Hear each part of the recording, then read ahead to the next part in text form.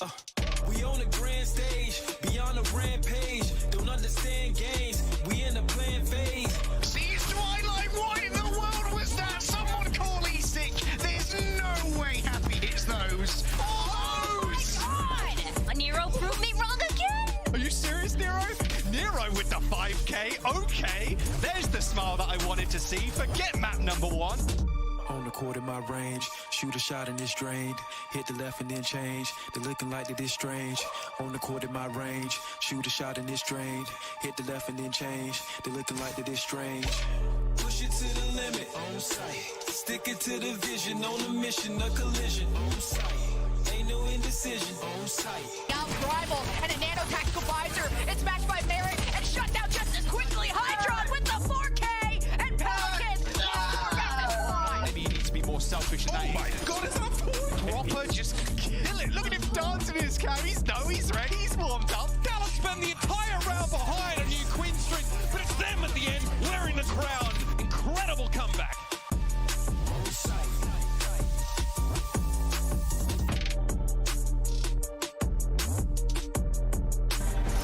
Hello and welcome to the Watchpoint pre-show. I am Zoe Schwind, and with me in the truck are Jonathan Reinforce Larson, and well, I guess that's it. Because the state of Texas stole Danny and Costa away from us. Took it away from us. Took it away. But you know what? We got someone better. That's right. We got a special someone in a remote box. And the big question is, who's in the box? Shall we reveal it? Who is it? Who is it? Show it. Show the mystery box guest. It is Necra, of course. Thank you so much, Necra, for filling in for the guys. I mean, it's an upgrade, if anything, for sure. Oh, yeah. Absolutely. Look at us. I don't know about that one. On the show. Life's good. Listen. I am like the great value budget Custa and Danny. You've got to put them all into one. No. Yeah. What? That's how it goes today. Humble too. Now we're thrilled to have you for the entirety of the Kickoff Clash. So you'll be our go-to box person. Wish you would be in our box, but you know the other box will do. We gotta change the word, so we can't keep saying it's a box. I just really like the word box. I get paid per time of using the word box, apparently.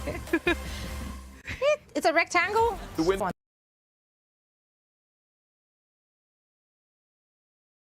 Or in a box, and not in a fancy van in a fancy parking lot like we do. It's the Washington Justice, number 1 against number 8. Like, that's gonna be a great match. Are you kidding me? Washington has talent. I think Florida Mayhem versus Atlanta Reign, that's the biggest uncertain match, though. We don't know what we're going to get between Florida and Atlanta, so I guess I'm looking forward to that one because it's just going to be chaos. Necra, which one of these matches tickles your fancy? I gotta look at the Los Angeles Gladiators and the Houston Outlaws. I feel like that match is also going to be very close. I mean, the 3rd seed with the 5th seed. So very excited about that one.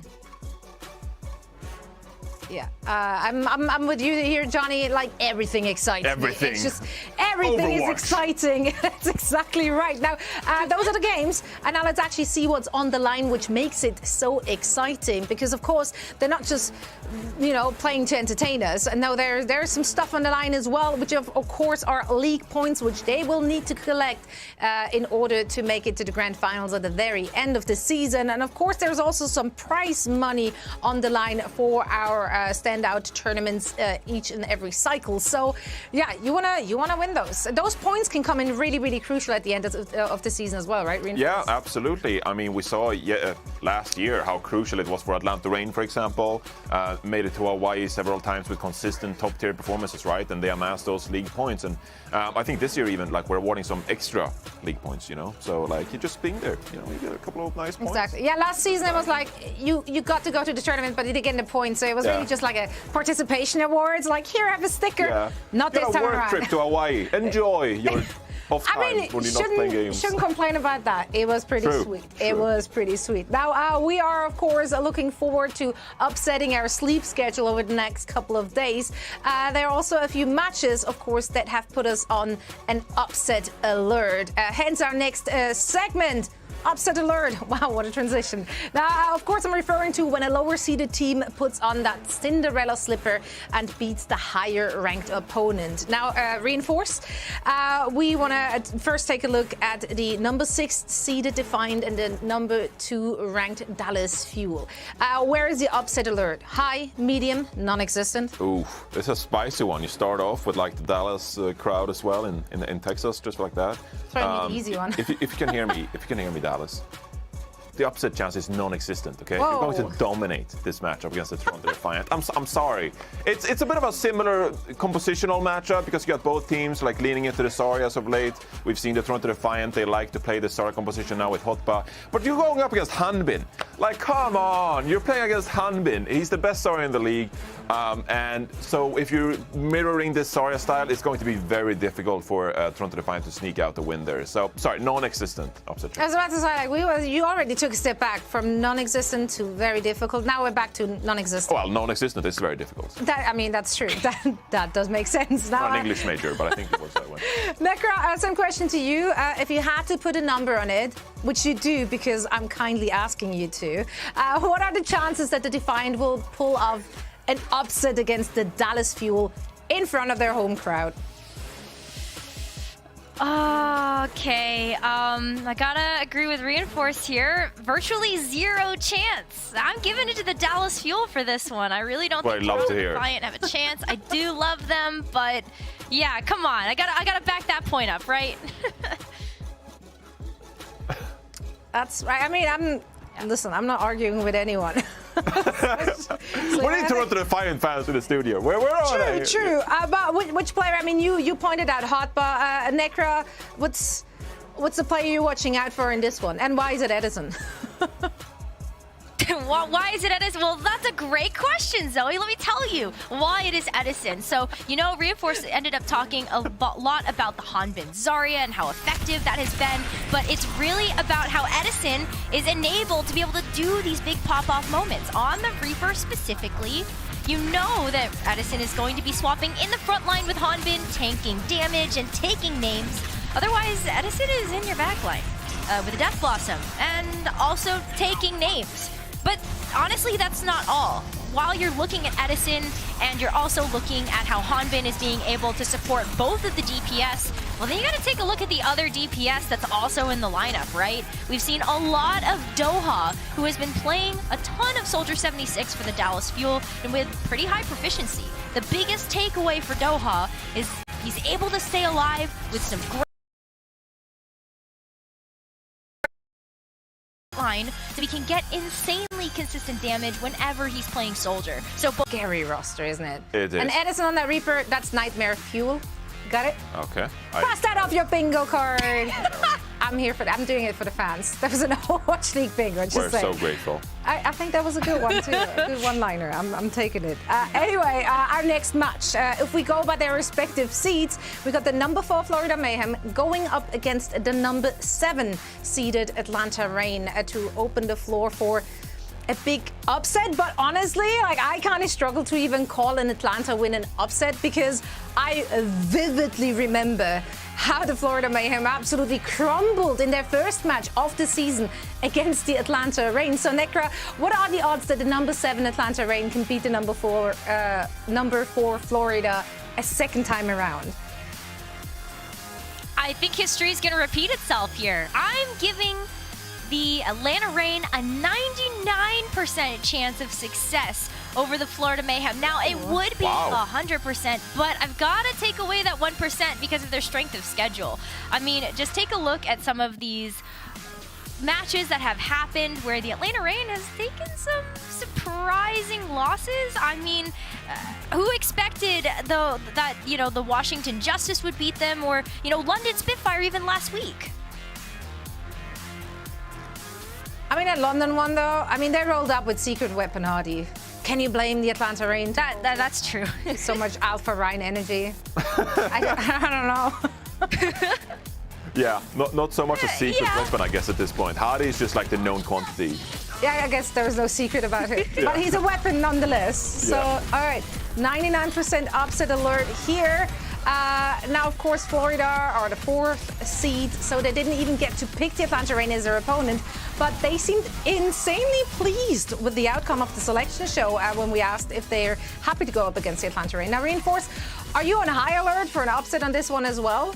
99%? Yeah. I mean, I don't know how the upset alert math works, but I guess I'm high on the chances of it being an upset. But that doesn't mean that I think it'll be an upset. Like, give me a number. Well, if I think this matchup is 50-50, that doesn't sound that's a high upset alert relatively to there not being an upset. Never mind. I think this match is very evenly matched, Zoe. So I think the chance for an upset is pretty low because there's not going to be an upset if someone of them wins that's not supposed to. Anyway, Atlanta Reign, good team so far. Played lots of different tank compositions. It started out with a Doomfist. Just play the highlights. Play the highlights, please. You said so much and so little at the same time. They played a lot of Doomfist to start off the stage. Hawk, of course, on this Doom. And it worked. It worked for them for quite some time, but because it's new Overwatch 5, we haven't had a ton of experience messing around with it. It sort of felt like they got figured out eventually, along with the Houston Outlaws, of course, who also leaned into this Doomfist. So since then, they've been playing more Zarya. We've seen Gator on the Winston. We've seen Gator on the Reinhardt recently as well. So I don't really know what to expect from the Atlanta Reign, to be honest. I think based on I'm reading tea leaves here, but they did communicate in their match against the LA Gladiators. Like last week, they were just like, wait, what? Reinhardt is meta now? And so I think they honestly, because they got a bit boomed last week, they might just come out this week and be like, well, screw it. I mean, we're just going to lean into the Reinhardt then, because Gator, he's a fantastic Reinhardt, and we understand this composition very well. So I think Atlanta Reign, I think they'll swim towards the currents this week and just say screw it and play the Reinhardt. Look, I messed up my idiom for a little bit too. I'm not having a great I think you're doing great. I think they would be swimming with the current if Reinhardt were charging into the meta, right? Does that make sense? Is that another bad pun? That was another bad pun for all of you out there. You're welcome. Yeah, Thank you. I appreciate that you pointed it out to make it even more bad. Now, as we can tell, there's definitely some possibilities for upsets for our matches today, even if they don't feel like true upsets. Now, you would be upset if you don't stick around in our pre-show, because after the break, we'll get into the red-hot matchup between the Houston Outlaws and the LA Gladiators. Stick around.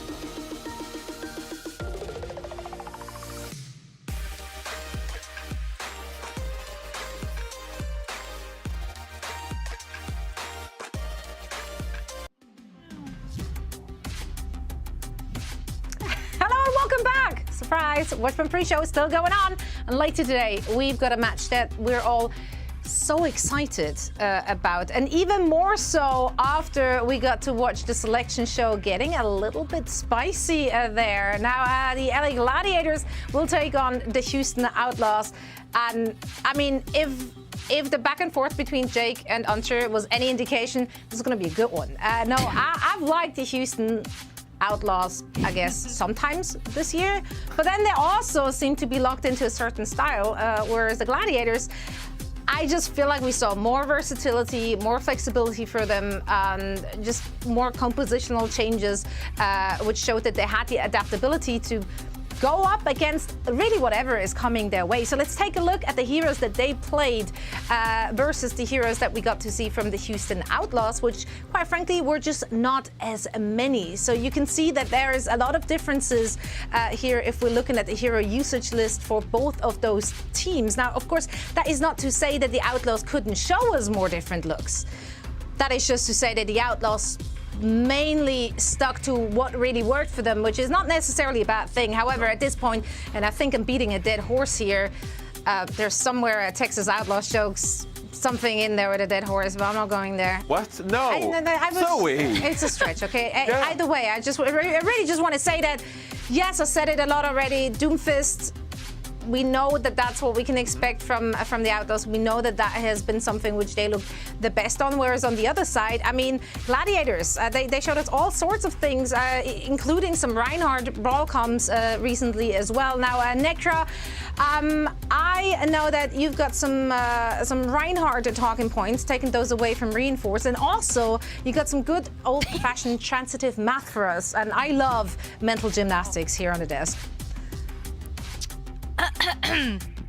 Oh, that I do. That I do. Okay. I've got the calculations here, okay? Business. Yep, we've got there. But listen, before we get to the math, right, I think I have to give a couple of notes about Reiner specifically. I mean, Zoe, you talked about how Reiner has been playing multiple different heroes in that tank role, and it was the Reinhardt last weekend that I feel like was a super big standout. I mean, the fact that the Gladiators were able to 3-0 the Reign, a very strong team in the Overwatch League, with this particular hero, I think speaks a lot of volume to what we could expect out of the Los Angeles Gladiators this weekend.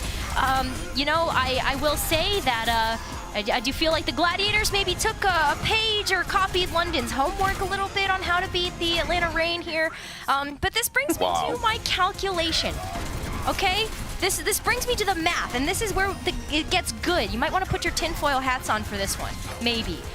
But listen, okay? We've proven that since the Los Angeles Gladiators beat London Spitfire, then London Spitfire beat Atlanta, therefore the Los Angeles Gladiators did in fact beat the Atlanta Reign, okay? Okay?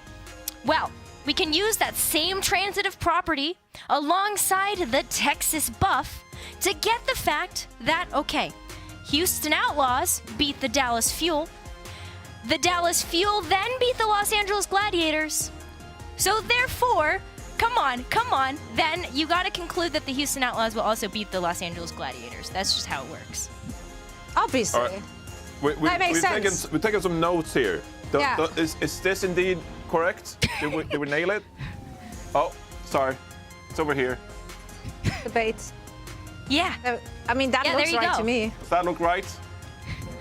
I see no flaw with this That's logic it. whatsoever. Oh, there is a question mark, but I guess we can solve it. Yeah, so that means that, yep, Gladiators are better than Houston. No, I mean, Houston would be better than the Gladiators. By this math. I don't know. Take this for what you want, you know. It's math. You tried, so Nick, we're just trying to help you with your pick'ems. That's really what we're doing. Now, I really tried. Reinforce, I mean, Gladiators, we really are. Yeah, Gladiators, though. They have been looking very strong pretty much all year so far. Houston, however, they had some head scratchers. What makes you doubt the boys in green? Well, I really feel bad, like bad-mouthing the Houston Outlaws after, you know, not being able to figure out simple math and broadcast. But the Houston Outlaws just struggled a bit too much against the Paris Eternal. It just was a little bit too hard to squeeze out that final dub of their stage qualification matches against the Paris Eternal. Of course, they started out going down 0-2 against the Paris Eternal, who really adopted this Zarya Reaper composition quite well and played it quite nicely. But the Houston Outlaws, like, they just couldn't keep up with their own. We saw more Piggy in the lineup themselves, and Outlaws trying to adapt and play this Zarya composition. But, you know, they've had pretty small amount of time to prepare accordingly on this type of composition. Of course, they did play a lot of Doomfist going into it, and that's also how they closed out this series and started a bit of a run back. You can see here Dante getting nodded as well on Doomfist on New Queen Street, and it really messed up the Paris Eternal. They couldn't keep up, they couldn't counter this type of composition from the Houston Outlaws, so it makes me a bit worried about the Outlaws going into this stage tournament, because they sort of recognize that the Doomfist, it sort of has been figured out within the league itself now. But now you're trying to bring out these Zarya compositions. It's like something new that you're trying to excel in to maybe give you a better chance at winning. But if you're struggling against the Paris Eternal, like, LA Gladiators is going to be tough today, I tell you that much. So Yep. Well, that's not math, that's like eye test math. But the eye it's test something. math. It's not I promising. had a good approximate Like math, physics. kind of. Well, you mean first, you're lucky that you're not in Texas right now, so you don't have to feel the ire of the Houston faithful. But if you don't want to feel the wrath of yourself for forgetting to do your pick'ems, I can totally relate to this one. You're lucky because you still got time to lock in your bracket for the Kickoff Clash. Head on over to pick'em.overwatchleague.com and get those last-second picks in. Of course, you can also use the app to make it even easier and more convenient. Now we're just minutes away from the start of the Washington Justice versus the San Francisco Shock, and we'll try to find a way for Washington to somehow take down the vaunted #1 seeded Shock when we get back, so don't go anywhere.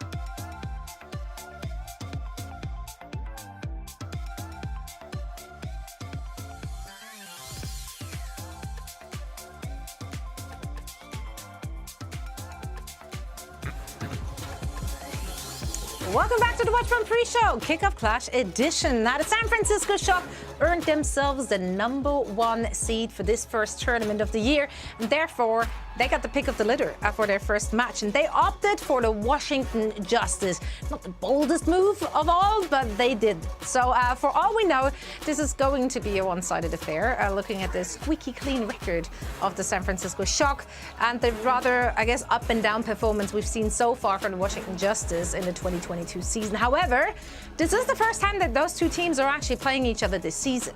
So reinforce, what do the Shock players need to know to not be caught off guard by that Justice? Well, I don't think you can approach this match just like randomly, just like, oh, we're the better team. We're just going to walk in here and stomp them. We're going to dominate them. Because I don't think it's quite that simple with the Washington Justice. The thing is, they're a bit one-dimensional in their style sometimes. They like playing protective, and that's what Mag likes to do on the Winston. He's not the dive extraordinaire feeding kind of Winston. He's good at staying alive, right? So when it comes to the Washington Justice, you just can't play into their style. You gotta throw them off, because if we take a look at Mag, like when he just gets to play the Winston and do his thing, he's good at it. So don't get baited into Mag's Winston play is what I'd recommend them to do, because after Mag behind him, I mean, you got a solid backline, good support players. You have Happy, Assassin, Decay, like as your damage trio, or damage trio, I suppose. That's extremely well-rounded team, right? So if we take a look at the stats, you can see yourself that Kalush, he has the upper hand, but very narrowly, like 6.1 final blows over 6, 2.1 final rage kills over 2.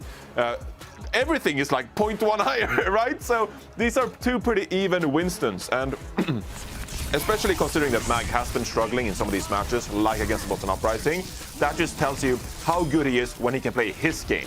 So, once more, don't get baited into playing Washington Justice game if they play their tempo, the way they like to play it. If you let them take space the way they like it, ultimate rotations, you name it. They're going to be a very strong opponent. So I'd like to see Shock set the pace and play the game on their terms, their compositions, and the way they would like to, because then they won't let Washington Justice to flourish. There we go. So easy.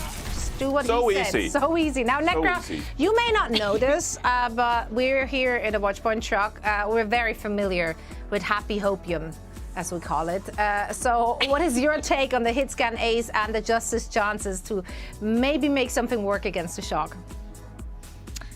Well, I would like to order a singular Happy Hopium, please. I'm definitely aboard the Happy Hopium train for this one, because I feel like Happy can absolutely be a wild card when it comes to playing against the San Francisco Shock. We've seen how Happy can have these incredible pop-off performances, and I feel like I would be super remiss to not focus on his stats just a little bit for the league overall. I mean, Happy is like the top Widowmaker in the league right now. You know, second in hero damage. Look at those final blows, those solo kills. I mean, Reinforced, this is incredible.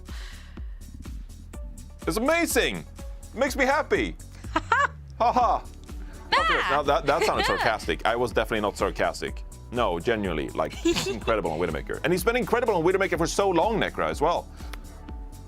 Yeah, absolutely. I mean that we gotta show you some examples, right?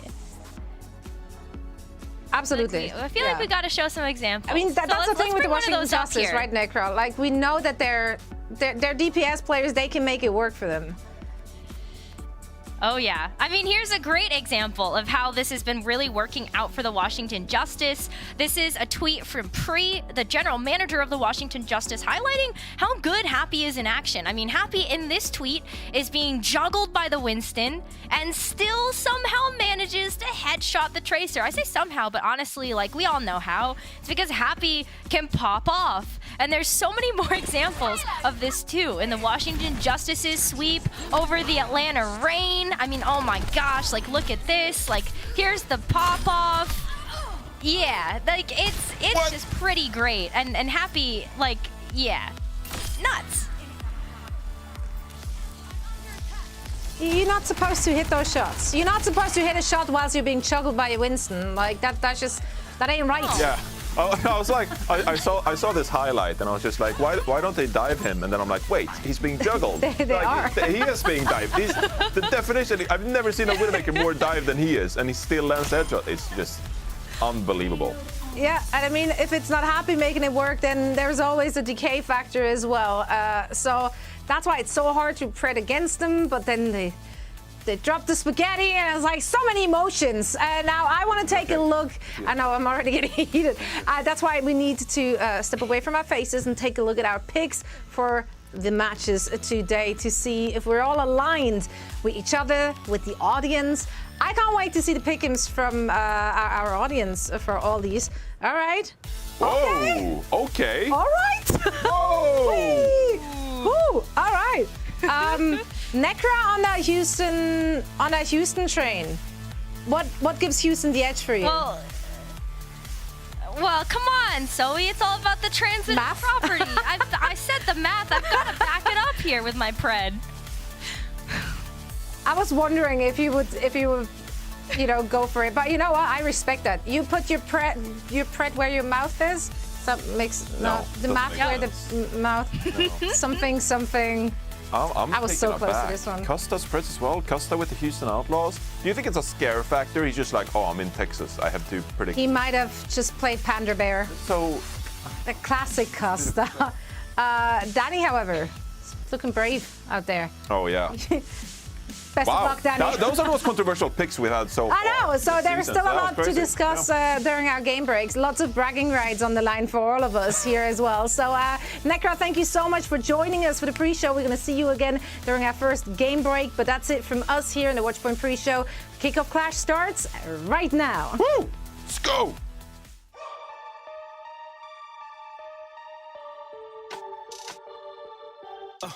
We on the grand stage, beyond the rampage. Don't understand games, we in the plan phase. See Twilight, what in the world was that? Someone call E-Sick. There's no way Happy hits those. Oh my God! Nero proved me wrong again. Are you serious, Nero?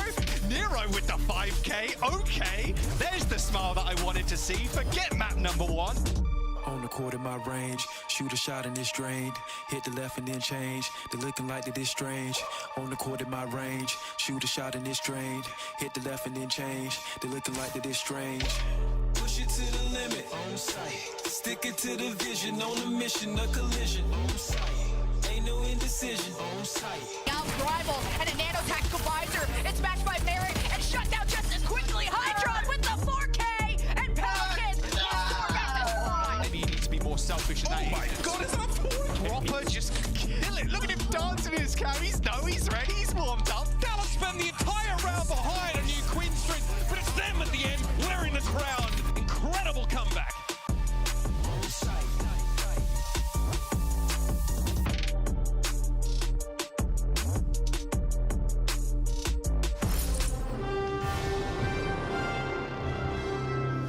What's up, Dallas? Woohoo! How are y'all feeling tonight? Good? All right. I think I need some more energy. Dallas, one more time. Make some noise! Thank you guys so much. Wow, it just feels so great to be back in land, to be in front of all you guys, beautiful people, and just, you know, getting this energy. It's gonna be a great time today, right, guys? We're coming to you live from Esports Stadium, Arlington for the Kickoff Clash, and we've got an epic first day of matches coming up. Starting things off, we got the two-time champs, the undefeated #1 seed for the Kickoff Clash, none other than San Francisco Shock, taking on the unpredictable underdogs, the Washington Justice. Any Justice fans? Moving on to the next match. We got the #4 seed, Florida Mayhem, going up against the bad boys of the league. None other than Atlanta Reign. For our third match, this team took the Countdown Cup last year, but are hungry for more. The Los Angeles Gladiators are taking on Texas's very own Houston Outlaws. And last but not the least, will Toronto rise together, or will Dallas burn blue? Who here is ready for Dallas Fuel versus Toronto Defiant? All right, everybody. Just a quick rundown of today's matches. It is going to be super exciting. I am super excited, and I think we're almost ready to kick things off. But how about you guys? Are you guys ready? Dallas, I said, are you ready? Thank you guys so much. Ladies and gentlemen, please give a big round of applause for our casters, Uber and Mr. X. It's more than time, baby. He got it in. I can't believe he actually went for the Mormon time call. Ladies and gentlemen, it feels pretty darn good to be back here in a LAN setting. It's been quite some time since we've got to see all of these teams, especially in a tournament format, go at it here on the stage at the Esports Stadium Arlington. Yeah, and I'm excited because for a lot of these players, it's like some of their first experiences on LAN, playing in front of a crowd, and how that pressure kind of affects them, how some players will rise to the occasion. It'll be interesting throughout the weekend. Yeah, a real fresh batch of rookies coming into a lot of our teams in the Overwatch League this year, but all of them looking pretty darn scary. This first matchup of the day, of course, is an interesting one. It's where our top seed, look, unsurprisingly, looks to make prey of some of our lower seeded teams coming in. And the Washington Justice, you know, we're definitely a team that we struggle to put our finger on throughout the Kickoff Clash qualifiers. Where do we place this team? What do we get from them on any given day? Their performance has been all over the place. Sometimes they've been really strong. They have the talent top to bottom to really contend with a lot of the teams. And then sometimes they're just not there. They just don't show up in games that you expect them to take and win. So who knows what Justice we have that'll show up today. That's right. Well, we're about to find out, ladies and gentlemen. Let us welcome to the stage the Washington Justice.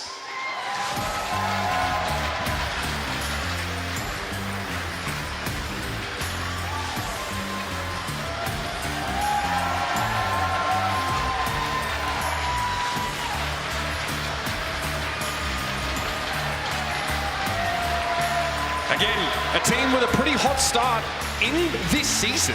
A team with incredible DPS players, and Mag, who was a rookie in his previous season, who proved himself beyond reasonable doubt. The fact of the matter is, this is not a team that we expect to be at 3 wins and 3 losses with a 0 map differential. Not even that, Matt. They barely scraped here into the Kickoff Clash. It almost went to a team like Boston. Yeah, I mean, they barely got in. And when you look at the talent on this roster, like I said before, this is not a team that should be qualifying the last day to get into the tournament. Something of note, we have Assassin in the starting lineup today, so no Decay here to kick things off. So a bit of an adjustment. Don't know if we've actually, off the top of my head, for the games we've cast, I have not seen Assassin yet so far in the Kickoff Clash, so a little bit of a late adjustment. Yeah, featured heavily in a middling gear last year from the Washington Justice. We saw Assassin get it quite often, playing that sort of low economy, flanking roles. We saw plenty of that Sombra action from him. Some of it maybe we wish we hadn't. Some difficult games for that team as they tried to sort of work on that cohesion, but what a huge opportunity for Assassin to hit the stage and show us what he's made of for a second year. But again, you have to feel, Matt, the pressure's going to be on. Getting coming off the bench, not getting to play a lot of the games for this team, straight into the thick of things. Yeah, I think Necro, though, and Johnny talked about on the desk, Happy has been so good for this team on the hit scan, and that's where a lot of the damage and a lot of your resources are going right now to your Soldier 76 players and players who play that role, to where if this frees you up to give Happy some more love, we know the type of things he can do and how dynamic of a player he is. And you have to feel, if you're the Justice, you knew you'd be going up against a top table team. You fall outside of the top 4, so you know you are going to be selected by someone who wants to try and make a big statement early here in Arlington and punch through, make their way through this double elimination tournament. That obviously is the important part here, because if it goes wrong for the Justice today, they have an opportunity to redeem themselves. But you can see some of those nerves coming through on stage. This is a team that maybe even are still trying to find their identity as a roster, right? What do we see from Mad? Do we get to see him on this, really frightening Winston play? Can they play around him? Because one of the biggest criticisms we've had of Washington is that there doesn't seem to be a cohesive game plan at times, but they're going to be up against it now. Coming in at 6 wins and 0 losses at 13 map differential. It is your San Francisco Shock.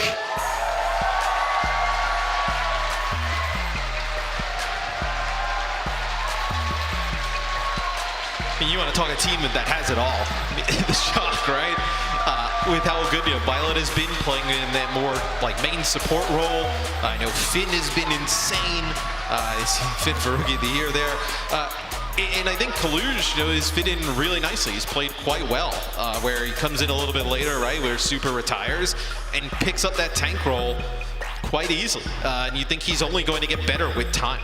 First time we saw this team was on Ilios, I think in their very first map of this season, and we were blown away pretty quickly by just how frightening that looked, and they really wanted to set the pace of the game. Kaluge was a huge part of that game plan. That Winston play has been really, really dynamic so far. Now we've seen some rotations through the DPS roles, but Kilo and Proper is probably the more expected permutation of that for us. And like you said, in a very Ana-centric meta, where she is definitely the most powerful of those supports, Finn is right at home. Yeah, and you try and find a weakness with this team, and it's difficult to find, right? They go undefeated during this stage. Like I mentioned, you're working in players like Cluj, like Sam, into the mix, Violet picking up a new role. To be this good this early, I think the Shock is, probably not a surprise, right? But you probably are really happy with the progress the team has made, because you expect it to make more progress as the season goes. It's quite the rebuild. And if you remember when Super departed this team, you know, just before the season started, everyone said, okay, well, what's up with this Kalush guy? Like, what should we be expecting from this rookie player coming in for his first year? You don't even call it a rebuild. It's really just a reload, right? They keep Violet. They were obviously going to keep Super, but you just put more talent around them, right? Upgraded every spot across the board right now. And we'll see how Kilo and Proper play today, but you know, if they've kind of come in and proved they're like one of the best DPS duos in the league. Right, we talked about Rookie of the Year candidates at this early stage, which we sort of love to do. You know, a lot of people have definitely had Proper as part of that conversation. Again, this is the kind of matchup where he probably is hungering for a real Tracer head-to-head. He's wondering, where's Decay? They're going to sub him out and put him against me. That's where he wants to test himself. But for now, ladies and gentlemen, it's going to be a first of 3 series. It all begins on Ilios. Yeah, and because we're in a tournament, the loser of the map will pick the next one. So that's why you don't see any of the other maps selected here just yet. The Shock, they are the higher seed, so they were able to pick map number 1. So Ilios is their pick. Like you mentioned, we've seen them on this map before with great results. And for the Justice, it's really going to be a matter of playing around Mag. It definitely felt like there was a disconnect between the two sides of the pincer that many teams try and bring to bear in these dive compositions. What we're looking for is to see Assassin and Mag hit the same spot at the same time and eliminate those targets early in the round. It's going to be a ruined start for us here, which is going to be particularly interesting, an opportunity for, you know, that long-range hit scan. I don't think we'll see Proper on the Widow here. Yeah, I mean, it does give the opportunity for the Justice to play the Widowmaker. They highlighted how strong Happy has been on the Widowmaker thus far. An opportunity to play it if they would like to. So see what the Justice decide to do. It looks like right now, hovering over a composition that's going to be based around Doomfist with Reaper. So we'll get to see Mag on the Doom and Happy on the Reaper, and then you're also going to see a Moira here instead of an Ana. So they want to go fast, and they do go fast. The issue is they go right into a Helix rocket. Not a great start for Assassin there as both teams try to contend for that right-hand side of the map here. Shock try to fold back a little bit. Violet Speed gets most of them out, and Kilo's at a respectful distance here. They lose Finn, but they snap back pretty hard. What do you even do after you lose your Tracer, who is one of the bigger nuisances to the other team's supports? Right away, Assassin, I think he gets hit with some bullets and then a Helix rocket, and he is dead before he can make any type of impact in that fight. And we'll see now. You give Proper some space here. What do you make of the Proper Widow just quietly? Well, you're just going to give him so much space. Like, they can't really collapse on him, right? So it's going to be difficult. I mean, you see right there that Mag takes a big shot, has to use power block and just back up. Mag hoping to have charged something up with that there as Proper has. Look at this space, so much to work with. Now the Justice look like they want to try and surge ahead, but Proper's already gotten a safer, more entrenched position towards the coastline. Kilo also a lot of room to work with here. Somehow the Justice have to close the gap. And they can't. In this position that they put themselves in, they just got hit with one biotic grenade. They have to wait up and get healed before even going back in. Kilo forced to go for the biotic field. Even Mag is going to go down first in this fight. It's the Winston getting blown up here, but Happy finally gets to the soft underbelly of the Shock. He's able to dig Proper out here. San Francisco only working with 3, and Kaluj goes for the primal to stall a bit, but they have to seize control of the point. Yes, they back off of the point. It's going to actually be the Coalescence use here towards the end for the Justice. So just felt that they needed that ultimate to push them over the line, as Proper will now move away from the Widowmaker and go over to Tracer. So if he's not able to pick up those headshots, right, drill people at range, when they close the gap, it's going to be advantageous. That's going to be a stick from Assassin. So after that first death, Assassin's starting to pick it up. Yeah, this is what we're looking for from Assassin, to step into the shoes of Decay in this matchup. And all he had to do was find purchase on that Ana. Without Finn in the mix for San Francisco, it was dire straits indeed.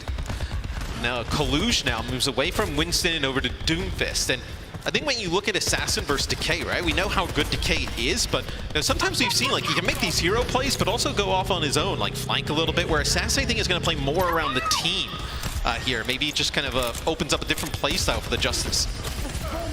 Finn again trying to stay safe, but takes too much damage, and Happy was able to find him. A sound barrier for the Rosten, and Justice means they can continue to pressure this advantage. Kilo tries to swing it around, though, with the tack visor. He's unable to find Mag there, and Happy realizes he's got to pull the trigger multiple times in quick succession, and it pays off. The Justice now sneak into the lead at 67-47. And Kilo's going to bring out, it looked like he was going to bring out Ash for a second, as Ash we've seen played in the APAC region a decent amount, but they're going to concede. They're actually going to end up mirroring this composition with, look at how much percentage that Washington has on the clock. the Shock not in a great spot here in our first round. Yeah, they're definitely conceding that Happy's causing them more trouble than they were expecting. Proper there finds a bit of a gimme as Opener's very low on HP out in the open. With a pulse bomb now, Proper's looking for a target that's not just going to fade away and shed that bomb. Forced to recall though, as the rocket punch is scary enough, even if it's not charged. But this is 95% and counting right now for the Washington Justice. There needs to be more here. Proper dispatches Assassin, but there's still 4 players in presence for the Justice. They might just give over control here and try and regroup around this coalescence. Yeah, you're better off backing out here if you're the Justice. Don't throw anything more into this. You just need one fight to secure this first round. And you can kind of use like the Reaper as a battering ram, right? Use the coalescence behind the Reaper with the lifesteal already. There's not really anything they can do against that. Just has such a large HP pool. The pulse bomb is big, it's important, but Happy's taken down. He cannot be healed up by Krillin. It's a rocket punch that gets rid of him. Now, most of the force behind the spear for the Justice is out of the picture. They're going to have to sit back and wait for another opportunity. He had to take a large chunk of damage coming in, as Doom does not do the type of damage that Doom does on live. With the rocket punch, as had to take some damage, maybe didn't have the Wraith form up, the coalescence wasn't out in time, but that's a huge pick that allows the Shock to win that fight for free pretty much, and now takes this to a one-fight game. 95% and counting, and now the Justice need to make it work without the coalescence into 2 support ultimates. Man, I feel like they've dropped the spaghetti on this opportunity. Proper, okay, probing pulse bomb, to say the least. Here's that coalescence from Finn, though. He's a little concerned about Assassin's proximity, but another pulse bomb goes wide, and Kilo is taken down. The sound barrier comes up now just in time for the Justice. The Shock's just a little bit late. They're going to make do without Kilo, without most of their damage, and Happy's got a Death Blossom to use. But Kaluge, he's even the ledger. It's a 4v4 now with Mag going down, and you better believe Proper's coming back to the fight. Death Blossom claims Violet here. Now Finn has to keep the rest of the Shock chopped up as much as possible, but Happy's found yet another one here. In overtime, the Justice look to flip the point back, and the Shock are running on dregs here. Just 3 players standing, and they're forced away. Good start from the Justice. We woke up this morning. I thought this one was going to be quick. I mean, but before my cold shower, Matt, I didn't have any thoughts. I had no thoughts in my cold shower this morning. But I think you see how the Justice are adjusting their playstyle, right, with Decay out of the game. Assassin, like you mentioned earlier, a little bit more of like a low economy type of player. You don't have to put as much resources in him. He doesn't demand that. He's going to play around Mag, right? I think this lineup for the Justice allows you to give Mag the resources he needs and Happy as well. And you can play more around those 2 players, play more of like a team-oriented game. I also think that Doomfist comp at the beginning really kind of threw the Shock off. I think the Shock maybe expected them to match with the Widowmakers because you have such a great Widowmaker in Happy. But the Justice come out and look really good early on. The Justice have a Tracer into an Echo here, which was sort of the first adaptation we saw from DPS here, more that Tracer against the Doomfist Echo setups. But Proper's pretty fearsome and one of the few players, alongside Pelican, for example, that are still pushing the Echo where they can. Kaluge tries to take control of that mill map early on and makes that dive. Proper's going to be looking to stick to a target here, and Assassin will just harass them while he can. Yeah, just apply pressure. And now you've kind of split this Echo off as Proper needs to be really careful. He's going to try and collapse on some of the players with Kaluge, but yeah, they're able to get the supports here in the back. Look, they push the 76 and the supports all the way back into this alley. Really nice collapse there from the Shock. And you can see how these 2 teams value different options in that first engagement. The Shock say, okay, we back away, we know that we can just sort of dive on 1 or 2 players, whereas Assassin and Mag were lingering pretty close to the point. They wanted that first cap, so yeah, they get 18%. The Shock have control of the map now. Yeah, and that jump from the high ground to the high ground from Kaluge, that forces the supports and Happy into that type of position. And then he actually drops down, and Proper goes over the top of the building, and they set that up really nicely. Getting a kill on Opener is huge. The burst from Proper, instrumental. Kaluge currently doused in the body grenade, so we'll try and stay scarce for the time being. Assassin, beware!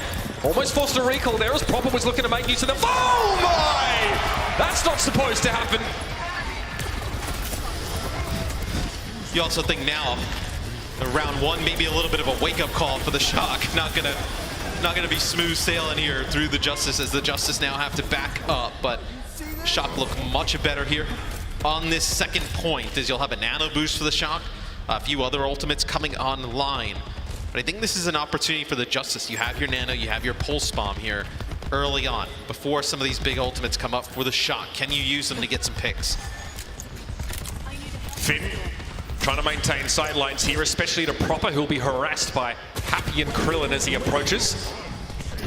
Pulse here for Assassin. Finn a little bit isolated there on the point. How do the Shock respond? It looks like they favor a counter dive here. Assassin expends the Pulse Bomb to get rid of the Ana, and Kaluj doesn't have a lot of healing to work with now. It's going to have to be the Primal Rage instead. He needs to prevent Happy from getting value from this Nano Visor, but Kaluj is just trying to sow as much discord as he can, and Kilo in a safe spot is able to go for this Tac Visor and maintain control of the point, no less. That's some slick stuff from the young gun. Yeah, it looks like Happy is so far behind enemy lines. So yeah, he dies to Kilo as they go all the way back to get him. So gonna have to wait a few seconds for Happy to come off spawn, as nothing has gone right for Washington on this point. Just that first cap. Now they have to make something happen in these last few seconds. Happy's not sure if someone's waiting for him. He sees the coast is clear. Needs to drop and get value from this tactical visor. He's gonna let it go now, but what targets will present themselves? The Shock are just gonna batten the hatches on the point for the most part here, but Violent's been taken down. Assassin's able to get in there and live up to his name. Looks like the Shock are gonna be happy with the lead they have. Give it up. Yeah, is they opt to not invest those two big ultimates, the duplicate and the sound barrier. They'll come back into this next fight. They get mirror with a sound barrier for Washington, but still, they're playing on the back foot here. They know that they cannot lose another fight, or they will lose this point. As you're Proper, who do you try and copy here? I mean, you can go for the Winston. You can try and get like the 76 up on the high ground. Ana, as usual. The Ana, yeah, the Ana's been a popular pick as of late. 2 sleep darts is pretty busted. There it is, duplicate the Ana. Proper tries to go for this sleep bite grenade, though even more important in this context, arguably. That sound barrier from the Justice is timed well by Opener, but they lack a player. They lost Max so early on here, and they're going to be hard-pressed to try and retake. That bio doesn't quite connect for Proper, so he's back in Echo form. Yeah, the Ana gives you some extra healing, another CC, right, with another sleep dart, another biotic grenade, and then if you're able to build up towards it, a second nano boost potentially in a fight, right? You nano 2 targets, as that is it's actually crazy that the Justice got 54%. It seemed way more one-sided that round. Well, let's be realistic. The first 20% they got because the Shock chose to take a fight off point and get that 3K. True. And then the second one, well, there's a good pulse bomb on Finn, but Finn is playing point, trying to maintain sightlines to both, Proper and Kaluj, and eventually he's just sort of bodied by a pulse bomb. It's scary going into well, though. Like, this is a point that is so up in the air, kind of coin flip, because you can stall it for so long. There's obviously environmental kill potential here in the middle of the map. And then it becomes more increasingly difficult to take back. You have the Soldier 76 and other fast heroes in the mix that can get back and just touch point and keep that going. One more round to settle this first map on Ilios. The Shock definitely looking like they've managed to get rid of some of those early round jitters. It'd be Proper starting on the Tracer here. Echo a little too vulnerable to cross the expanse between either side of this map. Okay, a recall there for Assassin. Needs to be careful now. Kilo is knocked off of the high ground, and Kaluj wants to stake his claim to it. You can't really stress enough how important this map win would be for the Justice. It gives them obviously tons of confidence going into the rest of the series. It also is a bit scary for the Shock, right? We talk about players playing at like their first LAN in front of the crowd, like you're the overwhelming favorite, right? You lose the first map to a team that barely got in. The pressure is all on you in that capacity, right? Nobody comes into this match expecting the Justice to take it. If you're able to take this first round, that is a sick kill there from Proper. You'd feel great for Washington. Washington, though, getting mopped up. Nice little sleep dart there from Krillin, able to stay Proper off, but he recalls instantly and is in position to deal death. Unlucky for Krillin there, and already Mag had to jump straight out. Oh my, this is a little sketchy for the Justice early. Yes, a biotic grenade and a few kills follow it up there. It really starts with that Tracer battle.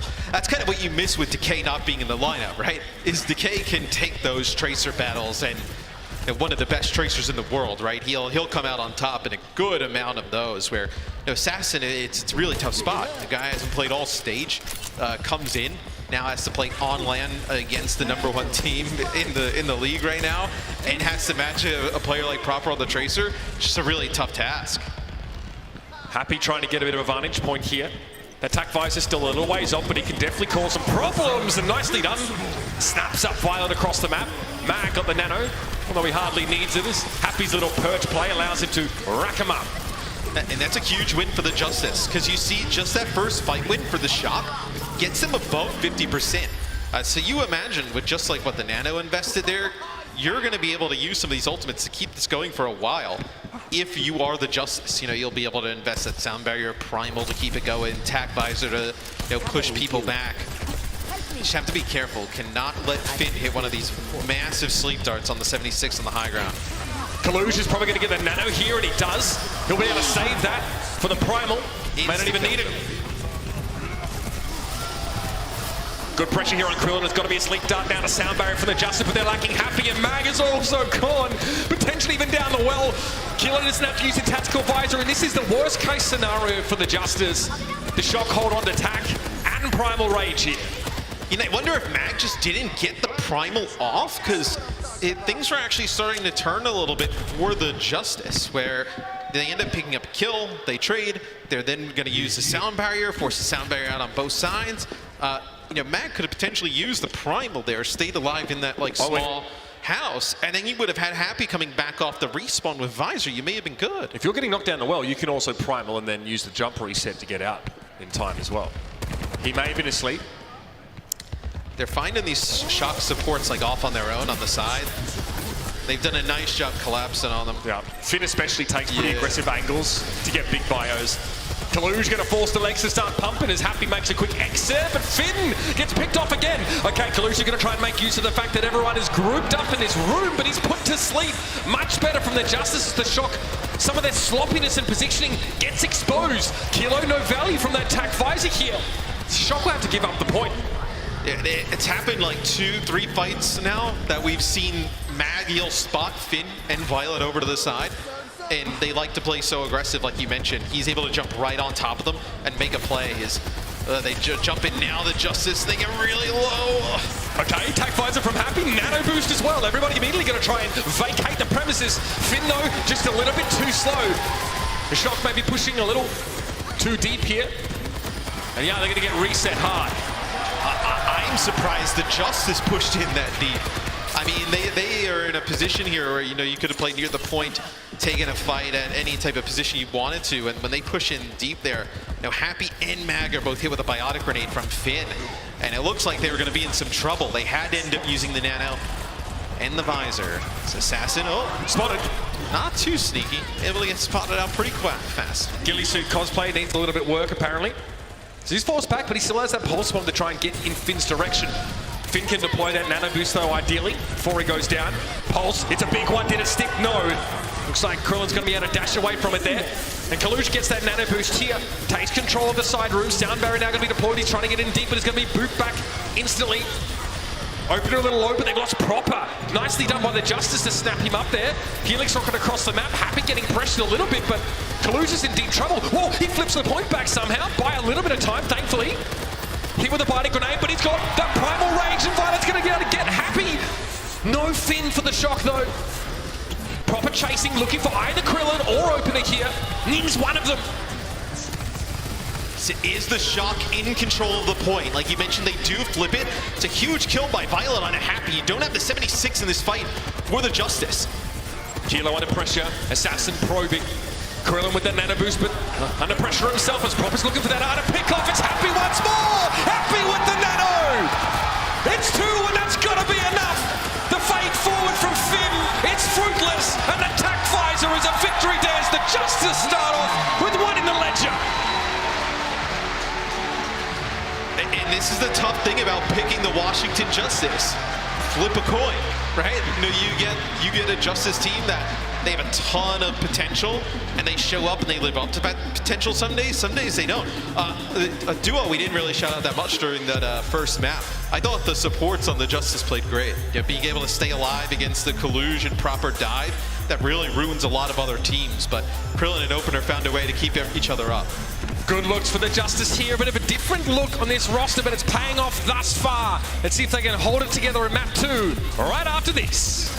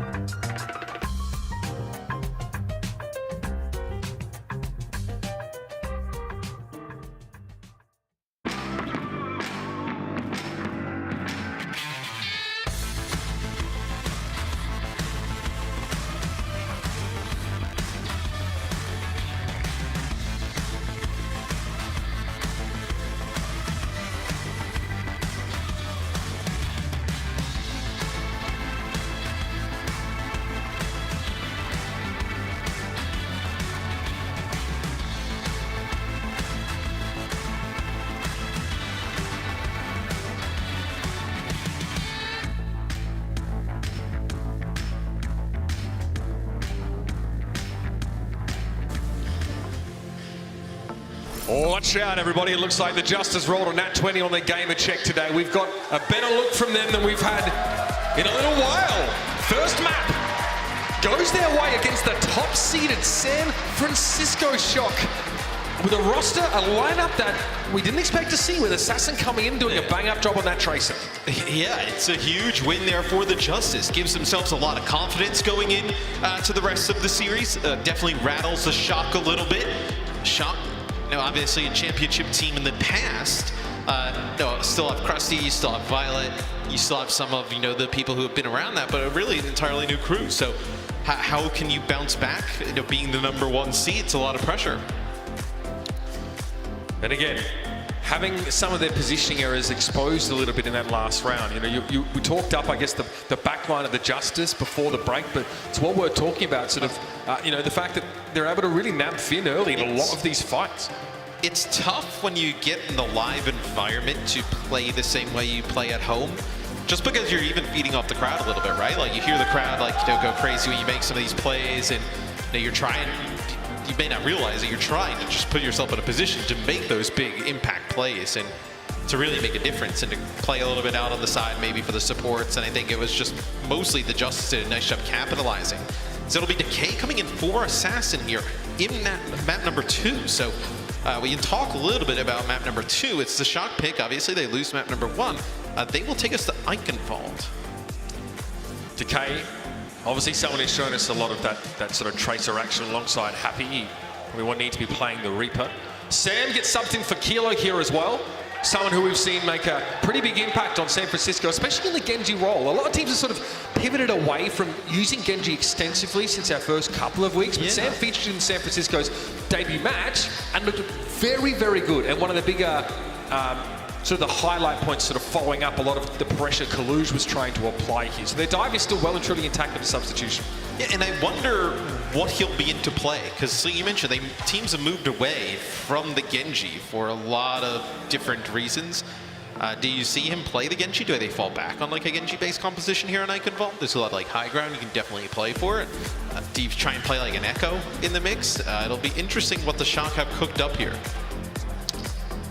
The Decay currently is just getting onboarded into the server now as it's brought out from that substitution. You can see Happy here, who caused a lot of problems, especially for Kaluj here. But overall, on Ilios, this guy performed a flanner deadlift, Matthew, accounting for at least half of his team's final blows himself. The Reaper play, outstanding.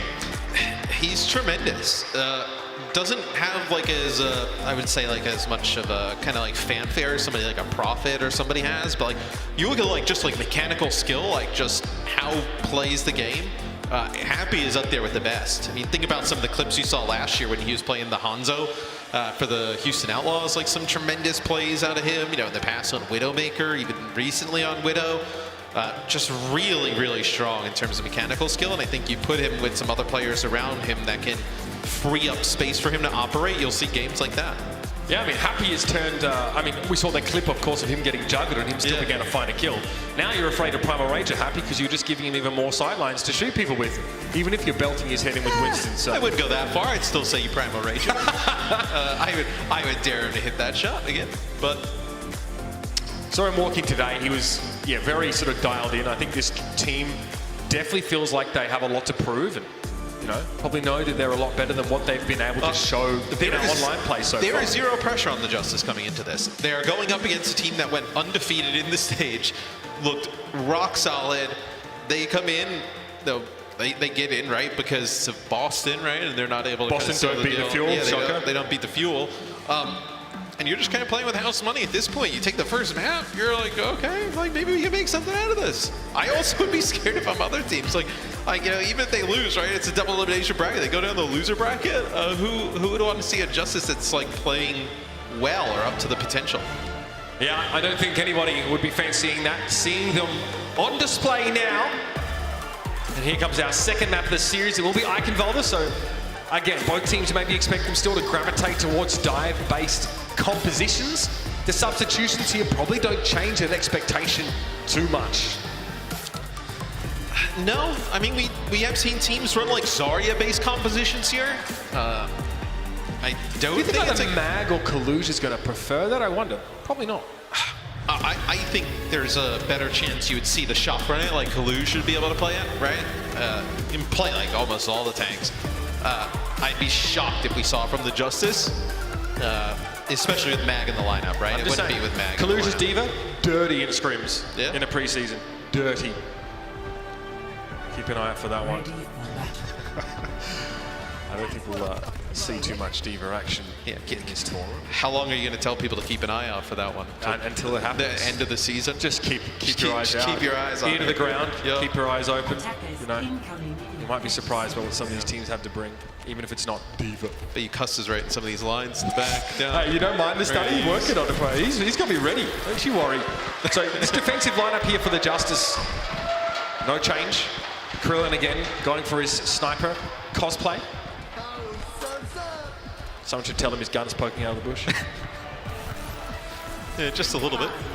So you'll have Decay on Tracer. So interesting that you bring Assassin from map number 1, take him out and then put Decay back in. This does give you a better type of like head-to-head Tracer matchup, right? With Decay going up against Proper. It'll be interesting how they work teamwork-wise around this. Is interesting. So Sam will play the Reaper and it'll be Proper on the Genji here to kick things off. It's Lucio Moira. Yeah. It's very, very dive-centric. It's a full commit setup here, for sure. Proper's already managed to wrap his way around. Shock, a little unsure about where they want to... They're probing here. They're obviously looking for Krillin to be out of position, hope to try and dive him. Kalush goes in, Mag follows up, the counter dive is there. The Bionic Grenade is pretty darn nasty. Proper down as a result of that, and Kalush, I mean, they don't have any burst healing this Shock. This is the problem. If something goes wrong in the approach, it's really hard for them to recover. And another Bionic Grenade. Krillin has been playing really strong today in that honor roll for the Justice, as it's kind of the thing you were worried about them going into this season. Pulse Bomb to the wall, gets nothing. The Shock will have to back up though. The benefit of running the Moira is just the amount of just raw healing she can output, and you're able to just build up this Coalescence rather fast, right? You're going to have it probably going in this fight. Yeah. Support ultimates building all fairly quickly, all things considered. Finn, yeah, maybe trying to break LOS from this. He has to fade away from the tactical visor. Is Happy built that quick as well? The Coalescence fizzles, but Proper's at least able to trade that kill. Happy has gone down, but Mag lands on the Genji. And this is going to be a bit of a messy one, ladies and gentlemen. Violet went for the beat. He went for the beat. I think he was inside a Winston bubble. Kalush didn't benefit from that at all. Nobody did. As I gotta say, I mean, this might be the best we've seen Krillin play. Like to start off a series. Right there, hits a 3-player Bionic Grenade. They get 2 kills off of it. Then Kalush jumps in with the Primal and he sleeps him like a second after. Just sick play there from Krillin, which ends up allowing the Justice to hold on defense, Mitch. And they just use that Nano and the Visor here. They'll have some ultimates coming in again. Violet gotta be fuming about that one.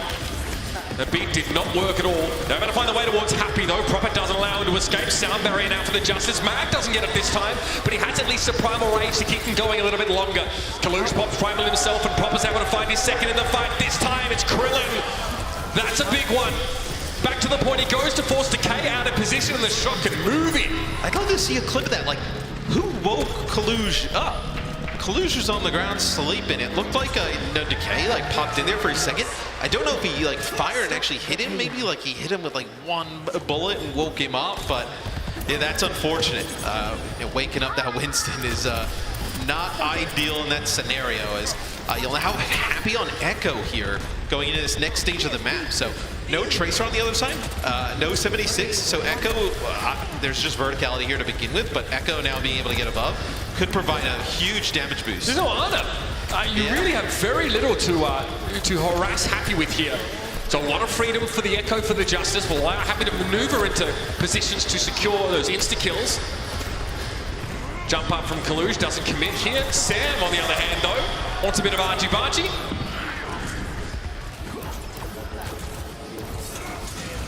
Oh, yeah, Proper off to the side. He gets a little bit low. Bionic Grenade, they come in with the focusing beam, take him out, but Violet with that aggressive support play picks up 1. Happy in position to make another burst kill here, but Sam and Finn explode. Coalescence and Death Blossom get used here, and there's a feeling maybe that San Francisco, while they don't exactly have a counter to that Echo, if they can strike before Happy's in position, it doesn't matter what the Echo does. And they just put pressure, loads of pressure onto Mag, right? With that Reaper and the Genji coming in, does a decent amount of burst with the dash and whatnot. It's just made life really difficult for Mag, as that'll be a sound barrier dropped here by the Shock as they want to engage with the sound barrier and the beat. Blade is here, but Proper is definitely, he's generating a lot of threat, to be sure. Sam was the one that was able to follow up and find those final blows. Shock made use of that sound barrier, Proper going in, and they get what they came for. Happy there, not able to make it back. Yeah, so sound barrier plus Blade there for the Shock to push up.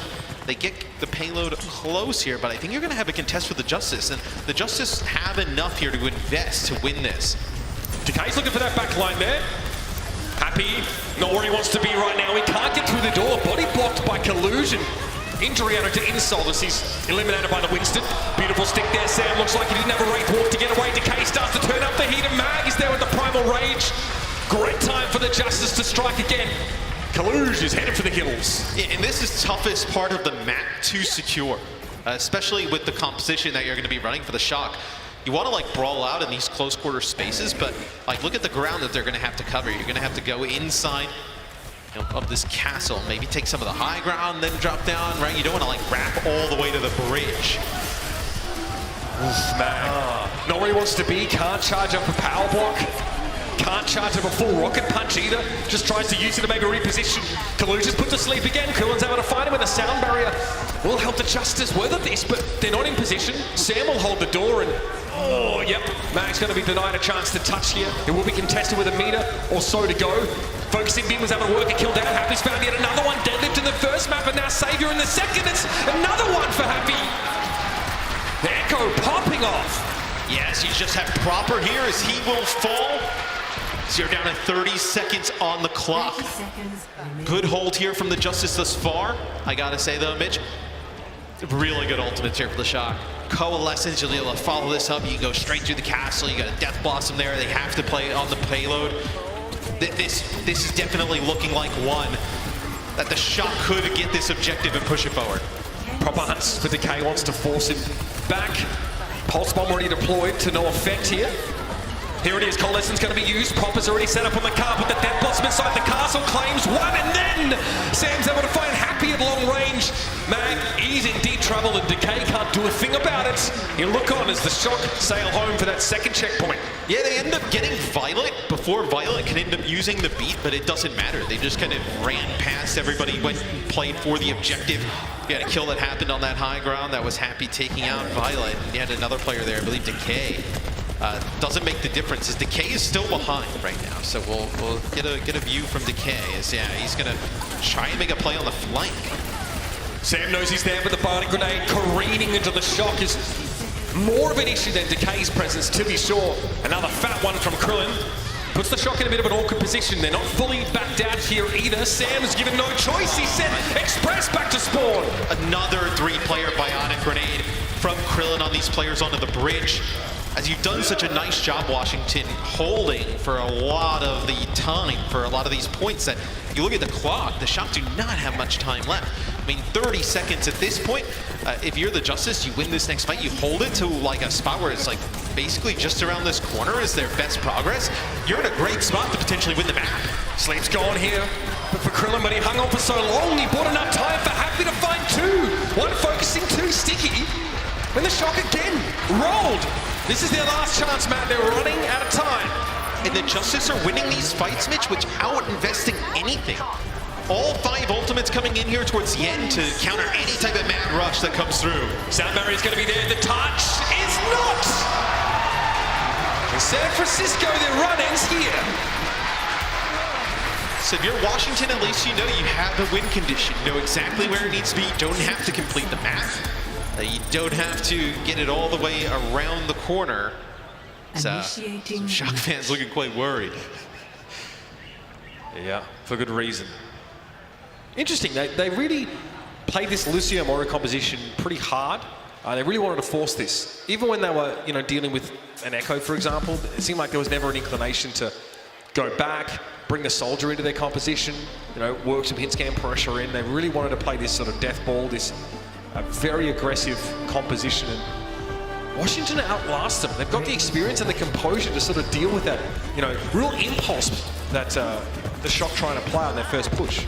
And interesting, at least to come out here, yeah, on defense, you're going to have Sam playing the 76. So this is a role we usually see like either Kilo or Proper take up for this team, but Sam played the Soldier because you want Proper on that Tracer, but leads me to believe they want Sam's like flexibility for like lots of different heroes over the course of this map, and he'll be the one that'll be switching most of the time. But difficult matchup, man, if you're going to go head-to-head against Happy.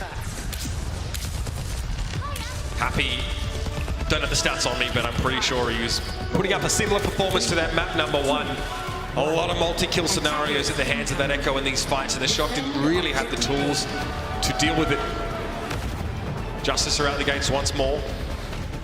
This time a little bit more of a conservative approach here. If you're the Justice, I don't think, at least in my opinion, you don't mind mirroring this, right? With how you played today in this type of matchup. I think you're totally fine with that. Yeah, your execution's looking good right now. You know you favour yourself, especially when you set a win condition. That's pretty comfortable. Capping point A though, first order of business for the Justice. They take about 30 seconds to get in position, but this puts Decay within striking distance, and I heard that Sleep Dart go off. Finn needs to make himself scarce, but it's another bio to start the fight! Mag descends on Collusion, flattens him. Well, the thing is like they are jumping right on top of Finn, and he's under so much pressure and he's so low that he's forced to constantly use his Biotic Grenade on himself. And as soon as the dive comes in, it's Collusion Proper. They're constantly getting hit with these Biotic Grenades from Krillin. So they are so backbreaking, as that is basically instantly capped there, point A, by the Justice, as 5 minutes and 20 to get checkpoint B. It's like an eternity. It's so simple. What the Justice are pulling off here. Get close enough that one dive takes you, into the face of your target. Find Finn, pressure him down, and Krillin just hits every Biotic Grenade. This angle, by the way, is not easy to hit them from, and yet he's opening up these huge opportunities. Just both teams kind of jockeying for position at this moment. I think the Justice probably just trying to game plan on where they're going to attack. You have Collusion up on the high ground. Lots of players to your side, but they're making pretty decent payload progress, right? Like, nothing's really happening. Both teams taking chip damage. This will be a nano on a Collusion. This means it's go time. Happy with a Bionade. This is the best chance for Proper, but he's been eluded the entire time. Twinkle Toes Happy. He's able to get away. Finn again, not so lucky. It's another Biotic Grenade opener from Krillin. I mean, sorry, Proper got his ankle snapped there, big time. Yeah, it's the supports. They're not able to keep the supports alive. Well, typically what the Shock are able to do is, like, they're so good with their dive, with Collusion, Proper, and, Sam when he's on the Genji, that they're able to take out the support so fast on the other team and make it back. And that's not happened today for them against the Justice, where you're seeing Krillin live for so long, opener as well, and that provides so much time for Decay and Mag to make these plays. Proper worried about a point-blank Helix Rocket insta-kill there. He went deep. Okay. 3:42 to get this next checkpoint. So much time to work with. This time Opener's the one who's going to be hit with the Biota. It's a sound barrier on him for 2. Man sleeping on the job right now, so Finn stepped up in this fight and Krillin gets bowled over as Proper finds that flank. Nice cleanup for the Shock here, and they need to do this consistently, especially with how close that cart got from Decay. Yeah, it's both Soldier 76s are just like completely out of that fight.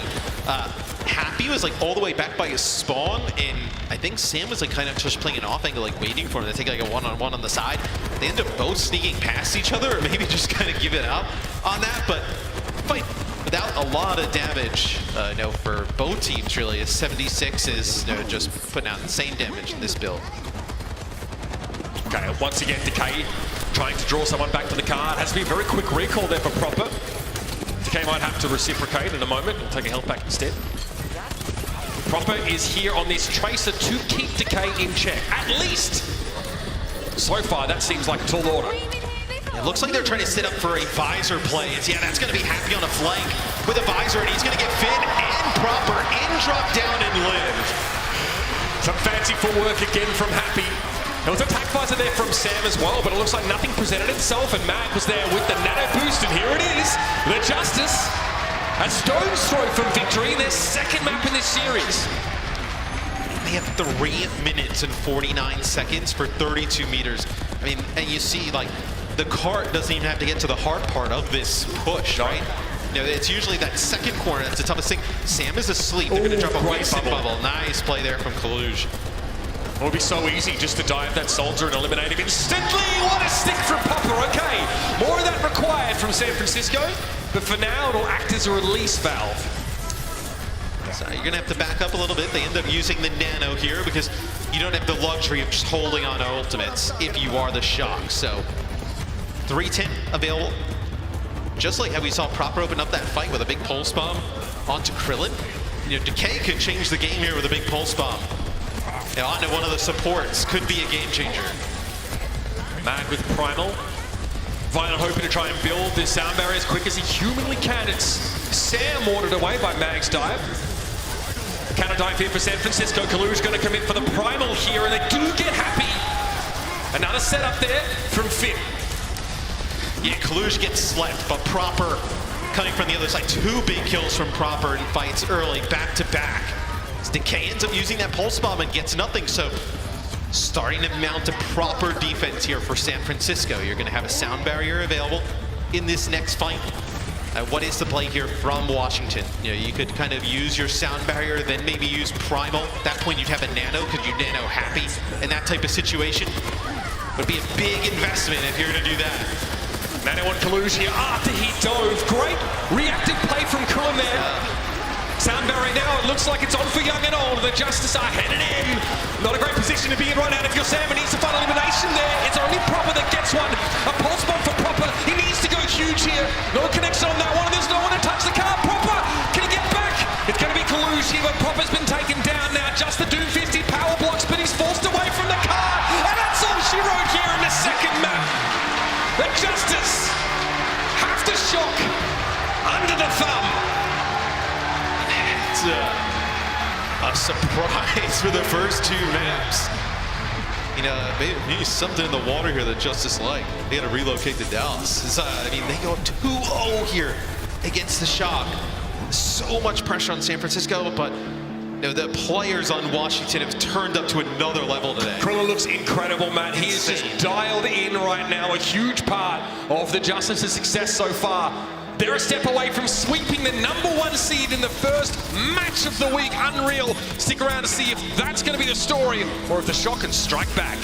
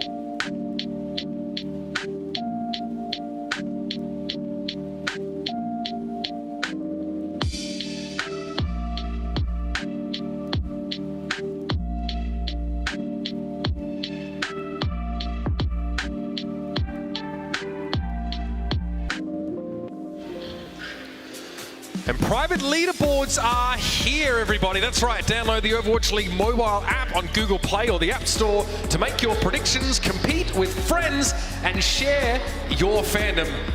Don't know how your pick'ems went for this first matchup. I think Avral's already being smug about it in our WhatsApp group. He claims to have made this 3-0 pred for the Justice match. He did not. He's full of it. That's fine. We let him go. He's stuck in Australia. You know these Reddit analysts, right? I mean, they're always right, but you know they never got the pick'ems to back it up. Oh, now you do. Now you do. I mean, the shock, Matt, may have descended into DEFCON 1 territory here. Looks like they're, I mean, they're getting pumped. Yeah. They're getting pumped. Yeah, I mean, it's like this, it's just being in this live environment, right? Like Dallas Fuel talked a little bit about it, right? They ended up losing to Houston at the beginning of the season. They just talked about like the adjustment to being back on stage and the crowd, and it's just I mean, you could not have two wildly different environments than just kind of like playing from your apartment, your home, your practice room, right? Everything out here, when you're playing, it feels like everything goes so quickly. Yeah. You know what I mean? Like, you don't have time to think about your settings, desk height, all this stuff. Like, you have to hope that you have that sorted out in advance. Sam subbed out here. Obviously, we saw him on the Reap, we saw him on the Soldier, a couple different things on Eichenwalde. Kilo back in alongside Proper. It's a tough position, I think, to be in, where you make these substitutions as well. They're trying to put your players in the best position and put your team in the best position. To have a player come in now, like you played map 1, you sat, now you're back in. The game is on the line, right? #1 seed. Currently, you still have the loser bracket, but still not a good look. It's tough, especially in that damage dealer role, when you're going up against players like Happy and Decay, who at any moment they could be like the best player in the server. Like it's just like they just like flip a switch and like they're clicking on all cylinders at one point, and they could be the best player in the lobby. With players that have that type of potential, it's tough. This is another shot pick as well as we go to Dorado. And it will be their last one, even if they win this map. I won't get to pick any more of them because that's a good point. Because if they were to lose, if they were to lose a map, they would not be able to pick the next one because they would have lost the series. That's right. That was not the angle I was shooting for. Yeah, you should start a YouTube series on analysis. I think it would go great. No. There's a ton of Overwatch League talent. You don't want to infringe on Johnny and Custom Spark. Can you imagine if I started cutting his lunch? Oh, guy's going to hit me with a bloody mackerel. Yeah, you'll have to keep doing those workout things. Hey, speaking of workouts, San Francisco have to work it out now. Bringing Kilo in here as a Widow option, Matt, but they'd have to be up against Happy on Dorado. In a game like this, though, right? You're down to the wire. Like, you know, obviously I think Dorado is a great map pick for them, but a lot of this relies on like Widowmaker play, and it's like, do you want to rely on, you know, somebody coming off the bench to play against Happy on the Widowmaker, who's been in all series and who's playing well right now? It's a tall task to ask Kilo to live up to that. I mean, it'd be really impressive if he's able to do it. Happy, after accounting for at least more than half of his team's final blows in that first map, has not slowed down. The Echo play on Eichenwalde was pretty punishing here. San Francisco make the reposition to the high ground. And they'll leave Finn and Violet here. Yeah, now you'll see Kilo switch over to the Widowmaker, and then both teams run the Brig on this map.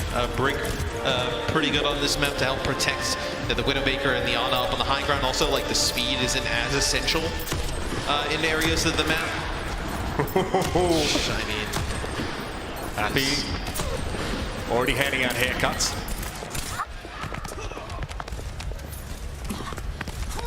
Collusion Proper here will be the ones to shepherd the cart forward now, while the Shock at least has that high ground set up early on.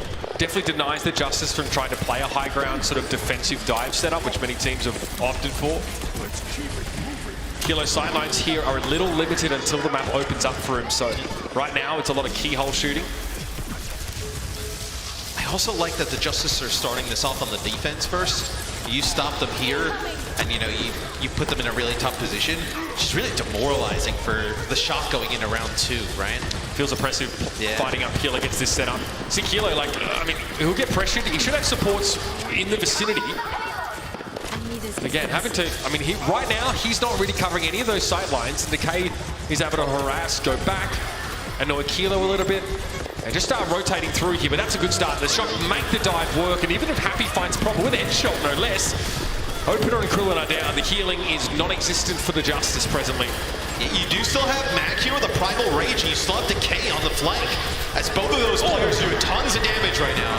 Kilo finding Decay with a poison mine. That's the problem with no healers.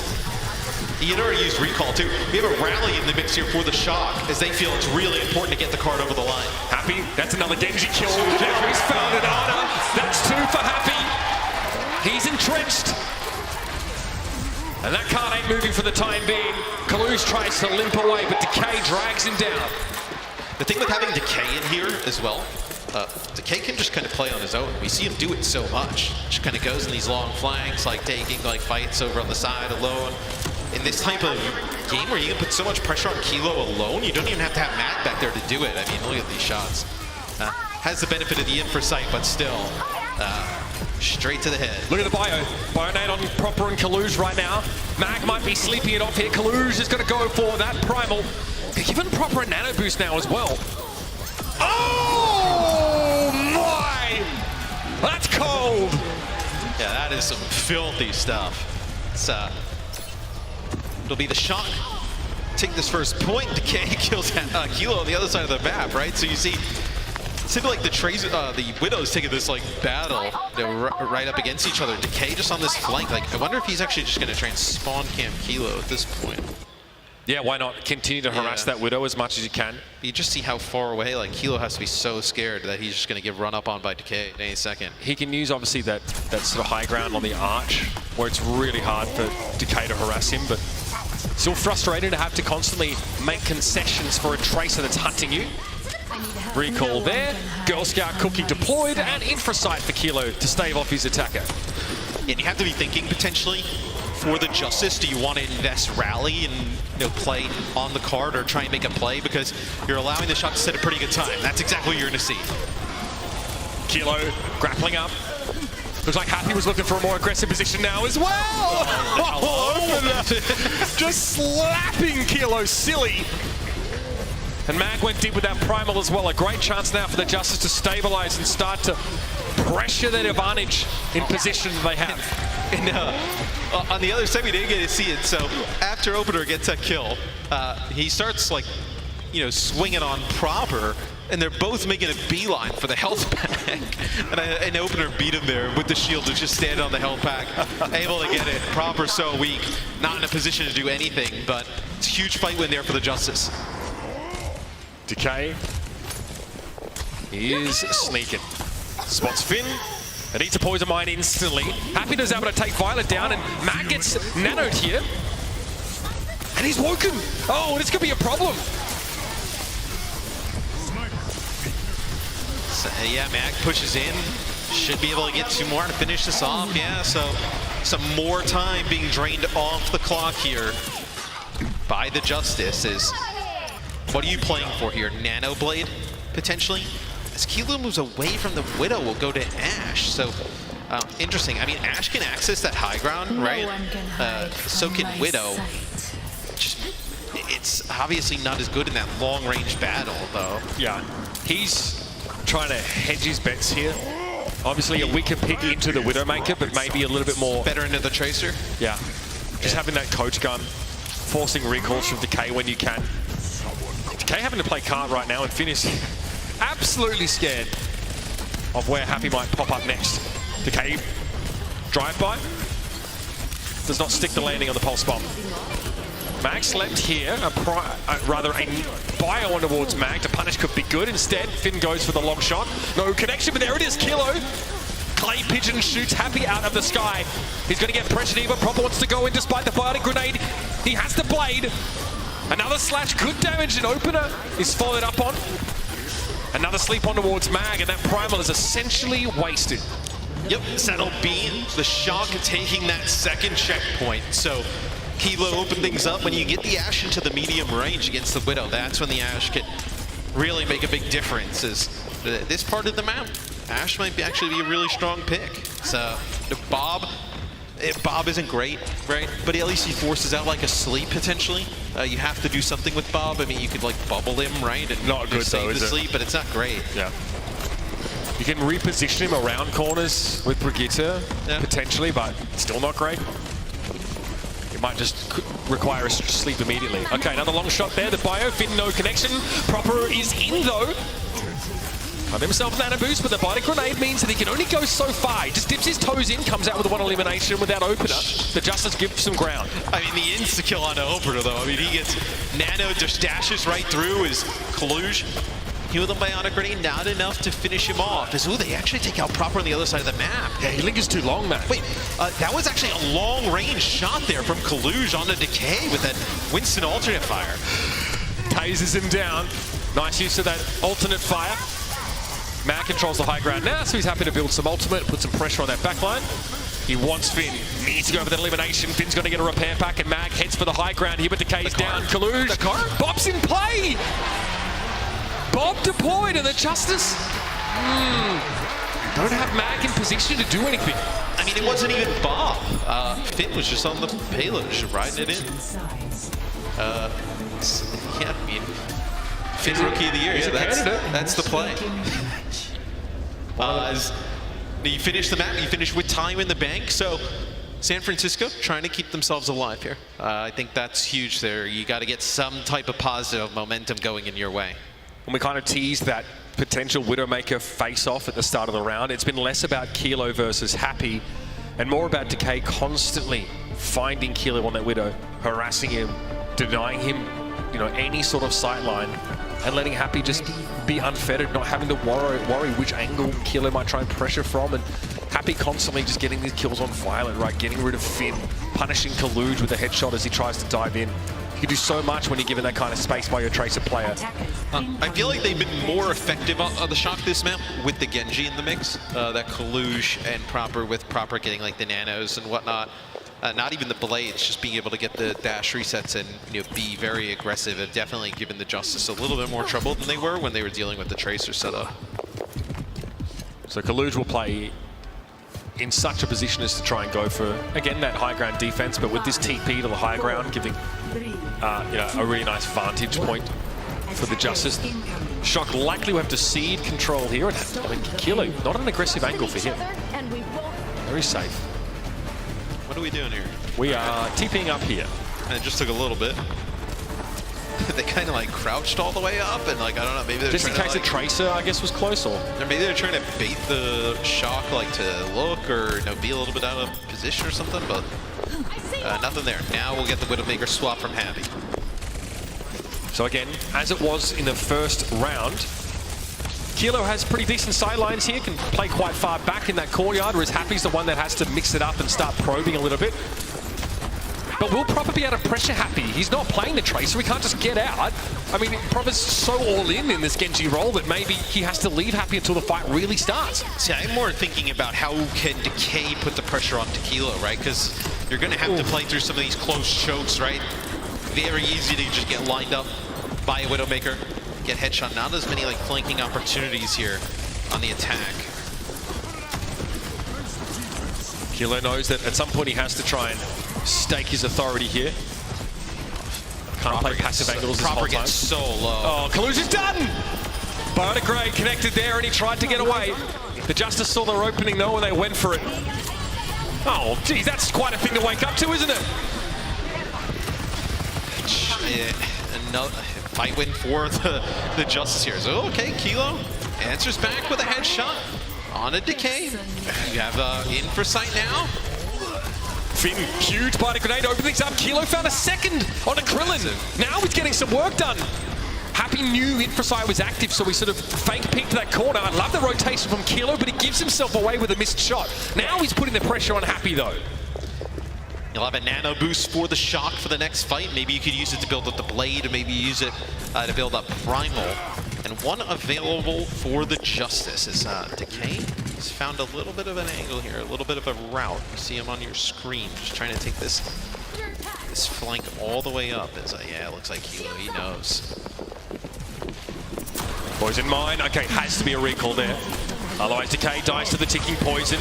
Still wants to pressure Kilo.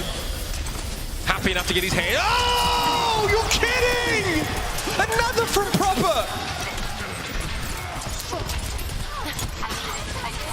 That is unreal.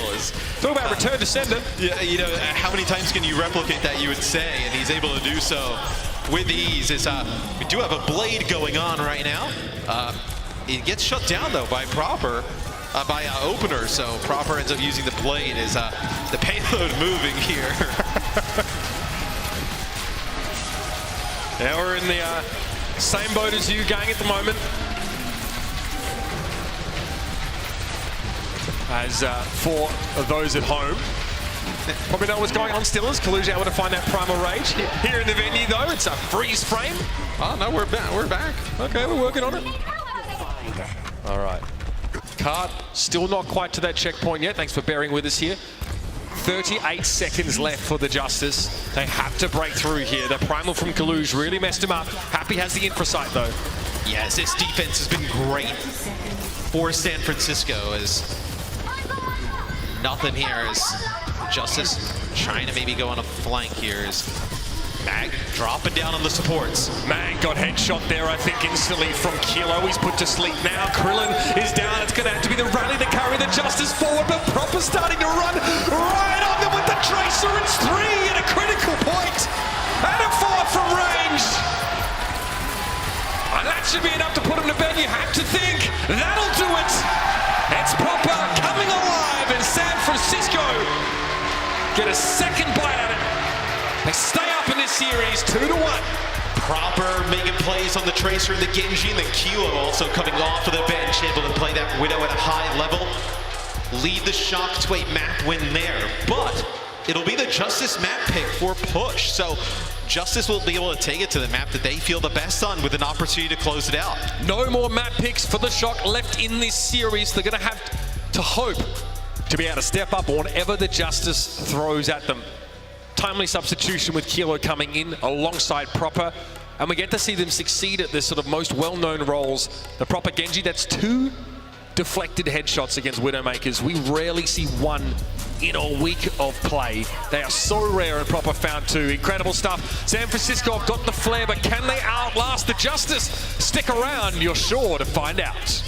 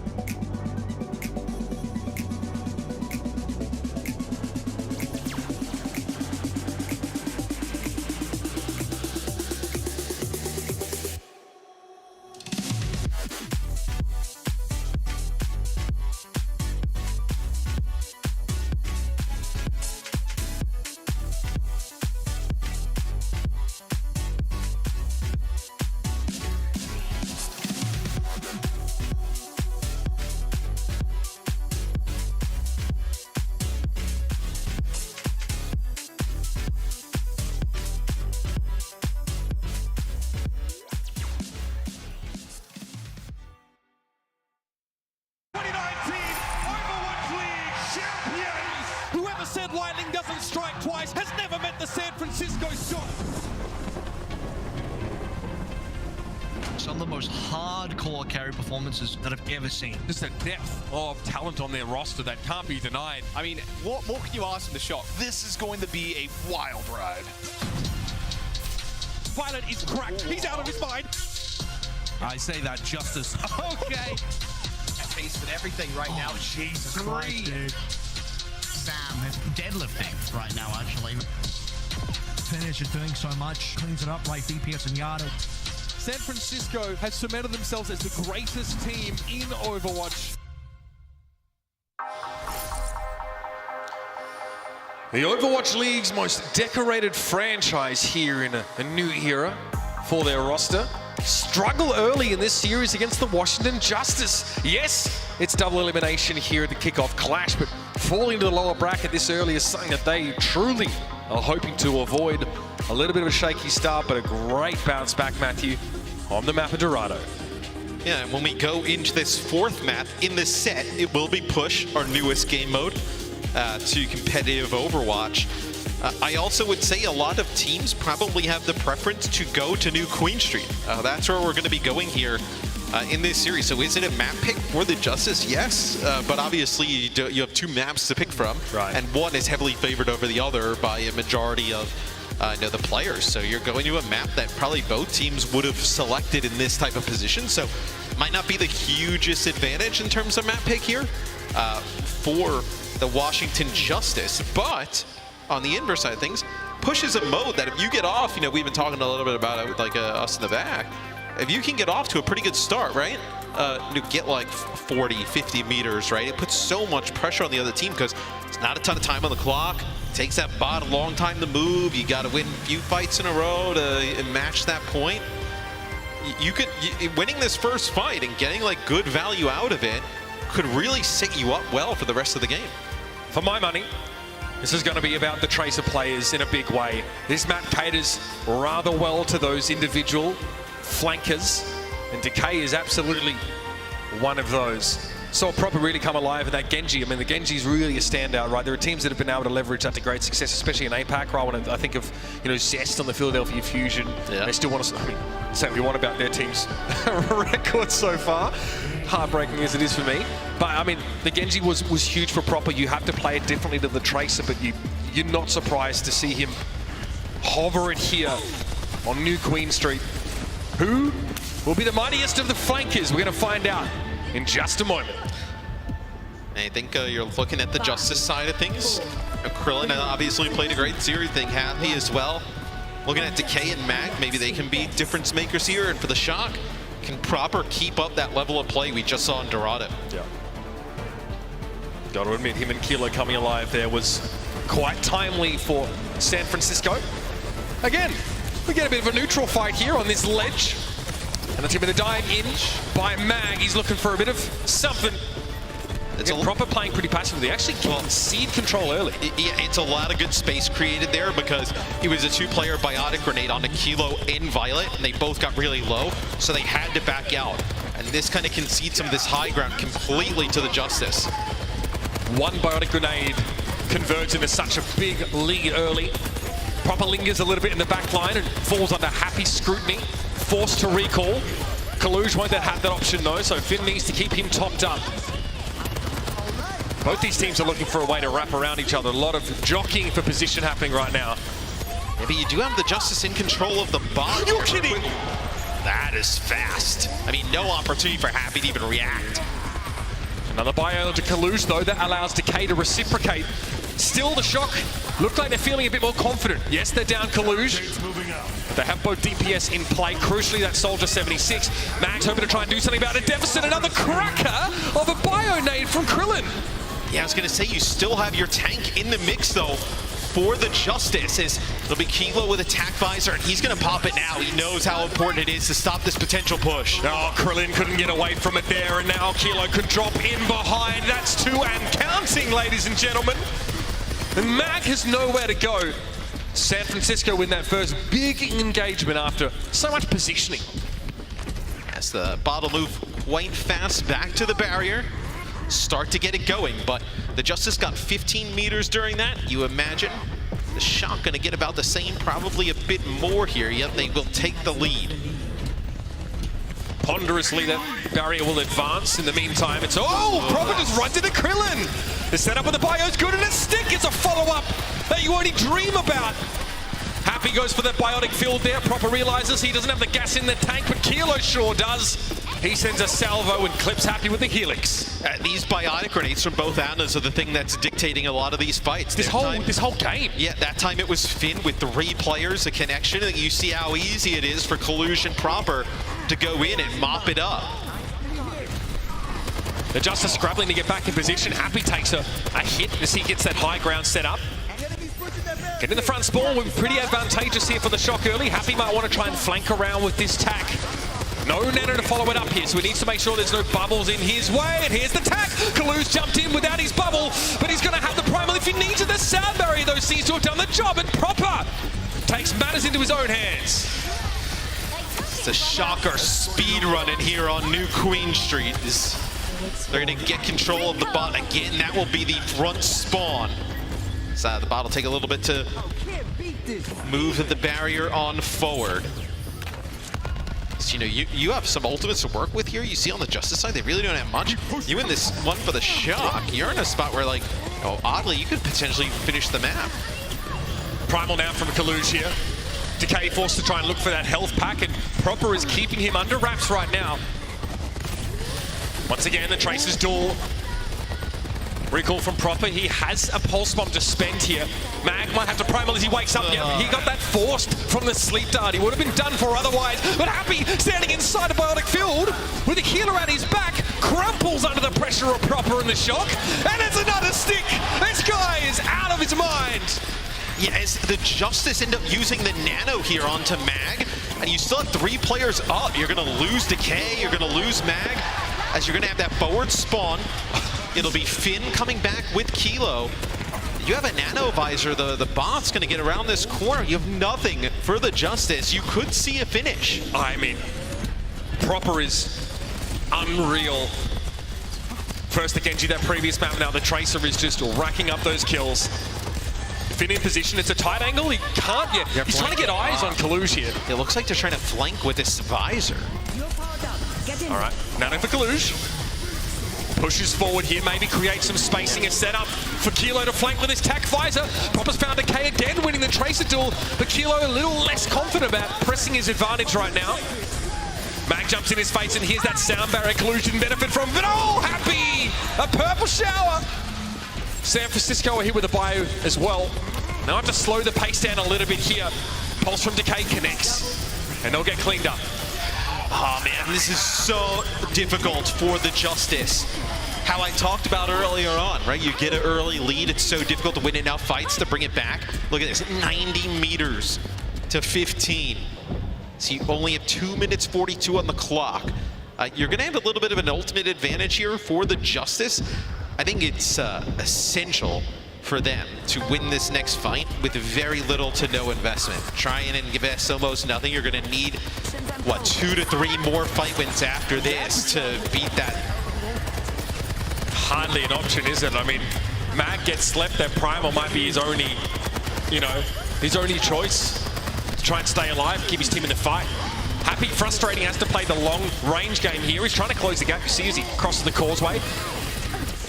All right, here we go. Proper pulse. Decay able to get out of that one. Kaluge is sleeping right now during his Primal, and Kilo found Decay with that Helix. Now we talk about Justice not spending too much here. They have to go for both support ults, Matt. Yeah, and they're going to hold on to this Primal, it looks like, but they have to back off of the bot a little bit. Now they'll start to get it going. Get above 20 meters as we're down to 1 minute and 40 on the clock. This Visor for Kilo could be massive. Oh, actually, they sleep Proper. That's massive. What a way to open up the fight. The Justice here with the player advantage. Bionade on Happy's unlikely to bother him too much here. This is big. The Justice have to either win these fights in a row or force the Shock to disengage and get that extra progress. 45 meters, they're halfway there. I mean, that sleep and kill got them another like 20 meters right there. Max diving in right now. He has Primal. He's going to have to use it if things get sticky. And there it is. Finn having to nade himself again. Kilo forced back down. Tactical Visor Mag going to be under a little bit of pressure, but Finn was found by the Pulse Bomb. Kilo looking for something, anybody, to try and even the ledger. He comes up with nothing, and he extends pretty deep. Proppers back into the fight now, and there's a decent amount of pressure on Decay. Eventually, he's going to get brought down, and Krillin's in a compromising position in the back line. Sleep Dart got used, and the sound barrier means that the shot can go a little deeper for this fight win, and they'll have it. Man, that is a backbreaker there for the Justice to lose. That looked like their fight to win. They ended up getting a little bit of an advantage early on. Just some extra ultimates there for the Shock to move them over the line. This is bad, right? Because the bot's going to start moving faster towards the Shock's barrier. See where it is on your screen. It's going to make the Justice go even further. The Justice have to dig deep here. You have to hope they haven't expended all of their star power. It's a terrible opener, though. They've lost Happy to Finn at long range. Yeah, Proper definitely had Krillin dead to rights there, and Mag is just hunting for a target. Finn keeps himself scarce, but oh, it's just going to be Mag returning to the bot here. It's over for the Justice. They have very little to work with right now, and Mag is just trying to stay alive. Okay, wait a minute. The sound barrier to keep them in a little bit longer? No, Mag brought down. Now it's just opener on the bot. He's going to be forced away. His overtime ticks down. And San Francisco have set up a map 5, a decider in this first match of the Kickoff Clash. They were dominant there on New Queen Street. They get 90 meters with that push early on, and they never look back. The Justice, when you give up that much of a push early, there's really nothing you can do to battle back from it. As now all the pressure is swung back onto Washington. You go up 2-0 against the #1 seed. You gotta close on those opportunities. San Francisco here. A reverse sweep scenario against the Justice is on the cards. Don't go too far, everybody. The decider in this first exciting match is coming right up.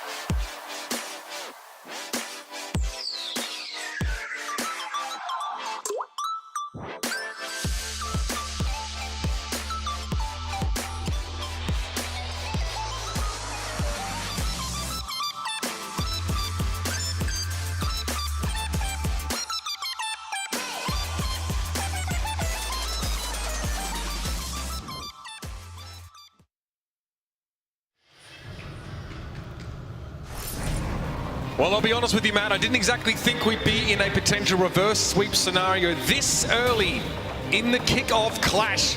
Slow start for the Shock, but looks like they've found their land legs. It's a bit surprising with how the first two maps went. The first two maps were rather close though. Still, it felt like the Justice had all momentum. Everything was on their side. Dorado seemed to flip a little bit, go towards the Shock, and then last map was dominant. We do have some subs here for this game 5. Assassin will be in for the Justice, so he played in their control map in game number 1. And then we will have Sam, who comes in for Kilo. I get why teams do this, right? They have players they want to play in certain situations and whatnot. I always do feel bad for players who are brought off the bench kind of cold into a game 5. I mean, what, Assassin has not played since the first map in the series, and then, you know, what is he, in the back shooting bots, and you expect them to just get up on stage and go for it? I always feel like it's a really tough spot to put the players in.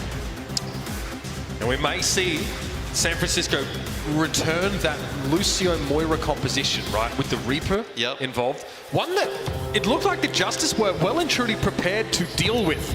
Yeah, you're not seeing things, ladies and gentlemen. Our last map in the series, the decider. We're headed to Lijiang Tower. And I'll give you a little bit of a hint on this stage. It's going to be pretty closed in. So we'll get a chance to see what both teams want to run early on. You think, you know, obviously Sam in the game has a ton of flexibility, able to play a ton of different stuff, right? The Reaper, the Genji, maybe some, you know, Echo, right? They played like Echo Soldier, where I think he played the Soldier on Iconvolt. At least thus far, looks like we'll be hovering the Reaper. I expect the Shock to run what they're showing right now.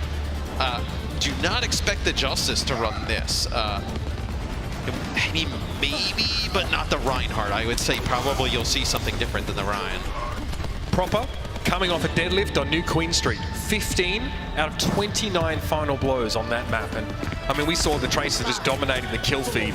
This is some more of an expected lineup. It will be Lucio Moira for the Shock, but more interestingly, for the Justice as well. Krillin is off the Ana. Off the Ana. Mag is on Orisa. This is the first time I think we've seen Orisa. As, no, very strong during the PvP beta, I think. Using the spear, the twirl, and getting in the mix. Really making it an issue for teams. It's the first time I think we've seen it, though, now. Yeah, this is bizarre. Going for it in a map 5. My God. Again, we felt Orisa was pretty strong, right? Especially in our testing. Javelin spin here to send Mag forward with a bit of a speed boost, destroying those projectiles, but eventually they get run over. Trying to make something happen with Orisa there. Nothing doing.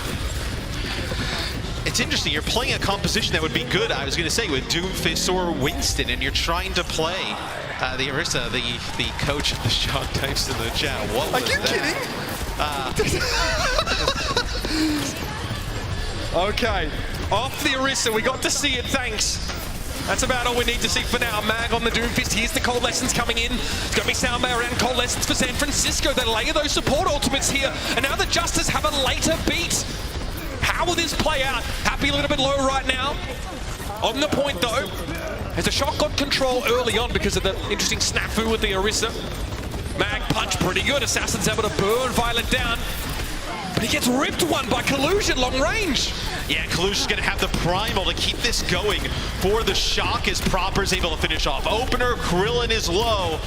They force him back as the Shock able to hold on. Is coming out on that Orisa is a bit of a gamble. It may end up coming to bite the Justice here. Is you lose that first fight on control, you're behind in ultimates. It's get Krusty typing in the chat. What was that? Midway through a round, by the way. Oh gosh. Okay, no Fate Force as of yet. By the looks of things, a big punch from Mag. 3 stunned, no eliminations. Oh, you're kidding! It's got to be a Wraith Walk to shut off that Pulse Bomb. Proper still in position to punish here, and Sam deals with Happy. But Assassin comes in, subbed in for Map 5. The Echo's looking pretty clean so far, and Matt, it's going to have to be for the rest of the round. Yeah, it's just to be the Justice flipping the point. And I think if you want to talk about a positive for the Justice this far, is they've actually been able to get first blood in a reasonable amount of these fights here, on this point. Outside of the first one, they've actually, Assassin kicks off the last fight with a first blood, and then this fight that they just win with one as well. That I think if you're able to get these first kills and fights, nice play there as you're able to get rid of Happy as he uses Death Blossom. Happy's in a Winston bubble, he can't get that life steal, so Sam's able to pop in from the outside of it. Assassin's knocked out of Duplicate, he's forced to give a lot of ground here. Justice burn a couple of key ultimates, but sound barriers come out simultaneously for these two teams. Proper's looking to surge forward if he can. Mag had a punch charged up, but there's another pulse bomb here already built for Proper. Where does it go? That's the question.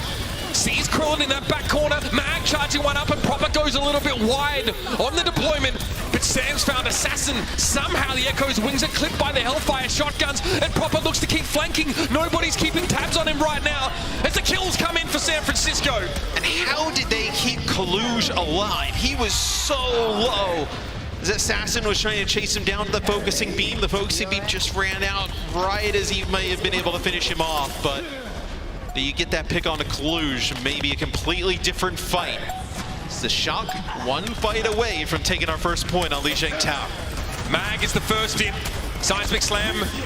Meteor Strike to get him out here. He's going to land. Not a whole lot of damage from that, but he is back in the fight at the very least here. Primal Rage for Kaluj, but he took a pretty large amount of damage early. These supports are trying to build their ultimates up as quickly as they can. Finn's going to have a Coalescence, and he lets it go immediately. Assassin's going to be forced back. He's so low, and Proper finishes the job. A Death Blossom is interrupted there by Sam. Can't get it finished because of the punch that came in, but here's the sound barrier. Krillin finally has the Coalescence, but these support ultimates have come in a little bit too late. Sam plays point, but Happy is down. A huge amount of the damage for the Justice has been taken off the board. And how are they going to get back in this fight? It's a sound barrier from Opener that managed to get Proper. It's only 4 left for the San Francisco Shock here. Krillin's going to safe perch on the high ground, but the Justice are trying to regroup for a moment behind Mag's punch. Yeah, they're allowing the Justice to get back into the fight. Happy's got a Death Blossom. No one's going to be there to see it though. Kaluj gets burned down by the focusing beam, and the Shock give the point. I was surprised that they played a little bit passive there, the Shock. I feel like they had a big advantage in terms of the support ults. They got rid of Assassin and Happy. It was just the tank in both supports. Krillin ends up using the Coalescence, keeping him up. But look at this. I mean, now the Justice are in an interesting spot. You're going to have Assassin with this duplicate. What do you do? Could you, like, get a Moira, like a Coalescence? Maybe a second Reaper in the mix? Some interesting options here. Punch comes up short for Mag. Charges a power block, another Meteor Strike. Finn takes half his health. His damage from that one has to back up. Sam's a little low at the moment as well. Mag's on the point. Forces recall from Proper there. Assassin duplicates and Tracer. Here's the Coalescence from Finn now as Assassin has a Pulse Bomb to spend in this duplicated form. It's a stick on a Moira and Coalescence. He's not able to find it though. The Coalescence just in time, and Finn is able to fade that one. Proper pressure here, but Kaluj has already been taken down. The sound barrier from Opener is well timed indeed. A 5v4 here. Violet trying to stay alive on the point, but Sam not so lucky. The focusing beam will claim that Lucio. And who's here from the Shock to stand up? They'll stall for a moment. Here it is. Primal Rage comes back in from Kaluj. Just enough time got bought, but Finn's going to send careening over the edge. The Winston has to get out. Now Proper steps up to keep overtime going, but it's a matter of time. And the Justice get the first round on Leisure. See, this is where if you're the coach of the Justice, you got to type what was that in the chat. You got to fire back. You got to have Where's the question marks? You got to have those shots. Nothing? You got to have those shots on deck. So I did point out a little bit about halfway through that, like the positive for the Justice is they were consistently getting the first bloods in those fights, and we know that in Overwatch 2 and 5-on-5, the first blood is like the win rate of fights, like extremely high, like even higher than Overwatch 1. That 20% higher in Overwatch 1. Right, so you end up like losing a fight or two early on that go that way, but the percentages still lie heavily on your side, that if you're able to replicate that, eventually you're going to string them together, right? And that's what happens at the end. Smarting the San Francisco Shock after that round and after such an early lead. At this point, it's just execution, Matt. Why didn't they try the Orisa again? The fact that they got away with that may well go down in history this season. So the Justice play from behind the point here.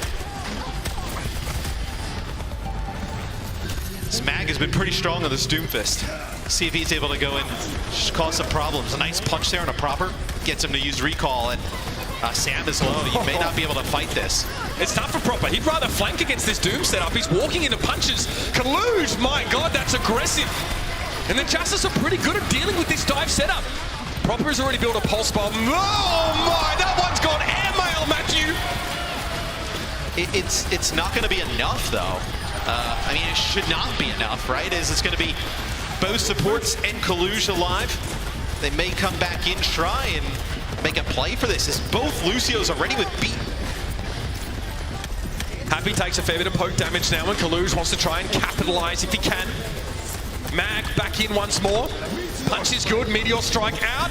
Great walk from the Reaper there. Sam's able to get away from an ultimate coming in, but the sound barriers are now being used. Coalescence is also in play, and Krillin's about to build his. The Shock need to find something, and they do! Oh, they get Krillin! He get the Coalescence! That's not going to be an option anymore. San Francisco eventually able to steamroll Mag in the absence of that extra healing. And don't get the point. It's a massive kill on Krillin, because he's coming up on the Coalescence, and the Shotgun don't overlapping their support ultimates there. They kick things off with the sound barrier. They end up using the Coalescence like shortly after when the sound barrier comes in from opener. So they know they have an advantage in terms of healing, but it's only that small window of time they have that. Proper with the bird's eye view of the situation. Sees that Coalescence that Krillin have been holding on to. Can they get out? Oh my God, he can't fade! He's stuck inside the ultimate animation! Couldn't have asked for better timing from Proper. He just guts the Justice. It's like, I will not let us lose. You guys may be okay with it, but I will not let that happen, as he has put on some performance here in the second half of this series. He hates losing more than the Justice love winning, apparently. He doesn't want to learn. All right, Kaluge. A little awkward for him there as he gets juggled a little bit, but he has that primal rage to rely on. He's forced to use it a little early here. Okay, Duplicate ends up getting used here by Assassin. It's two Reapers, so Kaluge definitely has to get out of that situation. Now, the Shock have to regroup quickly, Matt. Yeah, that'll be a Death Blossom here from Happy. So he'll be able to finish just one player off, but still, you even see him coming out of Assassin. Doesn't even have to use the Death Blossom that he builds up. That was pretty convincing from the Justice, Matt. Kaluge kind of had no choice but to use that primal rage. But Mag's pressure, plus, you know, the potential for Happy to walk up on him. So Kaluge goes over to the Doom now. Just put a little bit more pressure. You can be a little bit more offensive, I feel like, with the Doom. Like, it's nowhere near as good to be able to, like, go back and peel and provide some support for your healers, but just like as an offensive fire, powerhouse, Doomfist is sick. Mag, sound barrier here, Proper. Doesn't go too deep there, and Kaluge is able to find a punch on Assassin. Here's an opening. Happy's forced in the Wraith Walk, but no one's healing him right now. He's so low, he can't get away as Sam pursues as he comes out of the shadows. Gets his lights knocked down. Okay. So within 10% now for the Justices, Assassin will now go over to Tracer. So want to move away from the Echo. Maybe the Echo is making the biggest impact now as the Tracer from Proper starting to get online, but Proper can put this point away with a nice pulse bomb. It's this Coalescence from Krillin. Gonna be a big difference maker, and Proper has a pulse bomb. He can punish that ultimate, but he's too far away right now. Looks like the Shock are just gonna give this ground away. They've not taken too much damage, which is crucial. And here they come once more. Kaluge comes in with a seismic slam. Death Blossom, Sam is shut down. Everybody from the Justice looks on and just punish the Reaper in the middle of the action. Proper doesn't have a recall for another second, and he can't get away. Mag takes him down with the seismic. And the Shock have to try again. This is a lot like the last point, though. No, in terms of percentage, right? You're gonna get up to, before the next fight probably kicks off, you're gonna get like near 88%.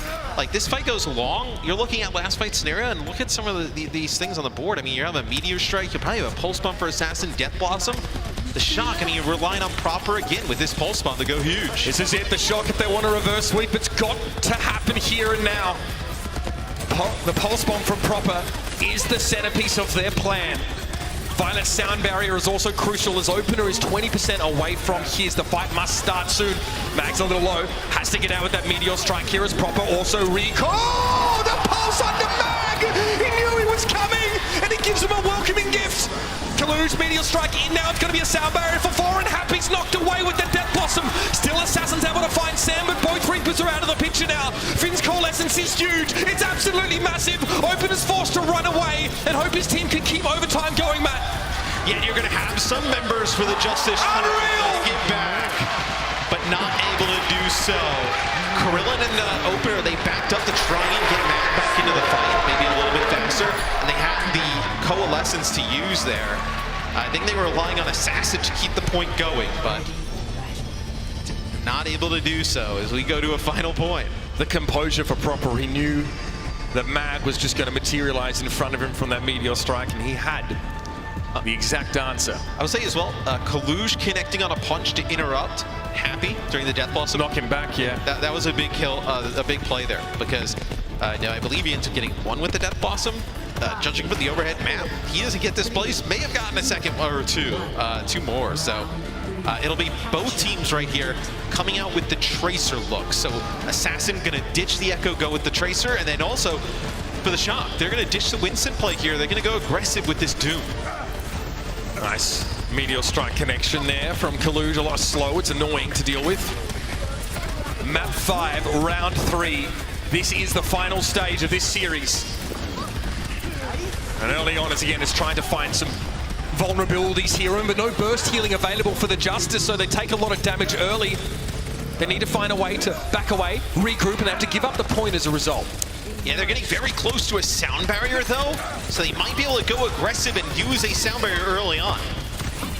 Happy low, gets hit with a punch there. Still doesn't Wraith Walk, or maybe he can't. Pulse Bomb, stick on the Moira, it's going to be a fade away, and the sound barrier out here from Opener. Violet opts not to use his get, and may not, as Sam is already felled. Yeah, I think you'll see what happens. Here we go. Once the Meteor Strike comes down, and that's going to be the sound barrier. Okay, with 4 players, the Shock want to try and commit to this fight. Well, can they find the Coalescence as well? They still have control of the point, so they want to extend their cap as long as possible. Assassin's looking healthy though, when he sees overhead goes Kaluj. Mag gonna land on Sam with a Meteor Strike, so San Francisco may have made an error. Yes, they get 40%, but they spend a lot of ultimates for this stall. Yeah, but the ultimates gain them, what, 30, 40% potentially? About 30% there extra, so... Does that work for you? You don't exactly hate that, yeah. I don't hate it, because you also, it's not like they ended up throwing these ultimates in to extend it, and the Justice had to spend nothing. The Justice pretty much had to go all in as well. So you're able to extend that. Now you have a Death Blossom right here for the Justice. You end up losing this fight, you're still in a tremendous spot if you're the Shock. Death Blossom from Happy obviously on board. Can he get deep enough without getting booped, punched, knocked away? It's a tough ask. Now the Shock are just looking for an opening, right? There's no bio-nades to start these fights. They have to do it the old-fashioned way. Proper is in a really tough spot as he's able to make it back to his team. That's crazy. It's like the bloody Italian job in here. All right, Sam going to get sound barrier here, deployed for Violet. Open is holding on to his for now, but he can't save Mag. The Doomfist is missing for the Justice, and they go for a belated sound barrier, but Happy gets nothing from the Death Blossom. Disastrous here for the Justice. Yeah, they snuck back into the lead, but they're not winning this fight. No, definitely not. As nothing with the Death Blossom, you're not able to keep Happy up with that sound barrier. Coalescence used as well, you're not going to have that. So, although you do take the lead, it's only going to be for a short period of time. As the percentage flips in favor of the Shock. Tense moments here. Finn still has Coalescence. The fact that San Francisco have been able to hold on to that key support ultimate should not be overlooked. Kalu's there trades really quite well. A lot of good damage here as he's just sitting, charging the power block, getting some displacement, slowing the Justice down. Has the Meteor Strike there, overcommits with a punch that doesn't hit. Happy, who has to Wraith Walk. Maybe a fair trade, I feel. Finn now with the Coalescence, so the Shocker decided to use that, but look at this stall. They're at 90% and counting. This will force the Justice away to buy more time. Violet is close to a sound barrier as well. This could get dicey. The Justice have to go now, and they're going to be running into the sound barrier. Here it is. Violet lets it go. Mag taken down already at the start of this fight. Proper. The pulse. It's good! Happy is down! And only 2 left for the Washington Justice. The San Francisco Shock. Beaten black and blue. It's quite the brawl, but in the end, the reverse sweep. Unbelievable! Mag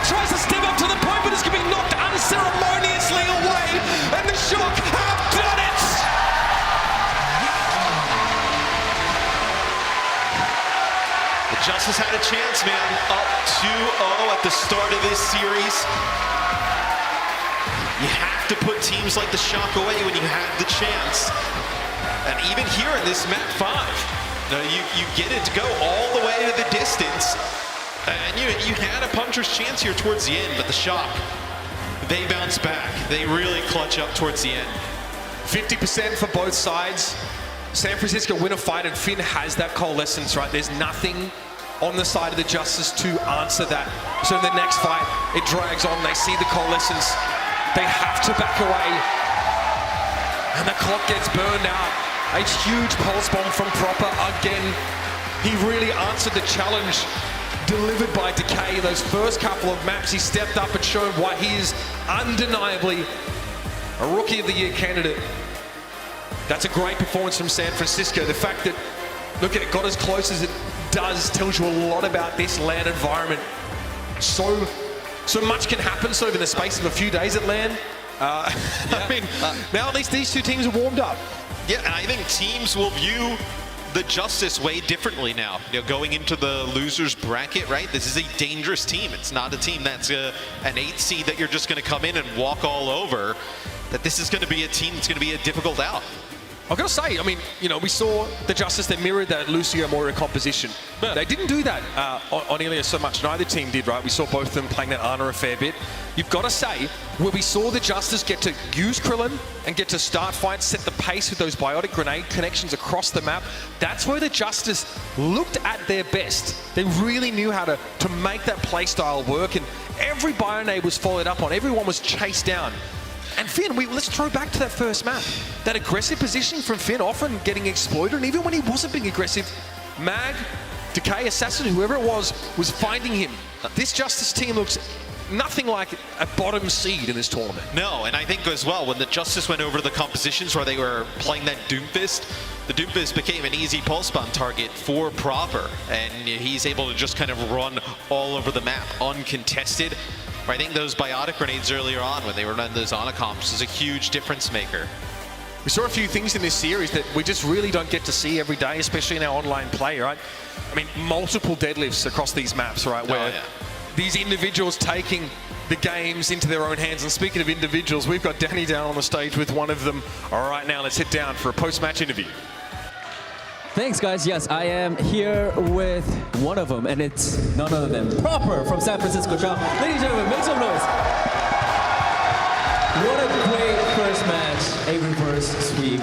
Can't get any better than that. Now, Proper, I mean, it was a reverse sweep, which means that you guys seem to, struggle a little bit in the first 2 maps, but you guys were able to turn things around. What sort of changes did you guys make after map 2? 자, 이번에 또 역수입, 또 이렇게 킥오프 클래치가 시작을 하면서 또 이것보다 더 좋은 재밌는 경기가 없지 않나라는 생각을 합니다. 어떻게 보면 첫 번째 2 맵은 좀 이렇게 힘들어 하시다가 끝에 가서 좀 좋은 모습을 보여주게 되셨는데 좀 어떤 얘기를 해왔고 또 어떻게 해서 승리를 거두시게 되셨나요? 일단 저희 팀이 오랜만에 오프라인 경기하는 거라 좀 긴장돼가지고 첫 번째랑 2번째 맵에서 실수가 좀 많았는데 그래도 게임은 이길 것 같아가지고 다 같이 열심히 집중하면서 다 같이 의기합 그랬던 것 같아요.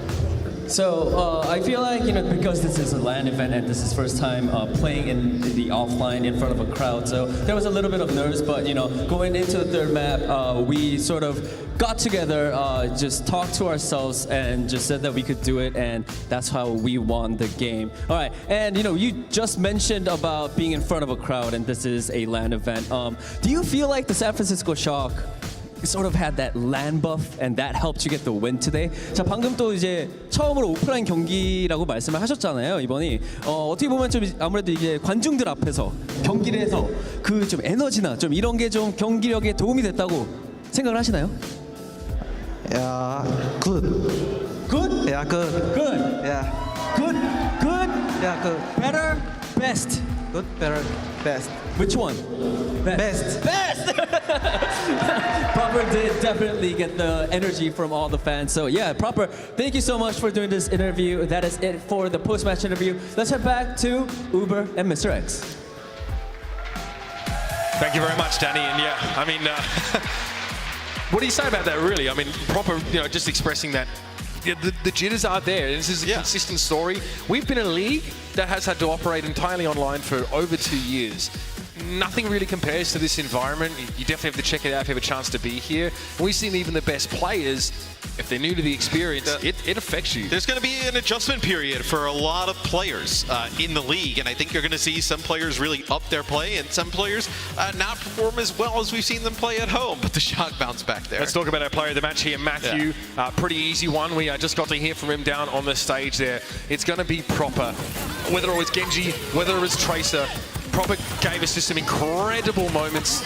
I've got to say, the Genji play on Dorado was really enjoyable for me, especially because I guess the way that he could play very different than Decay on that sort of Tracer and what he had to get done. But when he turned around the attacking side, and this was insane, the deadlift on New Queen Street, man. For me, it's the Tracer play.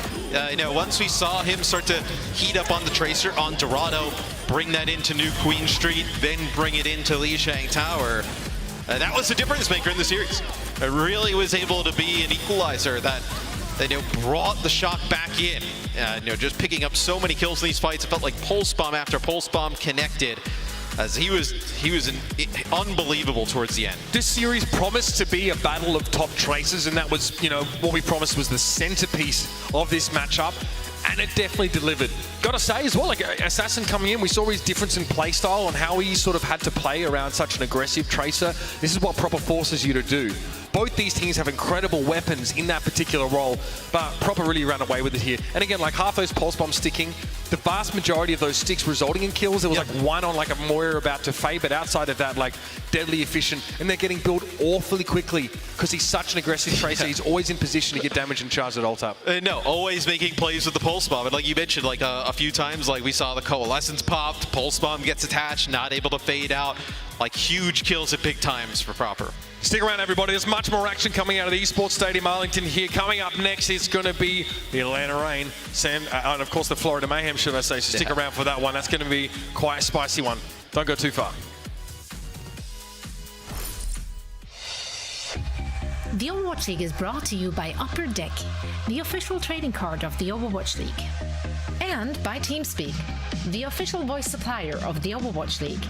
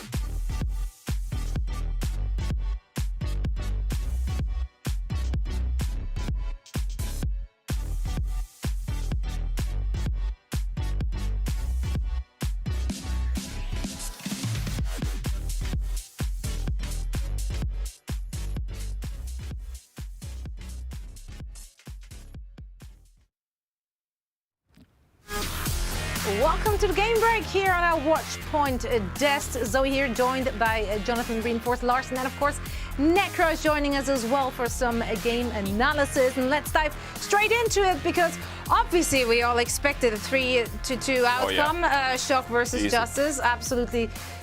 Oh yeah. To assume that. I was already outside in the process of burning my pick'ems, and then the San Francisco Shock had to turn it around. I think Leg Day tweeted out just like, yeah, I always bleed in Washington, and then it just turned around. Obviously. It's his fault. Now, funny enough, I feel like you guys have looked into the crystal ball because stuff we have talked about coming into this match just magically happened. It was Happy who absolutely put in a slaughter fest for the Justice, Necro, which you called, of course, alongside his team, and also Reinforce. You did talk about you want to play Max Monkey game, and that's exactly what happened. The San Francisco Shock had to adjust to the Justice's style and to their tempo and let the Justice run away with it. And Necro, why don't you break down what happened in this match? Well, it definitely looked like it was going the way of the Washington Justice, especially when they started off the series with a fast 2-0. But San Francisco were able to turn it around. It was that map 3 where they picked Dorado. I was a little nervous because of how well Washington Justice performed versus the Atlanta Reign in their matchup, where they didn't let Atlanta win in a single team fight on that map. And so I was like, well, Happy's warm, Happy's in his lane, ready to go. So this might not work out, but that pick worked great, and it started San Francisco Shock on a journey of getting their second reverse sweep. First versus the Los Angeles Gladiators, and now versus the Washington Justice. Jonathan, why do you think the Shock were playing so much more passive? We're so used to them being just like aggressive, but proper just all over their sidelines, front lines, and back lines all at once. But today, they seem to be more hesitant. Why is that? Yeah, I mean, we haven't really talked about the stage factor so far. Mitch and Matt, they hit it a little bit in the cast as well, but it's obviously so much different playing on a stage compared to playing in the comfort of your home. You know, like it's warm, you got your blankets, you got some cozy socks on, maybe you got some tea brewed, and you know, maybe how you play? That sounds really delightful. Seat cushion, maybe some candles for the scent, stuff like that. You know. On a stage, it's like it's cold, you need your hand warmers, it's like there's lights on you, and there's like people in the audience. It's like doing a presentation in school, flashback to bad memories, it's hard to get in the game, stuff like that, you know?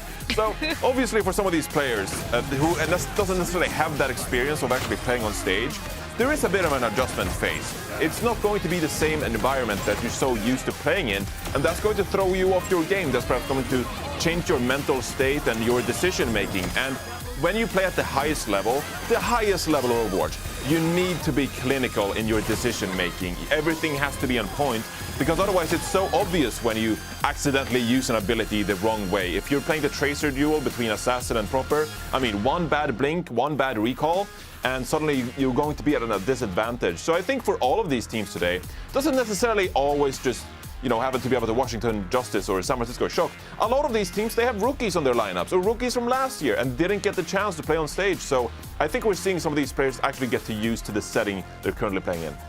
One more question I do have, if we're looking at the Washington Justice setup there, or rather at their subbing strategy for this one. We did see them swapping around between Decay and Assassin, but when Assassin came in, he very often also played that Tracer. Do you think that was a map kind of based decision, or? Yeah, it must be control, right? It must be control. We saw Assassin on both Ilios to start off, of course, and then we saw Assassin as well later on Lijiang Tower. So he came out for the Orisa strats. He's the Orisa, the Orisa compositional tool that Washington Justice needed. It didn't go too great.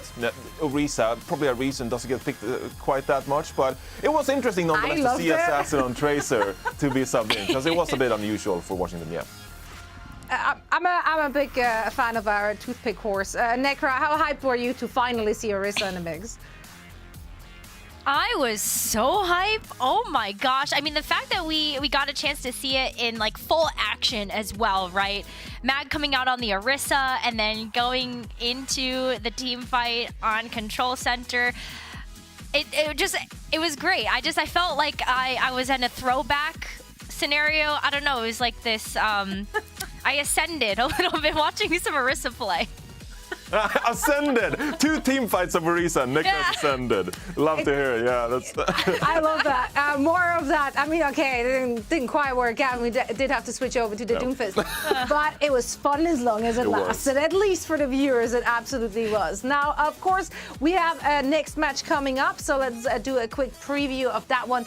That was one of the matches where I think it was hard to pick for a lot of people. A lot of people expect a very close match. Will they be disappointed? No, I don't think we will be disappointed. This is another matchup where you have some veterans, for example, on the Atlanta Reign. I mean, if you got Gator and Hawk, they've been in the league for a very long time, remember, right? And the Florida Mayhem, they got rookies coming in here as well. Their tank player's been phenomenal, but does that translate to being able to play on stage, Hydron, players like that? Even Checkmate, who's the only standout player from last year, again, joined during the COVID season, right? So hasn't had a chance to play on stage yet. So it's going to be interesting to see if this experience dynamic plays a part in this matchup as well. Absolutely. Now, Necra, I believe you also picked the Atlanta Reign. Is that correct? Mm-hmm. So it was. That is right. I did. Yeah. So the 3 of us picked Atlanta Reign, and Danny, Scott, as well as the audience, picked the Mayhem. So it's us versus them. Everything on the line. Any last thoughts you have regarding this matchup and regarding your pick for this one, Necra?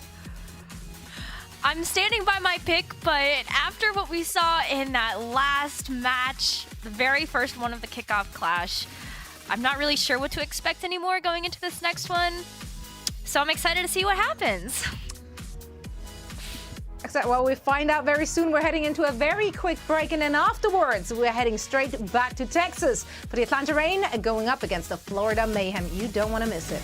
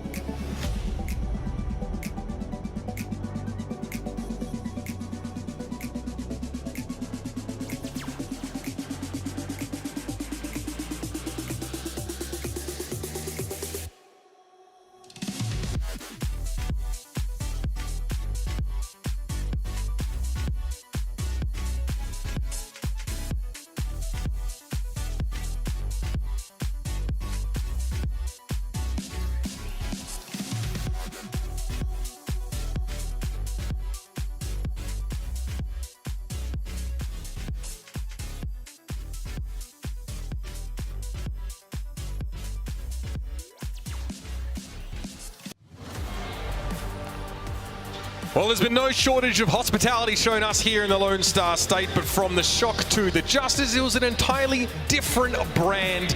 A reverse sweep in our first match of the Kickoff Clash. What a way to set the tone, Matt, for what promises to be an incredible week of games. Yeah, what an awesome match to kick things off, right? The number 8 seed pushing the number 1 all the way to the limit. And I feel like the other matches, like that was the one match of the day you kind of looked at it and was like, this one might be, a bit lopsided.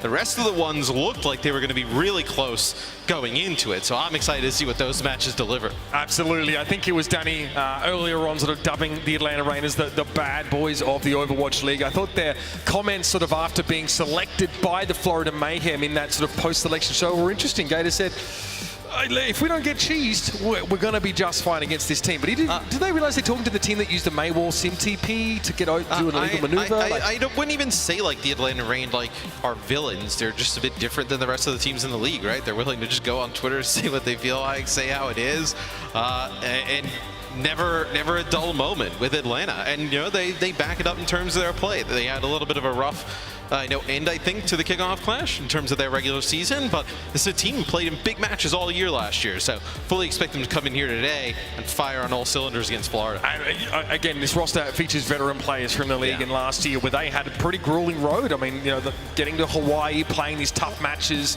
a lot of travel for some really tough games, playing, you know, East versus West. And again, the Florida Mayhem, who, I mean, out of nowhere are showing us like a potential Rookie of the Year candidate in someone. Incredible main tank player.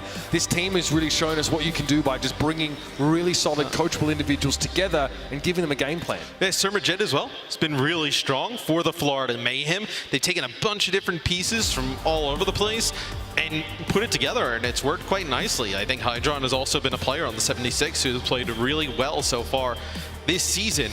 I'm excited to see the Atlanta Reign, though. I want to see how Atlanta bounces back from some of their stumbles towards the end of the Kickoff Clash. Well, we can talk about that stumble, right? Because they had to go up against the Los Angeles Gladiators in their last map, that Kickoff Clash qualifying. It was pretty brutal for them. Again, this is a team where we sort of wondered, okay, so what do you have up your sleeve? We started with Hawk showing us a lot of that Doomfist play, right? Didn't see a lot of Gator until he started to get worked in, like the Gator Winston as well, you know, which was less expected, right? Yeah. And we saw that, I think, against the Vancouver Titans. I think the Gator Winston. There's some sort of memes about that. The Reinhardt play as well, right? This is a team that had to go up against a surging London Spitfire team who, although they haven't qualified to be here, are showing that these Reinhardt comps work really, really well. Yeah, they were not the London Spitfire of last year, right? They look pretty competitive this year, London, right?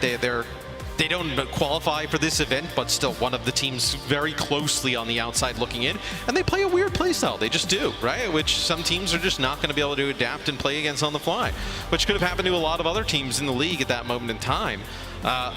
Atlanta, like I mentioned, they just have some polarizing personalities, and you know, people like to jump on it. I mean, they also, I thought Atlanta showed us like some of the only Farah play we've seen in the West, right? We're trying to unravel that sort of Reinhardt-based composition. You probably don't expect to see that in this particular matchup. The Florida Mayhem side, I mean, we talked about Surmajet, right? So crucial to have like a key Ana player, but there's one on the Atlanta Reign side. So let's make some noise, ladies and gentlemen. Welcome to the Esports Stadium. It is the Atlanta Reign.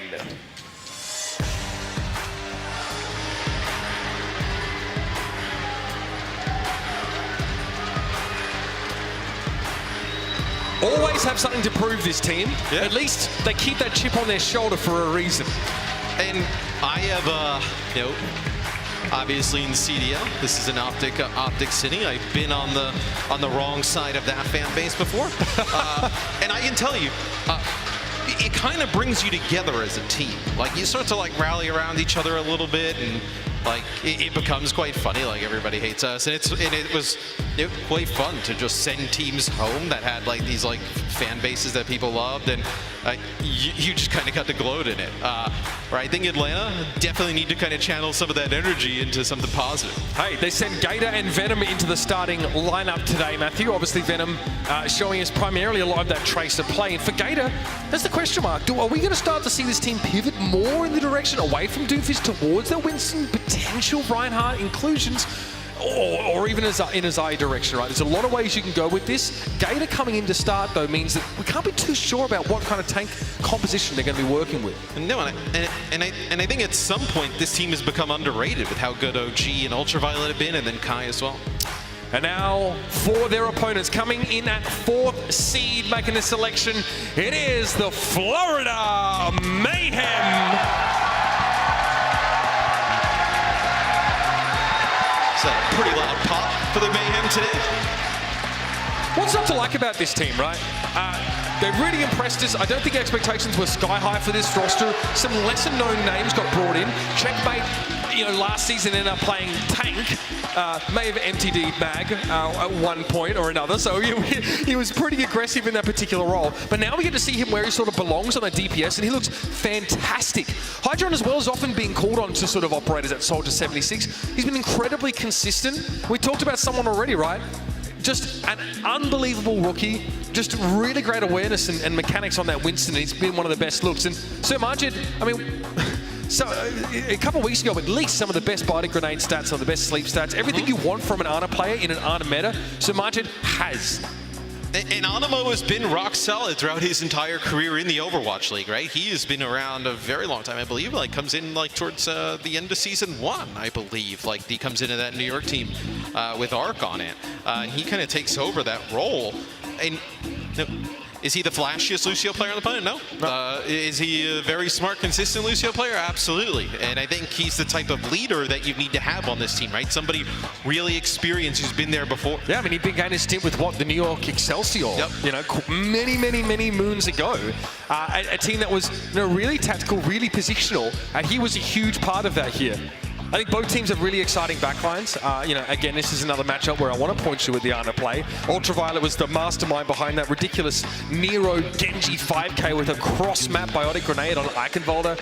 That just really blew many people's minds. Venom is another young Tracer superstar. He's the guy you want to have your eyes on here. You know, if you want to see like a potential proper, you know, Decay-esque performance, it's rumored that Venom is able to supply those, and he did in Contenders. Oh, absolutely. I mean, we've seen it in the past from Venom. I also think if you're either of these teams, obviously you want to earn money here. You want to earn as many league points as possible. You want to put on a show. But these are two teams that are building towards the end of the season, right? This is not, you know, the end-all, be-all. You know, we see so many times throughout the league, right? A team that's really good early on, and maybe it just kind of flames out towards the end. So, do not want to be in that situation. You want to be building in the positive direction all the way through, peak at the end.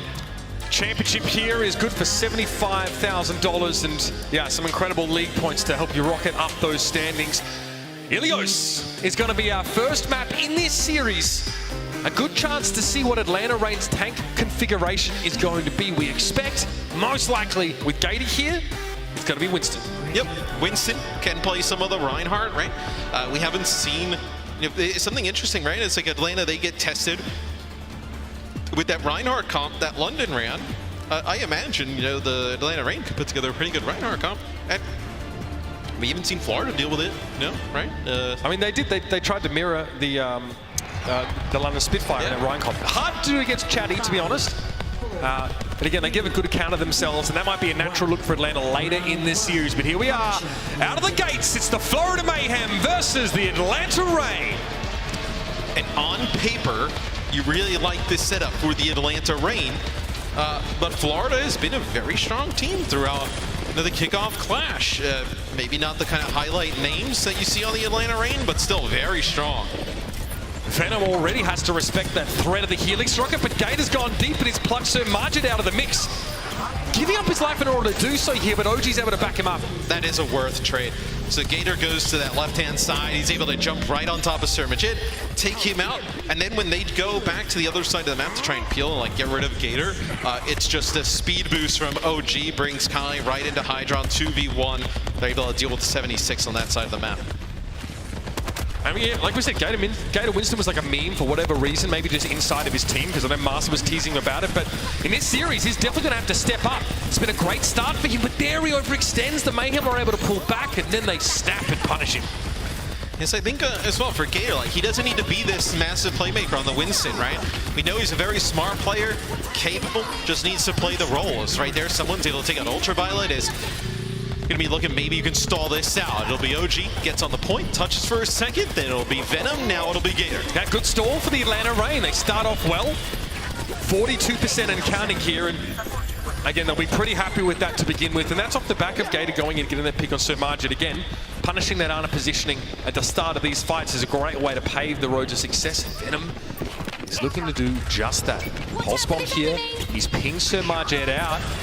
The stick, okay, he's able to get the Ana, who's not spry enough to get away from the blast radius. In a way, his body just being there with the recall almost blocked him in to get hit by the Pulse bomb. He wasn't able to walk back. That'll be a second kill coming in from Venom. It's 2 quick kills, make it 3 is kind of clean. That's a tick mark in the box for me, Matthew. Venom starts off the fight by finding that key pulse bomb kill, and then he sort of follows it up well. Crucially, Atlanta don't suffer for ceding control of the point. It's only 23% for Florida to find. But here, this third fight, This is where those ultimates start to get poured out here. Keep an eye on those support ultimates. Primal Rages as well. This will be a longer one. Still haven't, outside of that one fight loss, still really feels like Atlanta's controlled this first map. They're gonna have the Nano Hydron. He got so low there, would have died otherwise. Yeah, attack visor here, but where are the targets? It's not a target-rich environment. Oh, there it is. Venom steps up and is knocked back by that Helix rocket. Sound barrier got used here by the Mayhem, and Kai's able to find Surmajin, finds a second here. Sharpest aim in the west on this man, and the Rain maintain control. Yes, it's going to be the attack visor used by Kai there towards the end. Oh, we got to sleep here. It looks like they're going to be able to sleep. Checkmate not able to finish him off. Now able to do so. And man, Atlanta's looked great here early on. Yeah, boop on someone. He should be able to touch in some way. By a grenade on Gator, but a gift for someone in the back pocket. Take a pulse bomb. Venom is put to sleep though, and Artemo's able to move in and punish, but no one can touch. A pretty stellar start for the Atlanta Rain. I feel like Atlanta's a team that can also feed off of the environment, like the energy in the crowd, right? Can be difficult sometimes to rise to the occasion and like play up at home because you're at home. Where here, I think you can you feel the more pressure. You have the fans, going crazy and whatnot. Like, the stakes are higher, right? Yeah, and I feel like some players rise, and I have a feeling Atlanta's like one of those teams, right, that will rise to the occasion. Like, if you were to ask me like a bunch of teams like that I was not really worried about like performance on Atlanta would actually not have been one of them because of how deep they went in tournaments last year. Yeah. And also they just seem like they're used to the travel as well, the turnaround. Yeah, and they just seem like they're not really fazed by any of the chatter or the talk or whatnot. They always come in, play pretty awesome. Widowmaker here for Hydron. Quite the plucky pick here. Kai enviously looking across the map. Grapple to high ground here, harangued by Venom, who has to recall there. It's a very low health Surmajin. Oh, we got Venom. Beautiful stuff. Venom again trying to be a real solo player here, but Surmajin wasn't born yesterday. I think you have to take that though if you're Atlanta. Like, how many times are they going to be able to take out Venom like that? Stick around. It also was huge that they hit a biotic grenade onto Gator early on, forced him back. Atlanta not able to gain some space. Atlanta pushing up here. Trying to shake someone free. He eventually backs away with that rocket jump.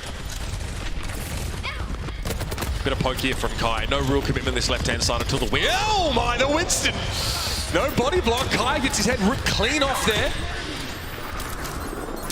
That one's going to lay Gator low as well. Hydron has a lot of space now to work with.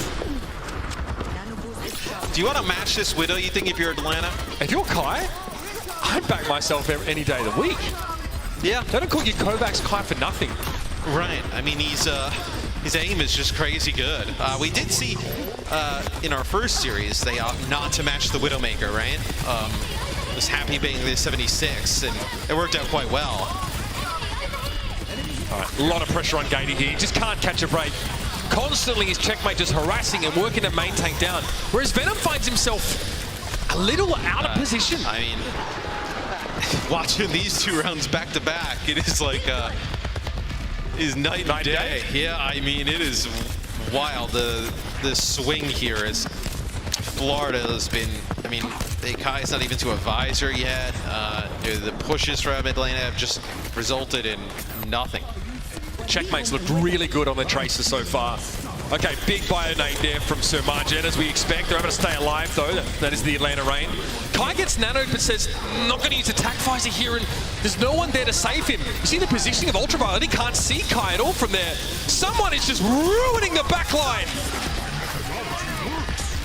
I mean, there's not much to talk about here. This has been dominance from the Florida Mayhem. They look like they woke up here on this second point. Checkmate on the Tracer was huge. Some big biotic grenades from Surmajin. We will go into our third point here on Ilios. Somebody woke the Land Dragons. I have to say, someone we knew was incredible. We sort of talked him up coming into this, and maybe Checkmate got glossed over a bit while we were getting excited about Venom, but Checkmate was always able to be in position. And Hydron, just how much was he really threatened? You know, Tracer can't go upstairs, can't play that high ground positioning. It has to be Gator to dive the Widow. Hydron was just impossible to track. And now they go back to the 76. You kind of have to. Can't play the Widow here on this map. And this is where Atlanta had a little bit of an edge. Maybe now Hydron a little bit easier of a dive target can make a play for him. Venom. Someone you really want to keep your eyes on in this round here. Is he able to be in position? He got caught outside of the play a lot of the time in that previous round. We cut to him and he's got no one anywhere and his team's just getting annihilated by the counter dive. Someone's with a bio here. Can Venom chase? No. Sumajin pumping him with heals. It's not going to be enough. I think Sumajin maybe accidentally hits OG there. I think he sleeps him. Yeah, I don't think it's intentional. I think it's just, he probably fires asleep towards the Winston. I thought he was trying to heal up someone, right? Yeah. Either way, you take those. It's a trade here. Venom a little lower on health than Checkmate was when he turned up to the point, so he'll have to go back for a mini health pack. Another one from Majin, another biotic grenade on Gator. I mean, Sumajin basically plays like Battle Ana. I mean, when we watch from his POV, he's definitely someone who's obviously focused on healing, but looking to put down some damage as well. He does put himself in those positions sometimes as Kai with the cleanup. That'll be Florida taking the point. Yeah, good opener again. Losing Gator early is what costs Atlanta in that fight, even if it takes a while for Florida to convert it into a capture. But no one was in control at that time, so the delay not an issue. Oh! Checkmate! Okay, gets what he came for there, and there might have been an element of trying to body block again the player before you go for the recall, prevent them from backing away from the bomb. He gets two, and that was just left on the ground. Someone slipped on a banana peel. Yeah, now that he doesn't have to play main tank, you can start to see what Checkmate is made out of. So, which kind of shows you what went on with Florida last season. Oh, man. A big biotic grenade up on the high ground there. Self-buyer for UV, had to be. Yeah, but still you lost Kine. He's got your visor. I appreciate the support. Gonna have to wait. This is gonna be probably another 10, 15%. This is bad news for the Atlanta Rain, man. Yeah. Great job for Florida. They spend nothing for that as well. They just dive in. Margin with the bio. You can see someone now just trying to play out of line of sight as much as he can. Remain visible to his Ana. Oh, the bio. Okay, well, Primal doesn't come up in time. They lose someone. Yeah, he was banking on getting that Primal. They actually end up investing a sound barrier here, and they're trying to hold on to this point. Now, that doesn't pay off a little. I guess there's no accounting for a sort of nano visor here from Kai. And he is in a perfect position to receive the Mayhem as they drop down from the high ground. So they get 70. They still have a nano of their own for the next fight. They are going to walk into a beam. Yeah, so what, you invest your sound barrier to get out nano and visor. And lose the fight. Yeah, but you also do get a little bit extra percentage. So looks like someone going to go to the point, and he's just trying to drag players out in the open, probably trying to set up Hydron for a big visor. Hydron scouting here, maybe looking for Venom also if he can like flank and use a nano effectively with his own tac visor. He gets it here. That's one. Oh, OG uses the beat, but doesn't get it off. He never got the touch to the ground. Hydron shredded him to pieces before he could, so that beat we talked about, completely nullified. That was an Ajax. The point flips, and now you have nothing to use if you're Atlanta. Pulse bump for Checkmate. Seen how good Proper has been with those. He has an opportunity to seal this map in the Mayhem's favor with just this ult. Oh, but even then, someone jumps right on top of OG. Man, he's been getting punished. Tough couple fights for OG now. The Atlanta Rain had to step up onto the point and make something happen. Warding Pulse Bomb dropped to the feet of Gator, but he was able to avoid it. He has to jump away though towards his backline. He needs Ultraviolet right now. Someone gets taken down by him at the very least. Hydron though, he's on cleanup crew. There's not much that Venom can do here. No recall available. Ultraviolet going to be surrounded and removed in the Florida Mayhem. Squeaky clean in the last two rounds of Helios. And they wrap it up. Maybe like you mentioned, that first round, just shake the nerves a little bit. I thought Atlanta played really good there. Better one round than two maps like a shock map. Yeah, that is also true. As fans coming out with the Mayhem signs today. Yeah. The unofficial slogan. Shout out to Brickell Street, of course, very important historical feature of Miami. All right, ladies and gentlemen, we'll be back on the other side of these messages. The Mayhem start the series. It's 1-0.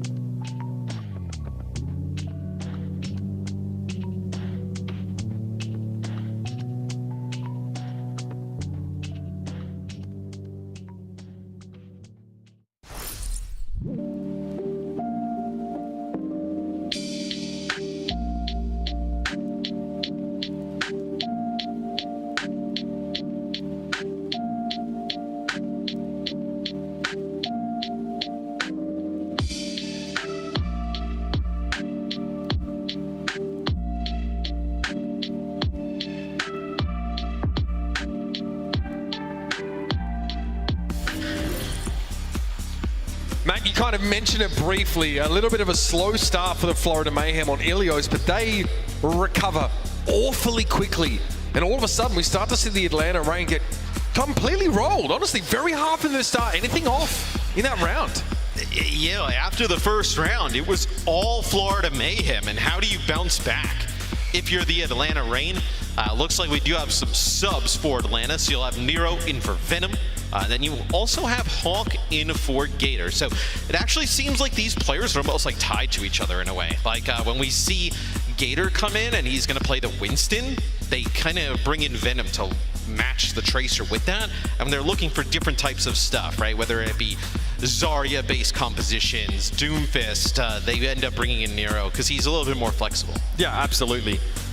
I mean, the Mayhem, I think it's pretty safe to say, it's a little bit risky for them to run that Winston Tracer comp at this level. It looks like it's not quite worked out yet, especially against a team like the Florida Mayhem, who, that's their bread and butter, right? That's exactly the kind of style they like to go for. Atlanta Reign have had a lot of success working Doomfist comps, but there are some teams that are starting to be able to figure them out, play around them, unravel them just a little bit. But we saw them so heavily featured in that previous series. Between the Shock and the Justice, that is quite clear there's still a lot of run in Doomfist comps. Yeah, and I'm surprised we haven't seen some more teams mess around with some of the Zarya-based compositions.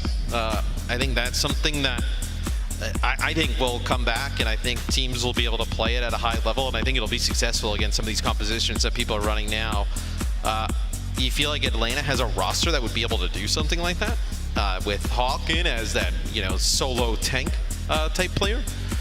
It'll be interesting what they decide to run here on King's Row, though, as that's the map that they decide to go to. You think King's Row? That's like a spot for the Reinhardt, you know, even Winston, pretty good on King's Row. What do you go with? Do you go with like a really aggressive Doomfist style of play? Do you try and play some Zarya here? What are your options for Atlanta? I mean, when we see Nero come in, right, can mean multiple different things. That guy's very flexible. You know, I talked about right at the start of this sort of segment, actually, that, you know, we saw him play Pharah last week. He's played so much Echo You've seen in him his play time May as in well. the past? Yep. Kind of everything. Even a bit of Tracer in his time. Yeah. I guess the question really is here is, you know, what do the Atlanta Reign fall back on a map like King's Row, which we still see a ton of Winston play on? And it's really hard to defend with Winston on King's Row in general, right? Like that first pick, it's hard to break line of sight. If you try and back around the hotel as defenders, you usually get chased here. So it feels like a fine map to have that Doomfist look here. And that's what we saw, right? Even, you know, up against a Reinhardt comp, we saw this Atlanta Reign team play the Doomfist look. I think it was against the Gladiators, actually. Yeah. Didn't go well for them, though, Matt. So this is their map pick, though. They're definitely feeling confident. The hope is, have they got something new? I mean, maybe they don't even need something new, right? Because you know that Florida will most likely end up playing something Winston-based, so you don't exactly need to kind of recreate, you know, make up a new strat out of nowhere, right? You can kind of go back to some of the stuff that was working for the Atlanta Reign a little bit earlier in the season. So right now it'll be the Florida Mayhem kicking things off on D. They'll be hovering over this Winston-based composition. The only thing different is you have Checkmate. He's looking like he's going to play the Echo. I wonder if is this a concession for the Doomfist potentially? So actually, it's probably a call when you see Hawk and Nero come in the game. You probably assume like that, you know, if they were going to play Tracer the whole time, they would let Venom in, right? Maybe you can force them to switch to Tracer by playing the Echo and being effective and really giving them problems. Obviously, Tracer an option for both Kai and Nero, but just a pick we see a little less from them. I mean, that's why they have that Tracer specialist in Venom on this team. So I like this from Atlanta. Ooh. So something new. Yeah, and I was saying I really like these compositions that include the Zarya. I think the double bubble with the Zarya with the Reaper in the mix is so strong. We see Dallas Fuel do it, and their timing and the way they play it is like to perfection. I think it can definitely give a lot of other teams some issues, though. Someone will be the welcoming party for now, and he's, well, given a biotic grenade to go back with. Again, trying to break the line of sight. Here's what you have to do. You have to play inside this building. And the Reign looked to slowly scale up their control, but Hawk took a ton of damage on the approach here. Yeah, he got hit by something. I mean, he's basically dead as Nero goes to the high ground, gets a bubble, drops down. So you see it's basically the Atlanta Range trying to chase the Florida Mayhem down. It's an odd spot to be fighting in. Oh, I mean, someone's in the perfect position. He just rotates behind them. The problem with the Rain is that map, their positioning, their maneuvering, it's a little telegraphed. They go where the Zarya goes. Well, I mean, they have no mobility. Nobody can access high ground alone outside the Reaper. So everybody else you know is going to be walking around together. Is this the right comp for Atlanta to play for this part of the map? Well, if you were going to play something else, what would it be? It would have been like a Doomfist, right? But I think your Doomfist dive, yeah. They're so spread out. You don't really have a great opportunity to dive, right? Hydron's going to put down a ton of damage. That's a long-range shot from OG on a Hydron. That's poke. Or you would have played something Winston-based, so they're clearly not. So I think this is probably their best shot. Attack for Kai, but it's going to be pressured immediately by the Winston. Checkmate's felled by Nero, though, and someone is sleeping it off. That first pick really turns into a golden opportunity for the Rain here to have this point, and someone's not getting out of this one alive. There's no way. Oh my God, are you kidding? Dancing the bubble.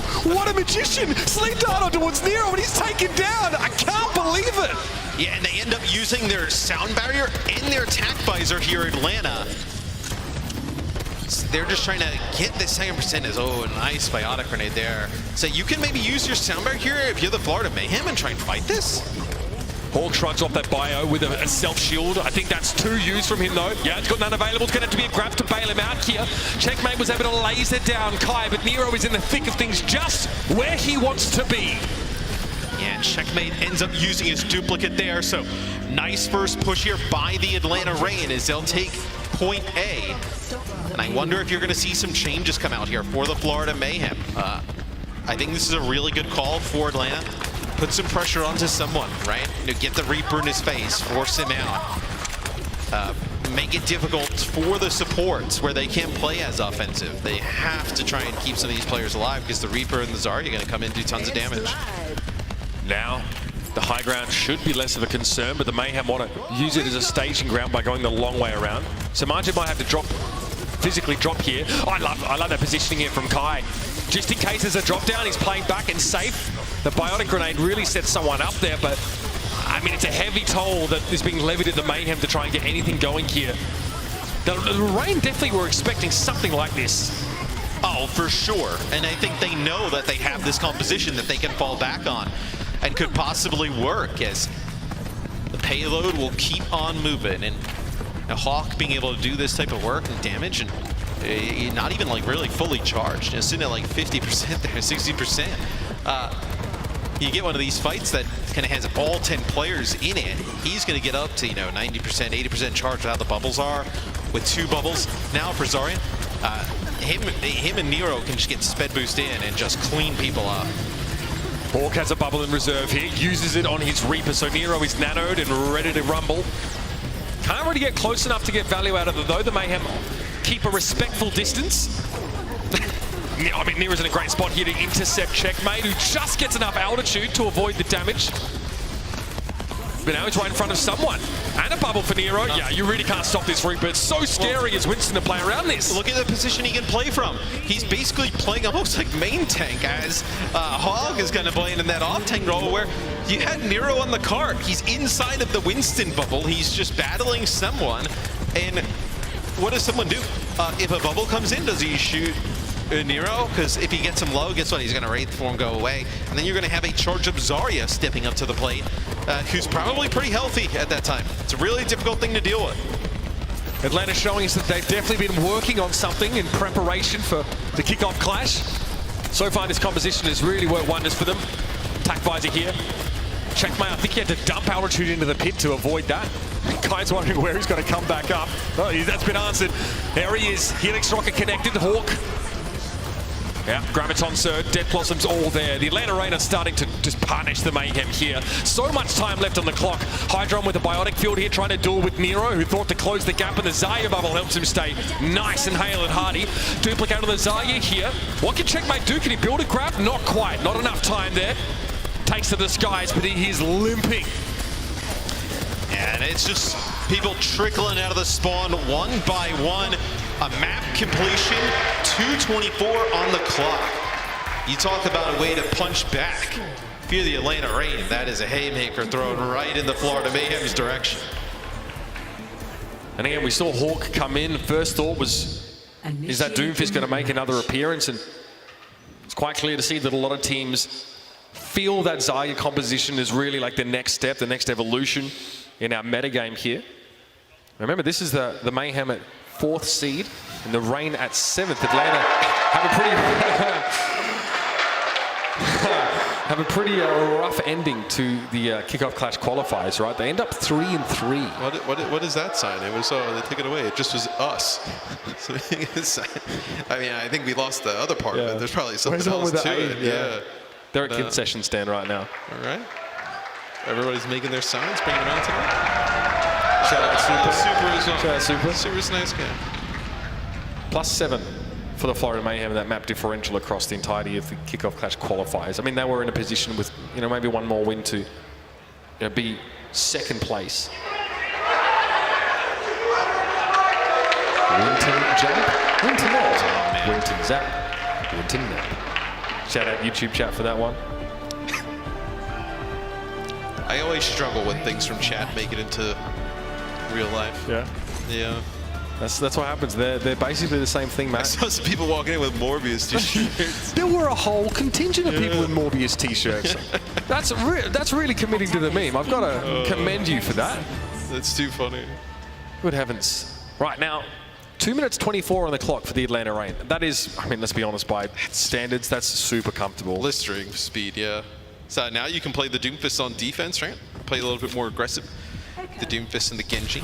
Ultimately, you have to pressure that Ana, otherwise the Winston never dies. Yeah, I don't think you can play, like, the Zarya is just so passive on the defensive end here. I think you they just jump over your head. Right, yeah, you have to play something else.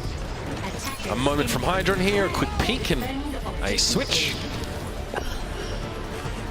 To the Soldier 76. Okay, so Nero on the Genji here on defense. I did wonder if there was like a Tracer, potential here for the Reign, but they don't go for defensive Echo, interestingly enough. Yeah, they decided to go with the Genji and the 76 on defense, so Nero opting for the Genji. Maybe it just feels a little bit better on the Genji as opposed to Tracer, this type of scenario. That was really nice pressure on Hydron from Hawk, and then there's a Bionade from UV. Great way to keep him quiet, but not for long, apparently. That's going to be a max-range Helix. Yeah, I mean, the Ana was in the window above the point, and Hydron just sends it. Wow. I mean, Soldier 76 really strong. I know you're able to land a few of those shots. A Helix is a direct hit at range. So, back to the Reaper guy. Well, so obviously we talked about how it's a little bit passive at the beginning of this map, but in the second stage of the map with the close quarter scenario, you actually think that the Zarya and the Reaper could be quite effective. Yeah, absolutely. High ground less plentiful for the Florida Mayhem. They have to work their way through this choke, so the Atlanta Reign look to really try and burn as much clock as possible in this part of the map specifically. See that pressure from Sir Majid, wants to try and peek, and he'll have to be able to peek like this to see his Winston. Maybe he would have hoped to maybe give a bio to someone as he went forward there, but yeah, someone is... Yep, that'll happen. And you don't have great sightlines as Ana to really see your main tank there. You risk taking a ton of soldier poke damage. This is terrible for Ana. It's difficult. It's going to be difficult for someone to gain some space in this area of the map. Like when he goes in, you're going to have the Reaper there. You're going to have the Zarya all charged up. And even for the rest of the team, the follow-up, right? You're just going to have the Zarya controlling this choke. Yeah, Zarya just pushes in after the Winston goes over her head. She's got a ton of charge and she'll burn down one of your key backliners. Extremely tanky bubbles coming up. This is a good solution. Push forward with a big nano visor. Slapped! Not ideal for Hydron. Now we're a little bit dicey. He's still able to get OG and make a getaway. Ridiculous. It's a good idea. Nothing subtle about it, really. No. Let's use Nano Boost, let's use a visor, and we'll run it though. It's nice to know that, at the fundamental level, Overwatch still caters to the primal urges of press W, use ultimate. Yeah. It's been a lot of teams who have made a decent amount of money off of W press ultimate. Shout out my boy Bumper. 3:38 on the clock here for the Florida Mayhem. don't have to deal with such an oppressive choke scenario anymore, so very good situation for them. Hawk hasn't really built that grab yet. Obviously, he didn't play Zarya from the start of the round. And someone would love to drop down into the kiddie pool and start throwing hands. I think he's cautious, just trying to figure out where this Reaper's going to go. Yeah, into the back line he goes. Sound barrier for the Florida Mayhem, except Hydron. Attack Visor's going to wake someone up who has a primal rage, but really doesn't want to have to use it. Kai looking, searching, finds very little with that tactical. Yeah, buys you a little bit of space, but it doesn't matter because someone's going to come back in with the primal rage. Didn't have to burn it there. Knocking Nero off the side. I think Hydron stole that one with a Helix, but we talked about how good the Atlanta Reigns time is. Florida Mayhem answering right back. I mean, you can't do anything about someone after your Lucio, your key boop against the Winston, just gets blown up by Sir Margin before the fight begins. That's the threat of having someone like this aren't a superstar in your back line. So you think grab here is a fight win? It should be. If Ultraviolet, especially, if there'll be a Winston bubble thrown down around it, ideally, maybe you play around the timing of that, but you need to hit the bio. A fight win with a grab here, you're basically securing yourself a better time right away. Unless Checkmate duplicates Zarya, double bubbles. Yeah. Could be a different story. Hawk's not very charged up here, so I'm okay with this, but in the meantime, Nero, yeah, doing a lot of work with that nano boost. Yeah, they like to just dump nothing into it. Florida. They see Nero, he ends up getting a nano boost. Hawk ends up using the grab. They lose one player, they lose someone at the beginning. They decide, you know what, let's just not throw anything else into this. We come back in this next fight, right? Maybe you can just use the visor. Maybe you can save nano. Maybe you can use just the duplicate, right? Make a play. And you win that, you have some ultimates left for the end of the map. Like, it's good composure from Florida here. Playing around their ultimate economy. There's that boop, right? That's what you need at the start of these fights. Hydron, oh, there it is. Great sleep from Ultraviolet. He had to hit that. Shuts down the key damage threat, but there's more follow-up than just the Soldier 76. Florida, they spend here. Checkmate with a duplicate of the Zarya. 2-ult fight, 3-ult fight, excuse me. And they get what they came for. Now it's a little scary for Atlanta.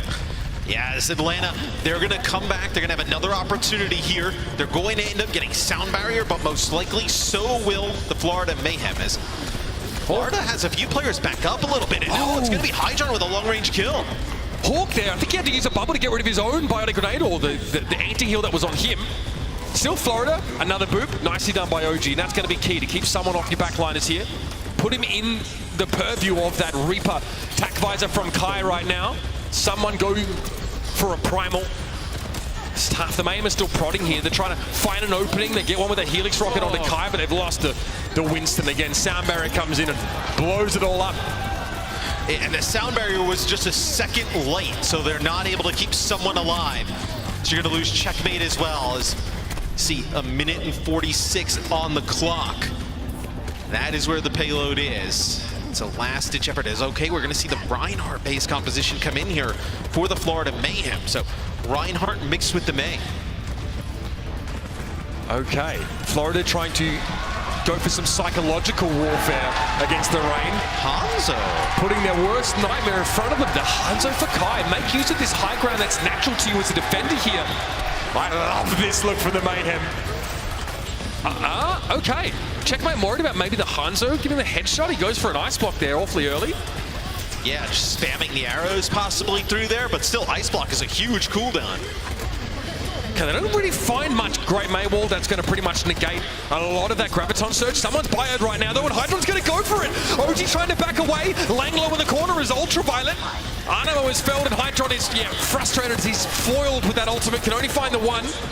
Ultraviolet's still alive, and Hydron's team gets plucked out from under him. We're inside a minute left. So the beat again for Atlanta, as Atlanta trying to hold on strong. Their point A defense was not good, Mitch, but as soon as they were able to play this Zarya composition, they looked quite strong.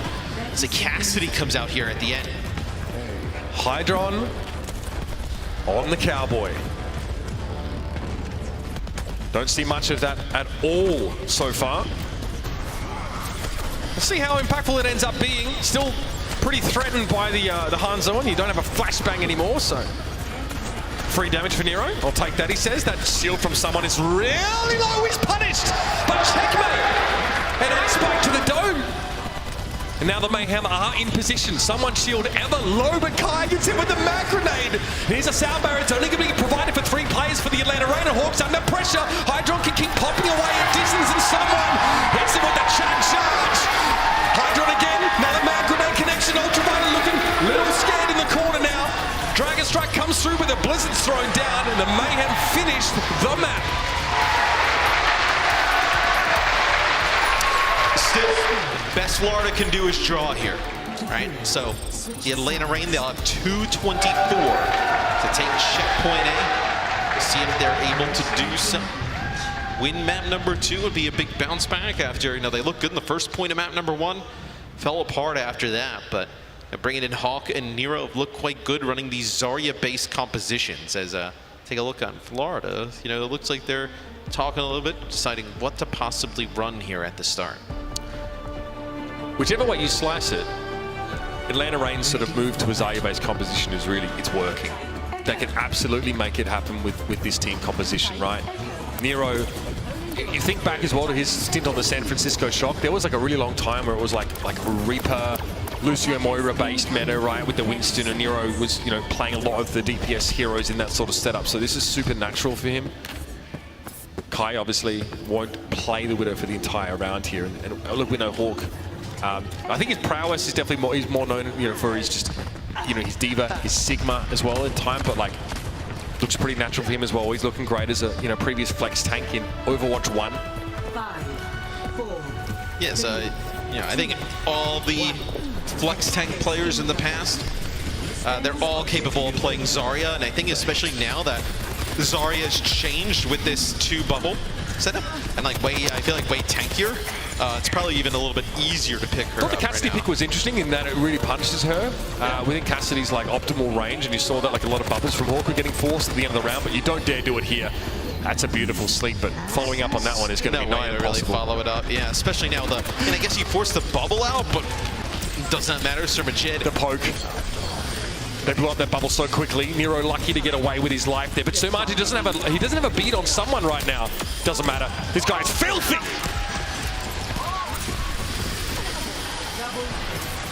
Nothing happening there for the Atlanta Rain. So it's about a minute off the clock in terms of their time.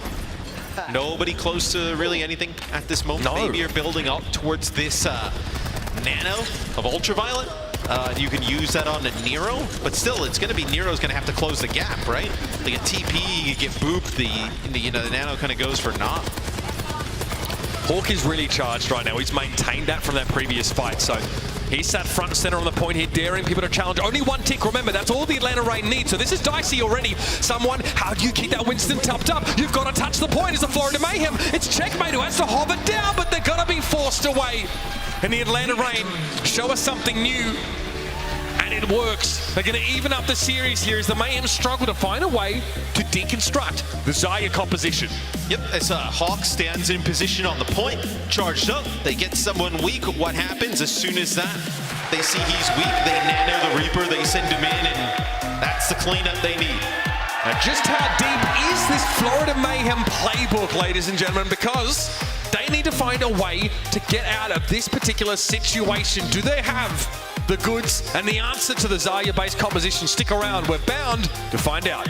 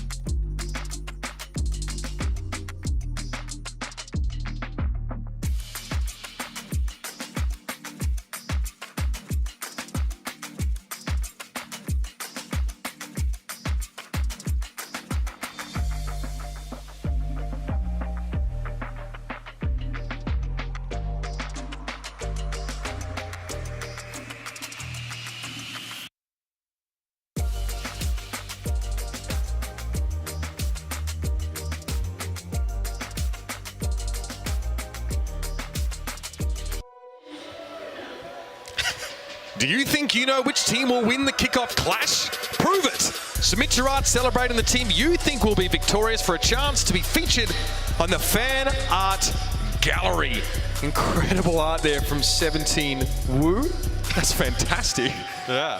Oh my God. I mean, I'm a weeb. I'm about that. Incredible. So the sign that we just caught the us at the end. It was USA, right? No, it's Morbius in the end. God damn it! Man, there you go. I'm really glad you clarified that, Matt. Yeah, I got tweeted at me and I was like, I'm dead. That's so funny. I was like, yeah, I don't know why. I thought How many of these people have actually seen the movie? I don't know why people just bring a sign that says us as well and just hold it out. It doesn't really do anything. Venom. Speaking of Marvel movies. In for Nero. Yeah, that's true. That's a good point. And then you also have Gator coming back in for Atlanta. So the map pick going over to the Florida Mayhem, they decide to take us to Watchpoint Gibraltar. So that should tell you a little bit why we're seeing some of these substitutions. A lot of verticality on this map. Can't really play the Zarya-based stuff. Even like Doomfist, like it's very difficult. Like you have to kind of play Winston here. It really adds a bit of extra importance to map selection in this series because it's pretty clear to see that these two teams favor very different styles. Florida looks most at home on that Winston dive-based setup, and they don't really feel comfortable playing against the Zarya Reaper with that Winston setup. We may get a map 5 just because of that. It really depends if, you know, if the Rain loses one, which is not guaranteed. If they choose one that plays into more of their style, it's a push map, right? So can you do that? Not so sure. You might be able to. Like New Queen Street, you can probably play some of that. Potentially. Yeah, maybe. I mean, that's going to be the real tell-all sign, I think. But Gibraltar is an exciting map. It also means that, you know, we know that both of these teams, they're harboring known Widowmaker players, right? Oh yeah. And this map's a great opportunity to bust that out. You know, we often see that on the first point especially, and if you get rolling as an attacker, you ain't switching. You're clicking heads. It was the Atlanta Reign not opting for the Widowmaker early on in the series, right? With the Florida Mayhem. Yeah, it was on Ilios, right? On Ilios, yep. Opting to play the Widowmaker for a little bit. So see here what both teams signed to do. Looks like the Florida Mayhem going to come out and play the Widow off the rip. So Atlanta Reign obviously still some time to decide. Could use like a TP up to the high ground. You can play the Widow. I find Widow to be, you don't want to say like essential here, but the sight lines are so long. It's too long for Soldier, right? To really have. And it's, especially when the other team's playing it, and it's also just too long for Ashe. You're almost forced into the Widow matchup just to keep the other team honest. And so it will be. Both sides open with the Widow. Venom going to TP. Just to send Gator across, and then back on that signature Tracer pick. A little bit quiet, Venom, when we saw him in that first map here. So a chance to come alive and make all the difference. At least so in the flow of the game, right? Played in map number 1. Map number 2 is not extended that long. So see Hydron taking a lower angle here. I mean, Widow can't take you by surprise if you hold that angle. First person I saw doing it was Victoria, playing like a more passive Widowmaker mirror. You just want to take safe angles here if you're defending, because there are so many options to attacking Widows. If you get caught by surprise and punished, then it's on you. Glacial pace early. Kai trying to find an angle in this Widow, but nothing. I mean, all right, we finally got a kill. A great setup. I mean, yeah, the Un's a big part of that as well. Ultraviolet sets Gator up for that kill, and he just stays a little too long. You see, the Bionode came too late in the day, and Hydron, I mean, Ultraviolet had to get out of position to go for that bio onto his Winston and walk straight into the crosshairs of Hydron. Yeah, we've seen a few times with Atlanta when they're playing this Winston-based comp where they'll get that first pick, but they'll end up losing the fight. We saw that a little bit on Ilios this time. They get that first pick, they try and push all the way in, and they're not able to get anything else after that. So now you're just going to have this battle for high ground, I feel like. It's just going to be jostling for position. Gator bioed here. This will slow him up. Let's not note the Brig as well for the Atlanta Reign, and the counter Widow duel by Hydron. Plucky rookie. Oh my, Venom was not ready for that. And Gator got slept there, so not able to do much of anything. So this will be a nano onto someone. He'll drop down from the high ground as Two really anticlimactic fights. Yeah, this is definitely developing in the direction we kind of expected just based on the map pick and how these two teams prefer to play. Well, I think it's just when you bring the Widowmakers into the mix, it just slows the pace down so much. Especially at this level of play. You know, you play at home, like it doesn't really matter.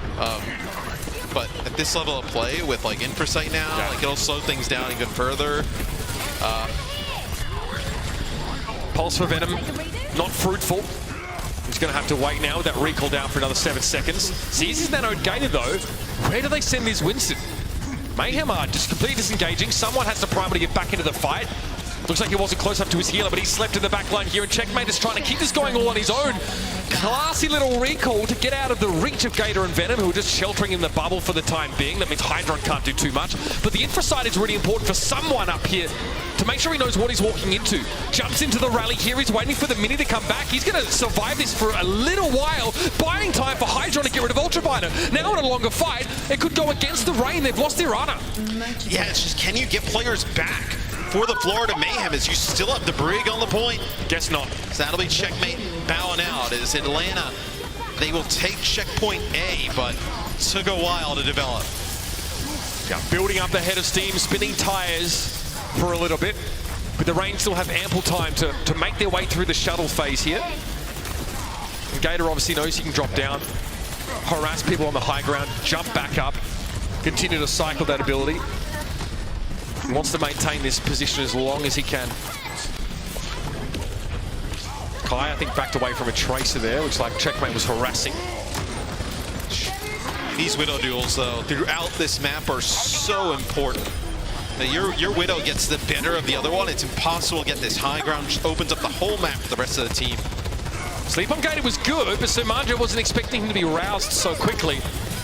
And yeah, the Atlanta Rain start that fight really well. It's a Venom Pulse Bomb that opens up. Someone was removed from the equation really early.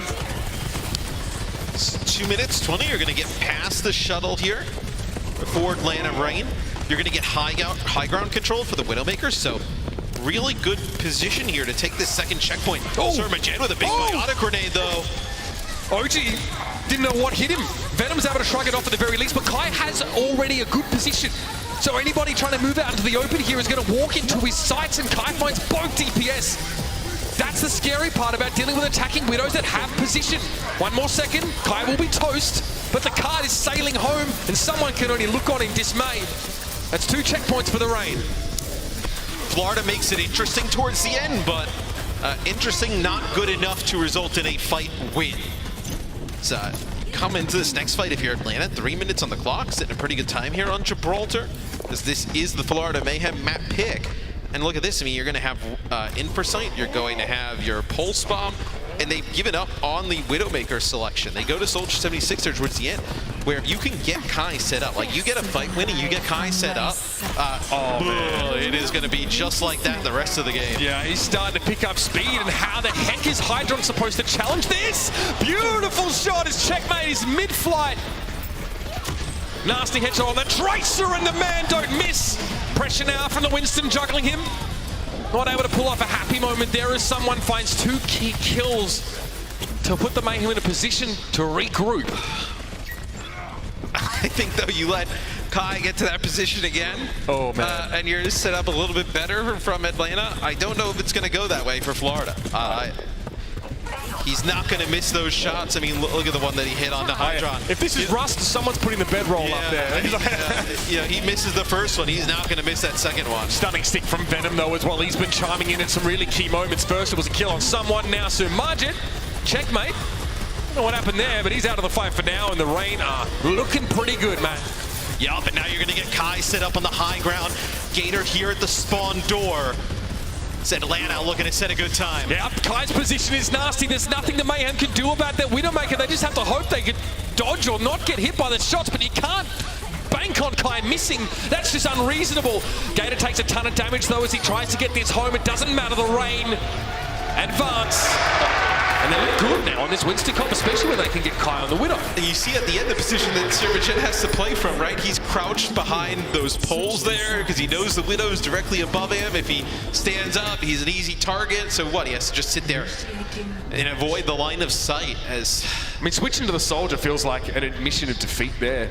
if you're Hydron. It does, yeah. It's a pretty good time for Atlanta. So I think that's going to be a big confidence booster for the Atlanta Reign to be able to...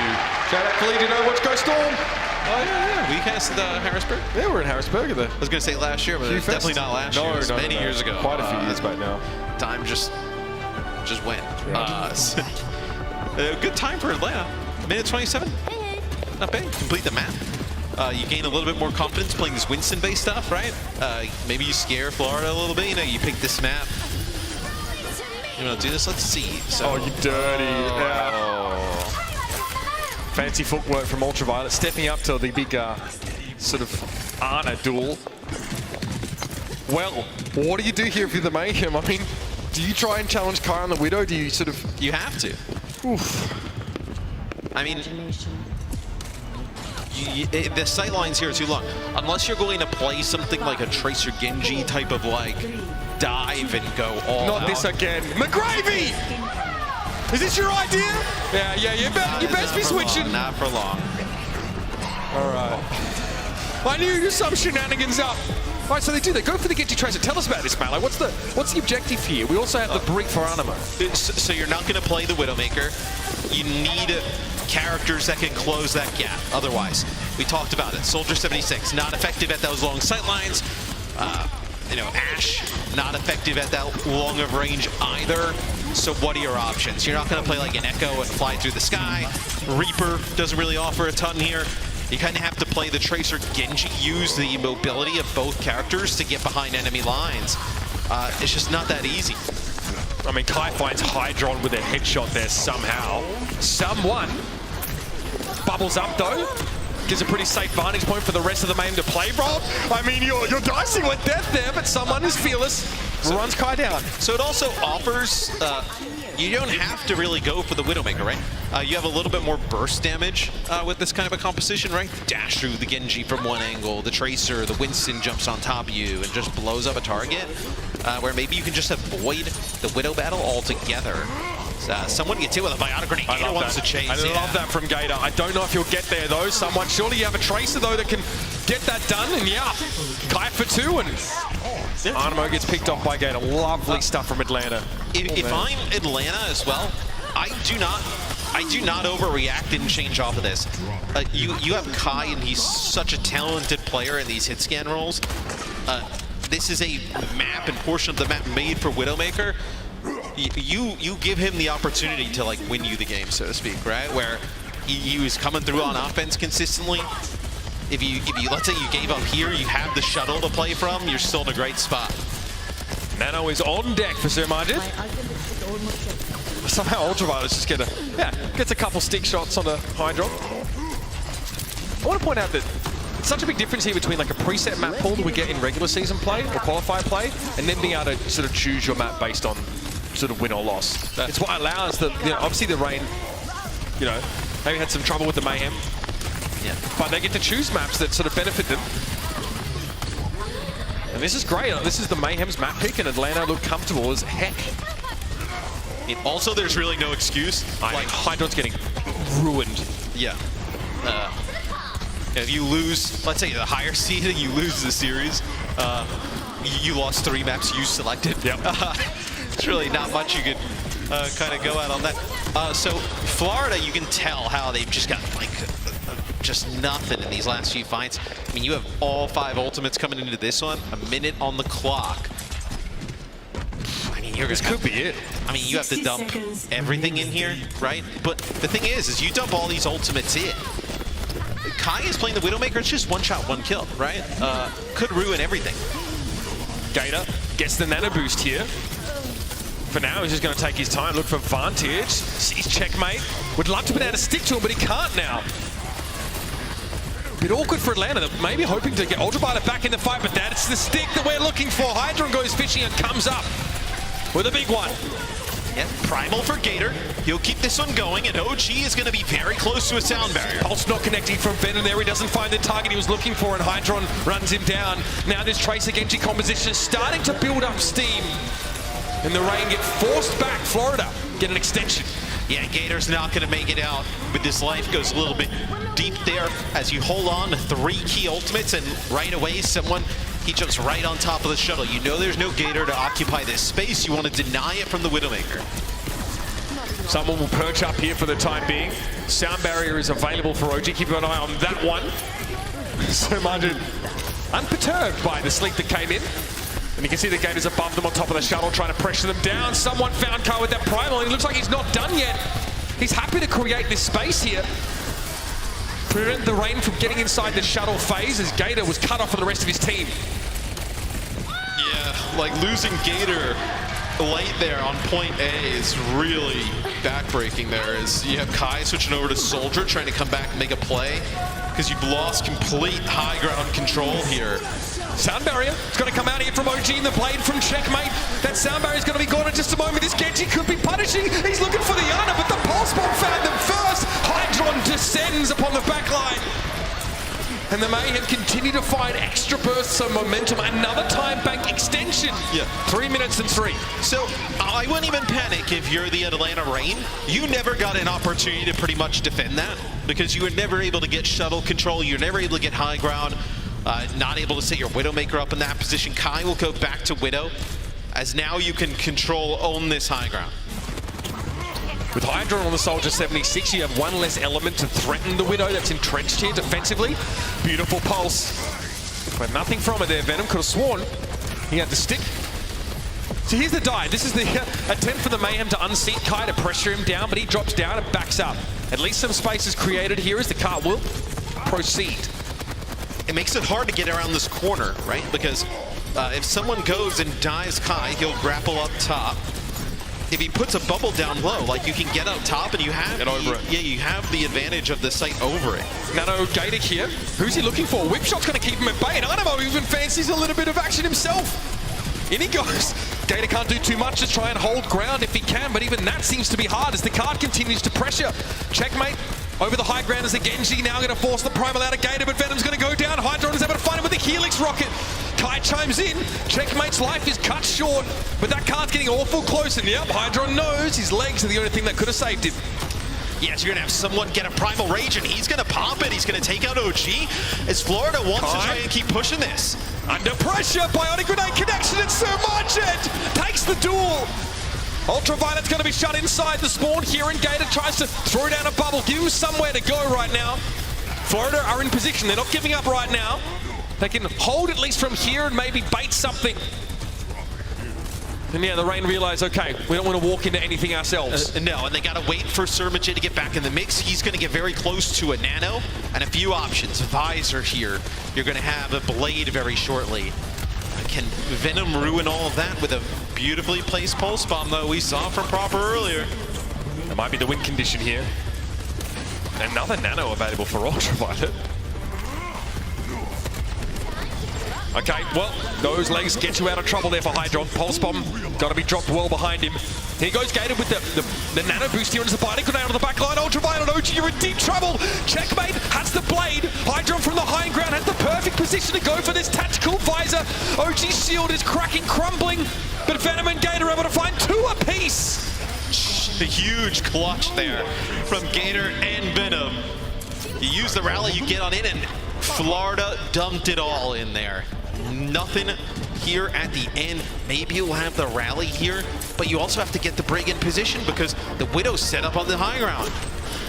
The Mayhem got forced to play inside those close corridors, right where the Reign wanted him. Kai needs to be dealt with here. He could end this round. So he does give up that high ground here. Neither team has a lot to work with. Animo has a rally soon. Kai playing some very obscure angles here. There's the rally, Matt. I think it's just a threat that Kai poses right now, right? She had to sleep onto someone on the high ground. Not going to be able to capitalize on that, but a headshot on the Checkmate. Can't ask for much more than that. Kai opens up the account for the Reign in this fight. And someone, what does he do? Looking for the Widow, perhaps? He overshoots it. Kai's able to get back in the spawn and stay alive. And Gator wants to pressure down a sleep dart towards someone. And Kai is popping off. That's 3 for the Widowmaker here on defense. And someone has to leave the card to chase him. He is so good at Widow. like I said, just ride with it. Give him the opportunity to win the game, right? He does it on offense for them, comes up huge with some big picks. Ultraviolet with the Kai diff in the chat. And you saw it in that second half. Florida did not want to mess with that Widow v Widow matchup. Right. The Mayhem chose to brawl to. They wanted to mirror Winston compositions, but I guess they forgot about Kai. And that Widow battle that the Mayhem could not win. Into the danger zone now if you're a Mayhem fan. They get another map pick. You better hope it's a good one, or they're going to get kicked out of the series.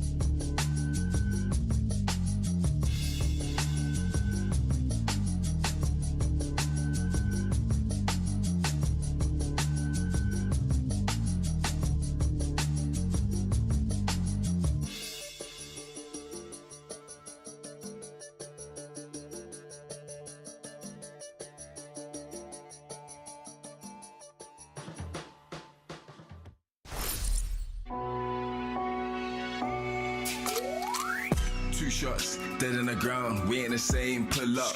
3 rounds, bro, you done. We let it rain, head pop. So look out when we in the zone. Don't play around. I got a strap, put to your back. Tell you now, we laying it down. Yeah. Bands up, trapped out. I bring the darts, gang out. Look, don't wanna fade and drop out. Got no clout. Think smart, this crucial. We ain't no average usual. Nah, we let it rain. Ain't seen a savage. Who you?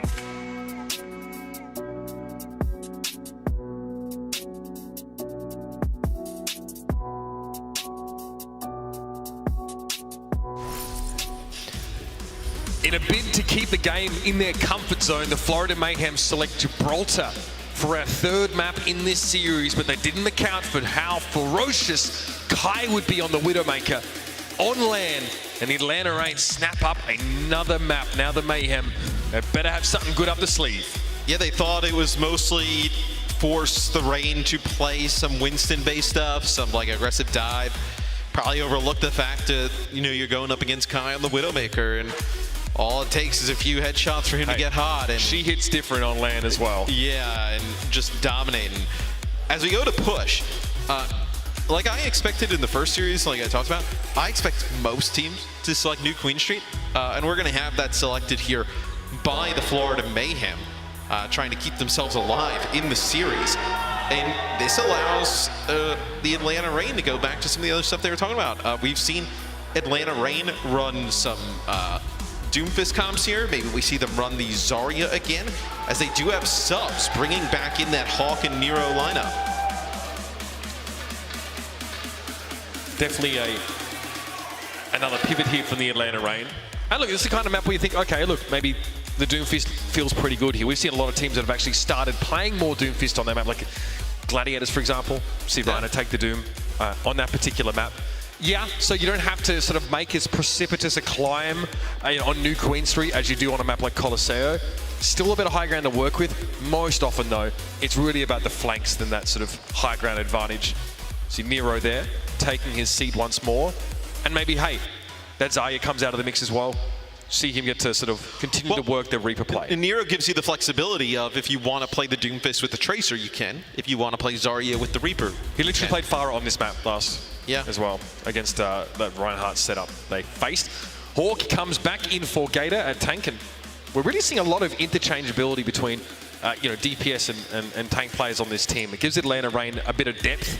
Something that maybe Florida has chosen not to try and display, and I think maybe they might be getting caught off guard here by their sort of reliance and desire to stick to that one composition. Well, they do have XC on the roster, right? I just don't. He's not here yet. Not quite yet. Yeah. No. So I'll put it out there. Like, I don't think we sort of see Hydra come in. We expect him to dominate Kai. He has some good moments there, but over like a longer sample size, a longer series, it's really hard for him to keep up with the consistent output of someone who's been at league level for a long time and is famed specifically for his sort of long-range hit scan. On the 76, I think you're there, right? In terms of like the matchup between Kai and Hydra, and I think like you can match that. I think the Widowmaker is the one where you see the big difference. Maybe a little bit hard as well for that individual prowess to shine on the Soldier by comparison, right? Just because a lot of the damage you put out is designed to be consistent. Soldier is really designed to pressure the enemy's healers into sort of, keeping their attention away from certain other targets, right? Allow your Tracer to get in and sort of punish that. So a little bit easier to be flashy, show flair on Widow, but when it comes to playing that 76, you really need consistent output over the course of the round. If you go off the boil, your team is just going to get destroyed. Your healers won't be able to keep up. And we talked a bit about it. Like, I was not worried about Atlanta coming into this in terms of like pressure on land, playing in front of the crowd. Yeah, they feed off it. Florida, I think there is some pressure. And to drop 2 maps in a row and on the brink of being dropped into the loser bracket, and you're the higher seed, right? And I feel like there's a lot of pressure going in this map. The beginning of this map is going to be huge. Like, if Atlanta wins like the fights like early, I could totally see it snowballing in Atlanta's favor. I mean, you rely on Anamo's seniority, his experience here. God, he's been on some of the most storied teams in the Overwatch League history. Yeah. The New York teams didn't have the best runs in the playoffs, but still. It's been a while since they've been, that threat. But here we go. I mean, the Mayhem have to try and force a map 5 scenario here. It's going to have to go all the way if it's going to go their way. I think Again, I wouldn't be too shocked to see a comp that sort of looks like this. I wonder about the Hangzhou. I guess there's some value to be had, especially when it comes to those ultimate combos. You're going to see the Reaper. Yeah. You're going to see the Reaper. So, do you play? Yeah, you'll play the 76. Do you? How now, Brown Cow? Hangzhou. Okay. Interesting. It gives like a, I mean, Hangzhou's like burst damage, right? Is really strong. Maybe you feel like with the bubbles you can take advantage of someone. I mean, he gets just burned down. I mean, he's probably shocked there's a Hangzhou on the other side. You can play like off angles, right, with the 76. Like set up like crossfire type scenarios. It's interesting. Look. Oh my! See, like this is what's great about like these type of events, right? Is like teams pull out like there's stuff you save in these online matches that you don't need to use to beat some teams. Or maybe this is a little bit of a pocket pick. Maybe they want to try something a bit different. Also for push, it gives you like a combination of ultimates that's like almost like a guaranteed fight win of like grab dragon, right? There's not many ultimates that can do that, and now you're not resilient against Trace's pressure, I think. Yeah, that's kind of the problem.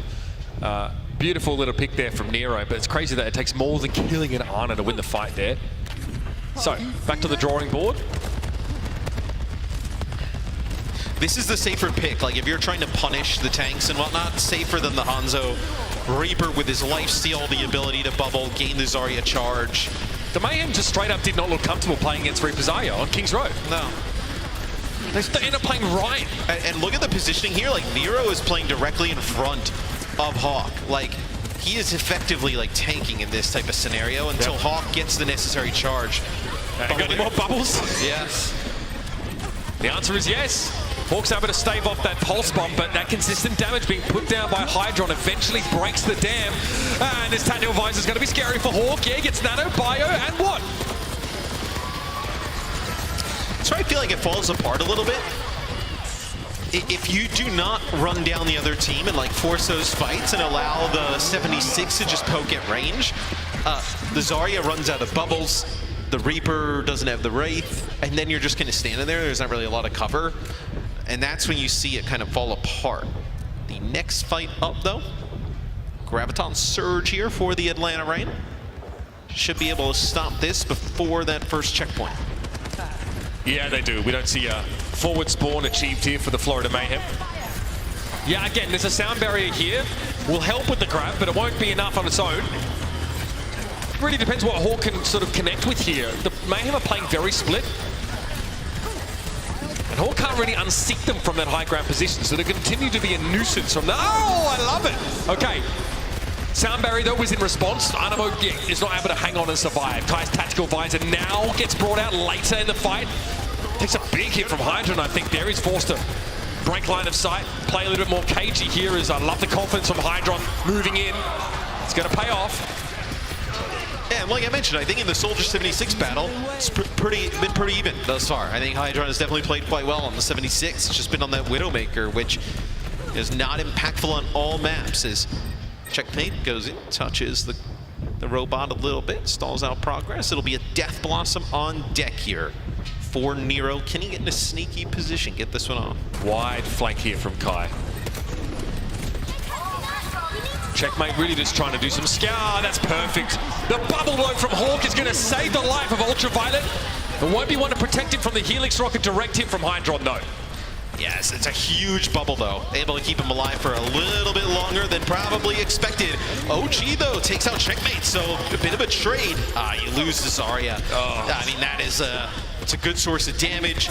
Bubble, survivability, you're not going to be able to fight out of that. Yeah, Soldier can throw a Biotic Field if you need a bit of healing in a pinch while you wait for your Ana to return. It's definitely a trade up for the Mayhem. And they have that early lead here, right? We're over halfway in this map. The Reign really need to break through in consecutive engagements now. I was going to say early lead, we're more than halfway through. Yeah, over halfway, that's right. So, how do you get value out of this Death Blossom? Like, it's got to be on some type of flank, like Nero's so low. It's a wraparound here from the Florida Mayhem. The Florida Mayhem is kind of taking the Atlanta Reign side of the map. The Atlanta Reign clearly not really ready for this. Nero TP's in. Someone has to jump out.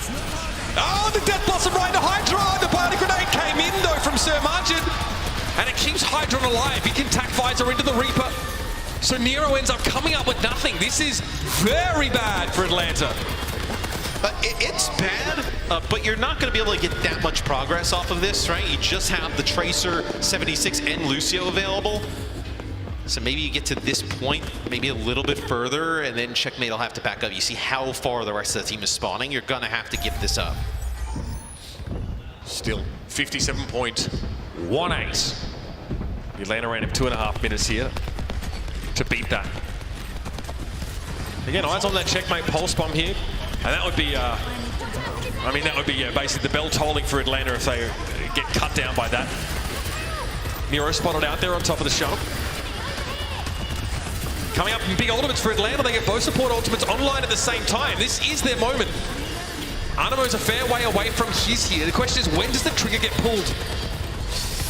Oh, now, it's going to be sound barriers. They're just poking down the Atlanta Reign at range. They use that sound barrier aggressively. They take out someone, and then they'll get it moving. Yeah, so someone tries to dive in there. Immediate beat response from OG, and then someone realizes he does not want to be there at all. Just a sound barrier drawn out of Atlanta there. Still some really impactful ultimates, and that's what Atlanta need to do. Ration these key abilities here over the next 2 fights. Yeah, I mean, this is definitely not over, right? Nano, Grav, Tac Visor, all available for the Atlanta Reign, and they're not that far behind. What, another fight? You know, you see where this next fight's going to take place. Florida doesn't want to give up that high ground. Another fight, and you're in the lead. 90 seconds left in the round here. Someone getting topped up. It's going to be a Tac Visor here. Someone's in a perfect position, though, to use his Primal to interrupt. Kai, though, rotates away from the Winston. Now towards him. 2 with that Nano Visor, and now you're in good shape for Atlanta. You're in position to equalize. Well, see, this is so dangerous because if Atlanta takes the lead here, right, Florida is going to have to dump some of these ultimates in, and Atlanta is not really pressed to go all out. Atlanta will have a grab here. It's going to be a big investment early on. Graviton Surge, Hydron even with the sound barrier on him is going to be brought down, and he went for the tactical visor as well. You talk about the Mayhem being able to win this fight, that might not even be a possibility here. Hawk backs up, hit with a friendly bio, 100 charge, he's ready to rumble. I don't have Nero to work with right now, but it looks like the Reign still have enough confidence to pressure. Someone going to dig deeper. Here's that Primal Rage. Those ultimates are getting drawn out as you suspected. With 30 seconds left in the round, the Mayhem need to schlep over to the other side of the map. And what's wild here, and I'll call it out, we are tied in terms of distance pushed. So the bot will go all the way back to the other side of the map. As it is. Yeah, what do you know about this situation? It is very rare. You can't tie this, though. Oh, dear. All right, front spawn there for the Reign. Now denied. Both teams 57.18 meters. Gonna put us in an overtime scenario. And because they're tied, I believe it will stay in OT as long as either team has somebody on the bot. That's big. Death Blossom cut short by Nero. The pulse bomb stick from Checkmate was perfect. Still, the Mayhem have lost someone here, and Hawk's thinking, okay, well, I need to keep this pushing, right? Overtime, pretty critical moment, but Checkmate is causing all sorts of problems here. It's like a 2v2 in this scenario. Someone's going to be switching, but the Reign are in position here. Just push a little bit further, and now at least the bot isn't going to... I wonder how much experience the players have in this scenario where it's tied. As just a little bit longer. So close. The bot just has to push past this checkpoint. Someone's going to get brought down here. This has gone wrong for the Florida Mayhem, and they're going to get shut off. The Atlanta Reign make it happen. Well, we'll have to get a clarification. It does say that. Florida Mayhem have won that, so... Wait. The phone, ladies and gentlemen. Everybody in the lobby is so confused over who won. They're all talking, oh, we won, who won? Oh, the Mayhem! So it is an Atlanta Reign win. Okay, they will celebrate. They're going to be told that. We know that before they do. Okay. So it looks like in this build there is a visual bug on the end card. Gotcha. that caused it to come up as the Mayhem winning. But right, because the Atlanta Reign were on the bot. They had gotten the kills. Look at Nero They had trying to pushed figure it out. That is confirmed an Atlanta Reign map and match win, ladies and gentlemen. Again, the bot only had to move a fraction of a meter in that overtime phase to give it to them. They're about to be informed that. Isn't it nice, everybody, to know some key information before them? And there's a celebration. Oh my goodness, we are in uncharted territory, ladies and gentlemen. But the scoreboard says it all. 3-1 is a final series score. The only thing that would have been better is if it popped up Boston Uprising. But no, I mean, that's a crazy scenario. And I was wondering, like, if the players even knew kind of how that works in that type of just, like, at that point, if, like, both teams would have gotten off of the bot, right, and nobody's contesting it, it would have actually been a draw with the same amount of time. But as long as one team is on it, it'll keep going, kind of like any other game mode. Yeah, and it's got a lot to do with the fact that the bot stops for a pretty long period of time at that checkpoint, right? The butt scratch, we call it. Yep, and then all it takes is for him to kind of go back into that animation where it looks like he's going to go forward, and they were, what, 0.01 away? Yes. Which that's why you see it in so fast. It's the smallest sort of division possible. And again, the Mayhem sort of couldn't see it because they got team wiped. I think they thought for a moment that Atlanta had just inexplicably walked off of the bot, but that's not the case. So away we come. Atlanta were like, yeah, we won, right? Yeah. You can flip a coin right now if you like. We can go to 5 maps. But look, great recovery from Atlanta after a really shaky end to the Kickoff Clash. I mean, this is a team that, I mean, their future pretty uncertain. They'd already proven their grit and determination many times in the past, but showing now they have that Zarya composition, that's a big step forward for them here. What a wild first 2 series. That we have the Justice go up 2-0, then get reverse swept. We have the number 7 seed Atlanta Reign, right? They take out the Florida Mayhem in a push game that goes to OT, like as long as we have ever seen an OT, completely tied in terms of distance. A wild 2 games. That cheeky visual bug thrown in there as well. I mean, we've had it all already. Again, the Florida Mayhem, their journey is far from done here. You got to understand, being 4 seed, I mean, they don't actually get to choose, even though they do technically do. There's no other teams left to choose. No one, Atlanta are 7th. No one wanted to choose them. Yeah, I mean, their roster is extremely talented. They looked phenomenal at the beginning of the Kickoff Clash. And I think it was probably hard for teams to determine, like, is this team one that's going to, slide off a little bit and, maybe be an easy out? Or is it just they've run into a tough matchups of teams, right, that they're going up against? And that results in some losses, where I think you see today, they definitely have the talent to get it done. And yeah, peaking at the right time here in the Kickoff Clash. Really close map, and we're seeing obviously the Mayhem that there's like heavy reliance on that Winston-based composition. Where is Reinhardt? In the London Spitfire's playbook. Yeah, it's about it for the time being. But again, we did see it briefly from the Mayhem when they were evidently struggling on King's Road to deal with that Zarya Reaper setup. So this might be a warning to Florida. Hey, there's going to have to be some more substrata to your strategies here. Yeah, I think Florida, it's interesting because teams will probably look at that match and say, like, can we replicate that and do that against them and be able to beat them where we haven't seen them with a different look? All right, we're going to head down to the stage in just a moment here. Danny has got us an interview lined up with one of the calmest, most measured voices in the Overwatch League. Danny, take it away. Thanks, guys. Yes, I am here with that person that has the most calmest voice, but killer instincts, Kai from Atlanta Reign. Hello. I do have to ask before I start this interview. Yeah, there you go. Yeah, give him some energy. There you go. That ending. You guys won, but then everyone was a little confused if you guys actually won or not. What was going through your head when that happened? I don't know. Like, I thought someone C9 on a team or something. I don't know. But like, it's a beta, so. Hey, but now we're clear. Now we're clear. Now, Atlanta Reign won the match, and of course, I feel like you sort of deadlifted. You were going crazy on that Soldier and the Widow. Why are you so good? That's not really a question, but I just want to know. I'm gonna be honest. Like the first few maps, I was kind of trolling. Like I was playing so bad, but then busted out the Widow, took over. After that, it was just easy. Yeah, you sure did. And also, I mean, I feel like all of Atlanta Reign players were really good. But, you know, if you go back a little bit, you know, you guys had some tough matches before this. You guys lost to London. You guys also lost to the Gladiators. How were you able to turn things around against the Florida Mayhem today? Honestly, think they're worse than those teams. But, like, we just went over the matches and we knew what we needed to change. Just basically tried harder, honestly. All right. Well, you guys got the dub today, and that means tomorrow you guys will be facing off against the San Francisco Shock. What were your opinion? Did you watch their game? What were your opinion on the San Francisco Shock? Yeah, they're a pretty good team. I mean, like, they're all-star players, you know, but, like, no one's better than me, so... There you go. That's the answer that I like. Kai, thank you so much. That is it for the post-match interview. Let's head back to our casters.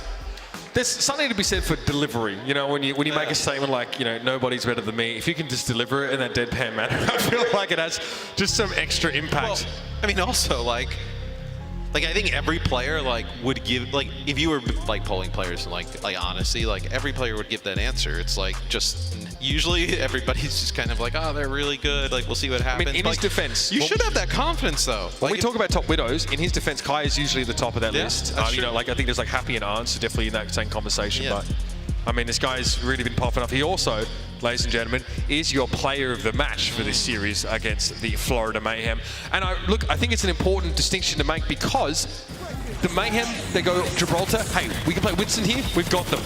I feel like they definitely didn't account for what Kai could produce on that particular map. That's what may have put them in a losing position in this series, but again, tough to quantify Soldier 76's impact in some of these maps because it's constant, it's consistent, it's ever-present as Kai was in many of these fights. He's so consistent on the 76, right? They're just tracking in the aim so good. I think where the series turns, though, is when he's able to play that Widowmaker at a high level on Gibraltar. Gibraltar is a map pick for the Florida Mayhem. They fully expected to take advantage of probably the Winston-based compositions of the Atlanta Reign, and Kai shut all that down real quick.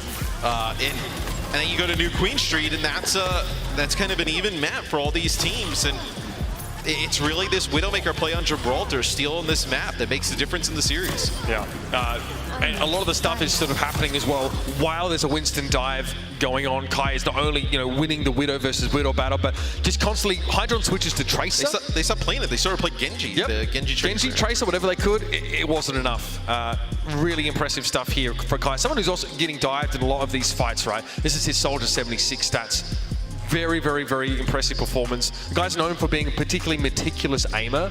That's where like a lot of his fame sort of came from, and that seems to continue to be the case, especially in a game like Overwatch 2, where that individual impact is going to be amplified that much more. And with how the Shock played today, like, you know, if it's a Shock of the first two maps, like, that's a winnable series for Atlanta. Yeah. I think that's going to be a pretty good one. No doubt about it. Looking forward to seeing those two teams go to head. We've got more to decide here today, though. A couple of Texas teams that need to see if they're going to make their way forward in the upper or lower brackets. So stick around for that one, everybody. This is day one of the Kickoff Clash Tournament here, live from the Esports Stadium in Arlington.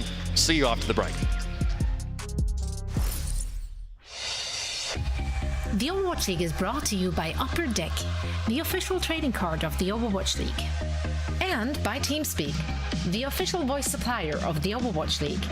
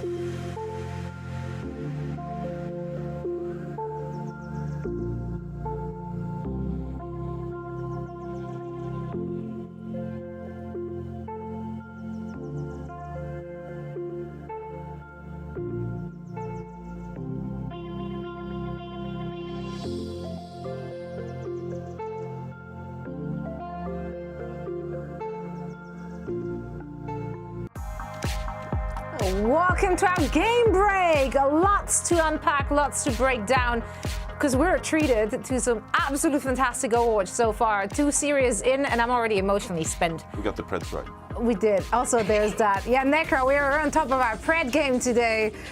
We got it. Oh, yeah. I mean, the fact that all 3 of us picked the Atlanta Reign, I feel like we've got some big brain stuff happening on the desk right now. Yeah. That's why we had to get rid of Costa and Danny, because we know they get it wrong, can't trust them. We're going to bring in the big brains, and that's why I had to bring you in, Necro. So let's talk about the match we just got to see. I mean, obviously, it started a little rocky for the Atlanta Reign, but then they really started to heat up, and Florida Mayhem just didn't seem to have a right answer for what Atlanta Reign was throwing at them. Yeah, absolutely.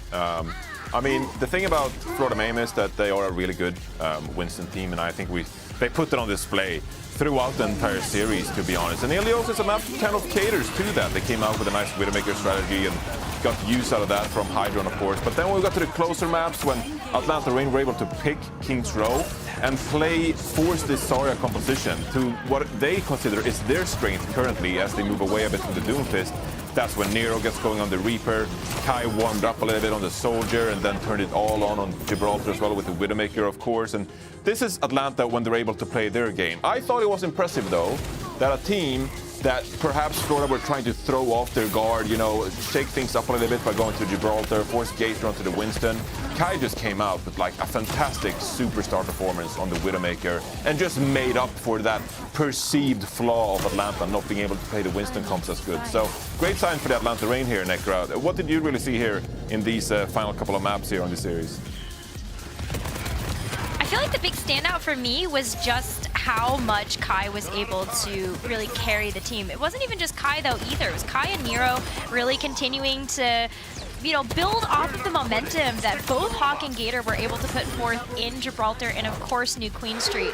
But it's just the whole team. You know, we talk about this a lot when getting a chance to watch the Atlanta Reign and how good Ultraviolet and OG are specifically. And we give a lot of credit to Ultraviolet because obviously we get a chance to see those bio-nades pop off. But OG as well has just been a particular standout on this roster, being able to just help keep that momentum pushing forward with those Lucio speed boosts. And of course, just keeping the team alive.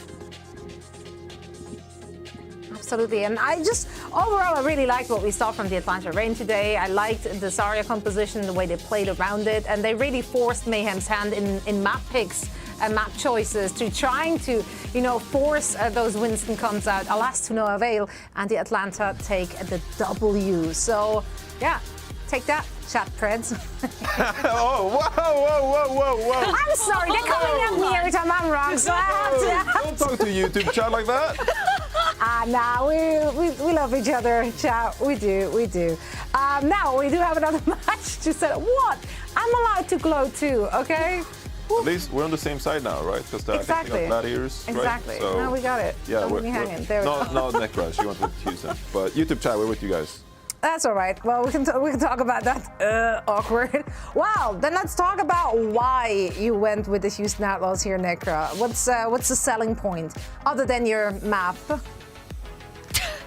Okay, I get it. Yeah, the math is very silly, and, you know, I still stand by the Houston Outlaws, of course, being able to take this match. And a lot of that is actually off of my faith of Piggy. You know, Piggy has been an incredible tank player. I know we always talk about the Doomtae, the Dawn tank, and the Doomfist is very, very special and a great strategy for the Houston Outlaws. But I feel as Houston Outlaws has started to lean more into exploring Piggy as a main tank for the team, it has opened up a wider range of possibilities for Houston Outlaws to pull out of their back pocket. So I kind of expect to see some tricks coming out for this match.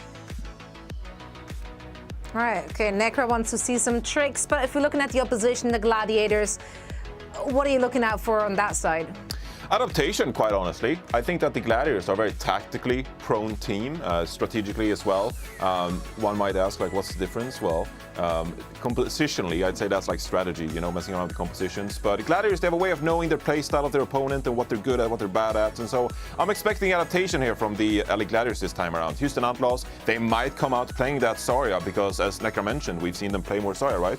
But this is a Houston team that can also bring out the Doomfist with Dante playing the tank role, of course. But the Gladiators, they know this already. They know what lies ahead of them. They know what Houston Outlaws, that they have two different kinds of compositions that they can play. And they're going to adapt accordingly. Maybe they slow down the pace a little bit with Reiner on the Winston, let someone like Parifan on the Soldier get a lot of value poking from afar, and Kevster just play a bit of a supportive, protective kind of role. Or you can step up the tempo as well. If they're playing the Zarya, maybe just aggressively dive. Maybe play the Reinhardt. I'm expecting the Gladiators to come out compositionally, come out here and change the pace of the game and mess up the Houston Outlaws a little bit. Yeah, I mean, we did show that in our preview already, in our pre-show. We do have a lot of compositional depth. We do have a hero pool for those players on the Gladiator squad, which make them very flexible and therefore very scary to go up against. Now, this is a match between two storied out franchises, the Houston Outlaws and the LA Gladiators, and all of that is going to go down right after this break, so don't go anywhere.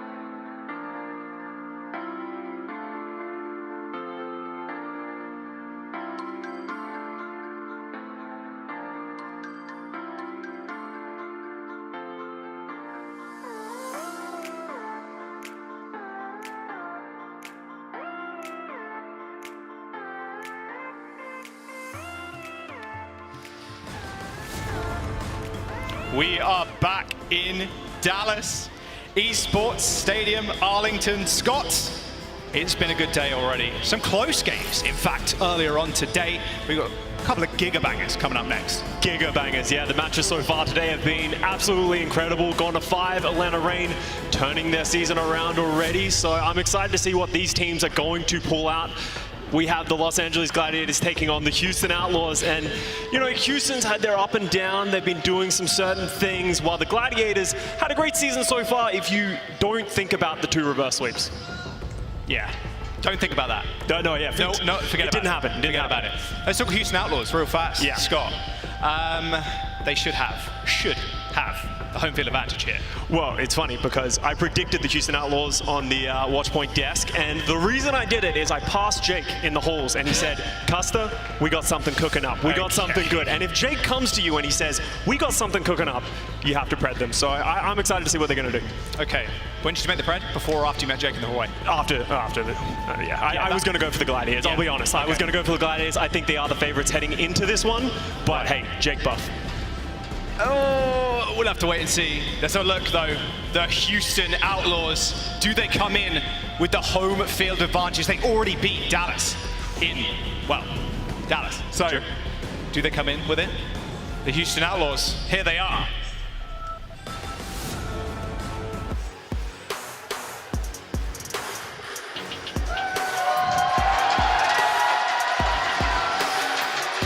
Oh, yeah. The stage glowing green. We know there's a lot of Houston Outlaws fans in the chat and here live in Arlington. Dante, front and center. We've seen him a lot on Titan recently. That's going to be the story of this match. They're going to come out with the Darn Tank, the Doomtay. I don't even know what we're calling it at this point, but Dante has been phenomenal for them so far. The question of this series is it going to keep working for them? We've seen them have mixed success, work very early on, but they have started to be countered. So he has an excellent roster around him. This is what makes them such a dominant roster, why we thought they were going to be so good heading into this year. Lasher, Iris on the back line, absolutely incredible. And Pelican, Rookie of the Year, great signing for the Houston Outlaws. It's just unbelievable damage output from Pelican recently. Like, he has been solo carrying a lot of these team fights. I mean, if you want to look at some of the top DPS players we have right now in the league, you're thinking proper. Pelican is up there. I mean, there's so many scary rookies coming in, but Pelican just holding his ground against all these superstar rookies.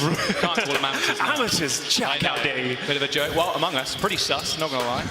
Okay, Gladiators though, their opposition, a little bit of a home field advantage for the Outlaws, but Gladiators coming in strong. There they are. Give some noise to the LA Gladiators.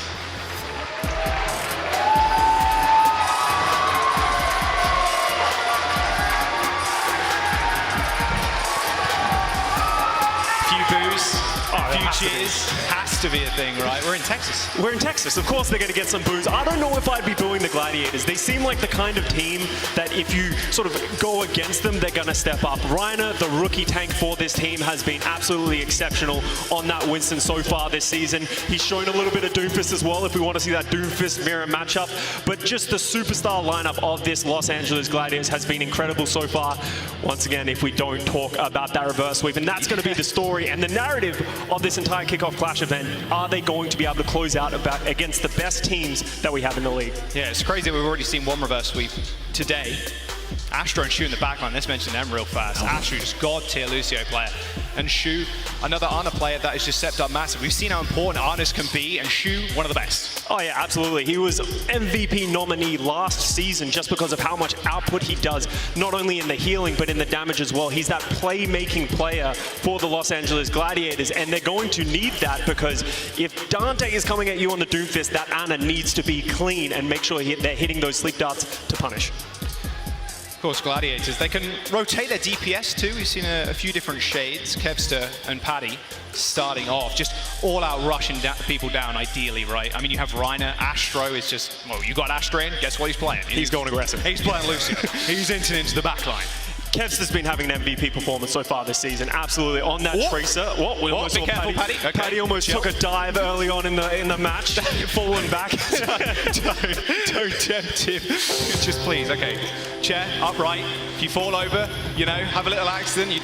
Not the best showing in your first game of the Kickoff Clash, that's for sure. Lijiang Tower, our first map. Control we always see. Astro coming in, of course, Lucio player wants to run over people. This tank line matchup, two extremely different styles. When we see Dante, we know it's going to be Doomfist. When we see Reiner, it could be A little bit of Doom, a little bit of Winston. Well, Jake's said they've been cooking something up, so maybe we'll see something different from Dante. I doubt it. When Dante is in the lineup, you expect him to play that Doomfist, but I'm excited to see what the Outlaws are going to bring out because, as Johnny said in the pre-show of this, the Gladiators, you know what the Houston Outlaws are going to bring out, especially when Dante's in that lineup. They've so far heavily leaned into that style of playing around the Doomfist, diving aggressively, and so far, right now, it looks like that's what they're going to go with on the first round of Lijiang Tao. Just want to see the Lucios go at it. Lastra has been a fantastic Lucio on top of that too.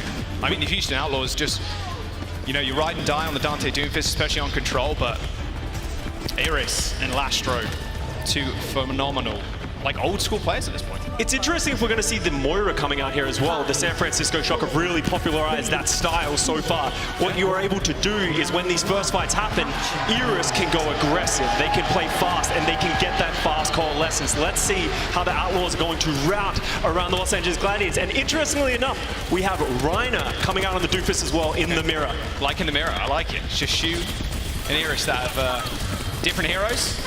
Kev's taking the 1v1, has the recall.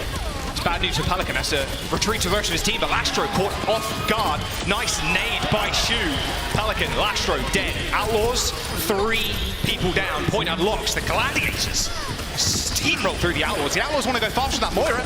Gladiators hit a big nade. Easy game. That's the major difference between the Ana and the Moira right there. The Ana has that ability to get that biotic nade, make it impossible for them to be healed up. Shu is going to have so much impact in this match if they are going to play the Moira. And look at that coalescence charge from Iris here as well. They didn't even get the value that you really want to get from that Moira. They're going to need to play faster. They're going to need to start getting some moving picks. And there's against them. Pelican goes down dead, but Shu has fallen for the Gladiators, so has Astro. No healing for the Gladiators now. It is a 2-on-3, so you'd imagine the Gladiators win, but Merritt is still alive. That sustain, not only from the Moira, but from his shotguns, just winning them that fight. The Gladiators lost Shu and Funny Astro so early, they just couldn't sustain against the Moira. Post bomb comes out from Kevster, over ambitious. Gladiators building up 33% now as the Outlaws find the cap. Questionable commitment of the pulse bomb right there from Kevster. Maybe he was thinking he could turn that around. The Houston Outlaws playing that aggressive style, but this is just going. The Gladiators want to fight again, and they have Shu with that nano. Yeah, Pelican went in, used the recall already, and now the Outlaws have to be worried about this visor, and a nano one at that. Lastro already dead. Dante, those fists aren't going to save you now. Gladiators, clean sweep of the Outlaws. 4 kills for Paddy. Does he make it 5? No, he does not. Shu finds the last and a very quick flip. Paddy Pan showing up in this match so far, and he needs to show up in this Kickoff Clash playoffs. He has been struggling on that Soldier so far throughout the tournament because what's been happening is he has either gone too aggressive or too passive, and he hasn't got the value from the visors. Great signs for the Gladiators that it's already paying off for them. Outlaws want to be able to go fast, speed boost with that Coalescence, jump to the back line, maybe use the Pulse, or even speed boost the Death Blossom. Meteor Strike being used by Reiner straight onto the health pack. Not using offensively whatsoever. Can he get the punch on the Moira? He cannot, but Dante actually ends up going down. Huge pick by Reiner, who was escaping for his life not just a moment ago. Sound barrier from Astro. And the Gladiators, they beat the Outlaws back, but only for a moment. With that empowered punch as well that Reiner got, he also cancelled the Coalescence from Iris. So that one big ultimate that they've been working towards gets cancelled immediately. The Gladiators looking strong, heading in 80% one-fight territory here for the Gladiators, but the Houston Outlaws, they have ultimates. Lastro wants to watch his back here. He's got the beat, and Kevster has the pulse. The Outlaws, they're trying to make their way onto the point, but Pelican's already dead. Outlaws need to make something happen fast. 10% to go before the Glads take the first round. And Shu is building up so quickly towards that nano boost. The beat comes out. It hits 4 of the Outlaws. They try and make their way onto the point. Merritt jumps down from the rafters and kills both supports. The Outlaws doing what they needed to do. The Gladiators, they do lose control off of that Death Blossom. The Glads can come back with a nanovisor. Good play by the Houston Outlaws, especially with Pelican going down early, but now you have to work up from that. They have no ultimates, while the Los Angeles Gladiators are leading up to it, and Shu and Paddy Pan with that nanovisor. If they can do it again, they'll close out this first round. No, they can't follow up on a sleep onto Pelican. It was nice by Shu, but it was too far away to really do anything. 20% away before the nanovisor can be deployed. Houston Outlaws want to play back. make sure Dante can get a lot of value. Get that visor up as well. That you can tell they're just playing slow. They know they have that advantage of the ultimates. Outlaws aren't very close to them, so they're just waiting for it. They're about to pull the trigger. Couple of seconds to go. There it is. Tactical visor online. Shu behind him with a nano. Whoa, already Pelican gets shot out of the skies. Nano visor deployed. Paddy gets knocked off, but he still takes Dante with him. Now 2 kills for the Outlaws. Shu and Paddy end up falling. The Gladiators still need to fight on the point, but it looks like they are maintaining control. Kevster could lock this point down with a pulse bomb, but it's now up to the Outlaws to try and touch. OT is triggered. Lastro chased down. 1 less person for the Outlaws to get back to that point in time, but it looks like the reinforcements have arrived. A lot of ultimates for the Outlaws, but the Gladiators riding on this pulse bomb. Maybe they decide to go again, but the flip hasn't yet come through. The Coalescence signals the Gladiators to pull back just a little bit, but Kevster says no. Pulse bomb on to Merit. Gladiators are up. 1 person launched the beat in. Shu doesn't receive it, but it doesn't matter because Dante's already dead. The Outlaws trying to get back to the point in time. 85% in building, but the Gladiators are still finding kills. We're going into 90%. Houston Outlaws, if they can make it to the point, they can make anything happen. OT here, there's the Lucio. Lastro making it back to the point. Merit needs to find something special. Teleport on, but he's no HP. Instantly killed off by Kevster.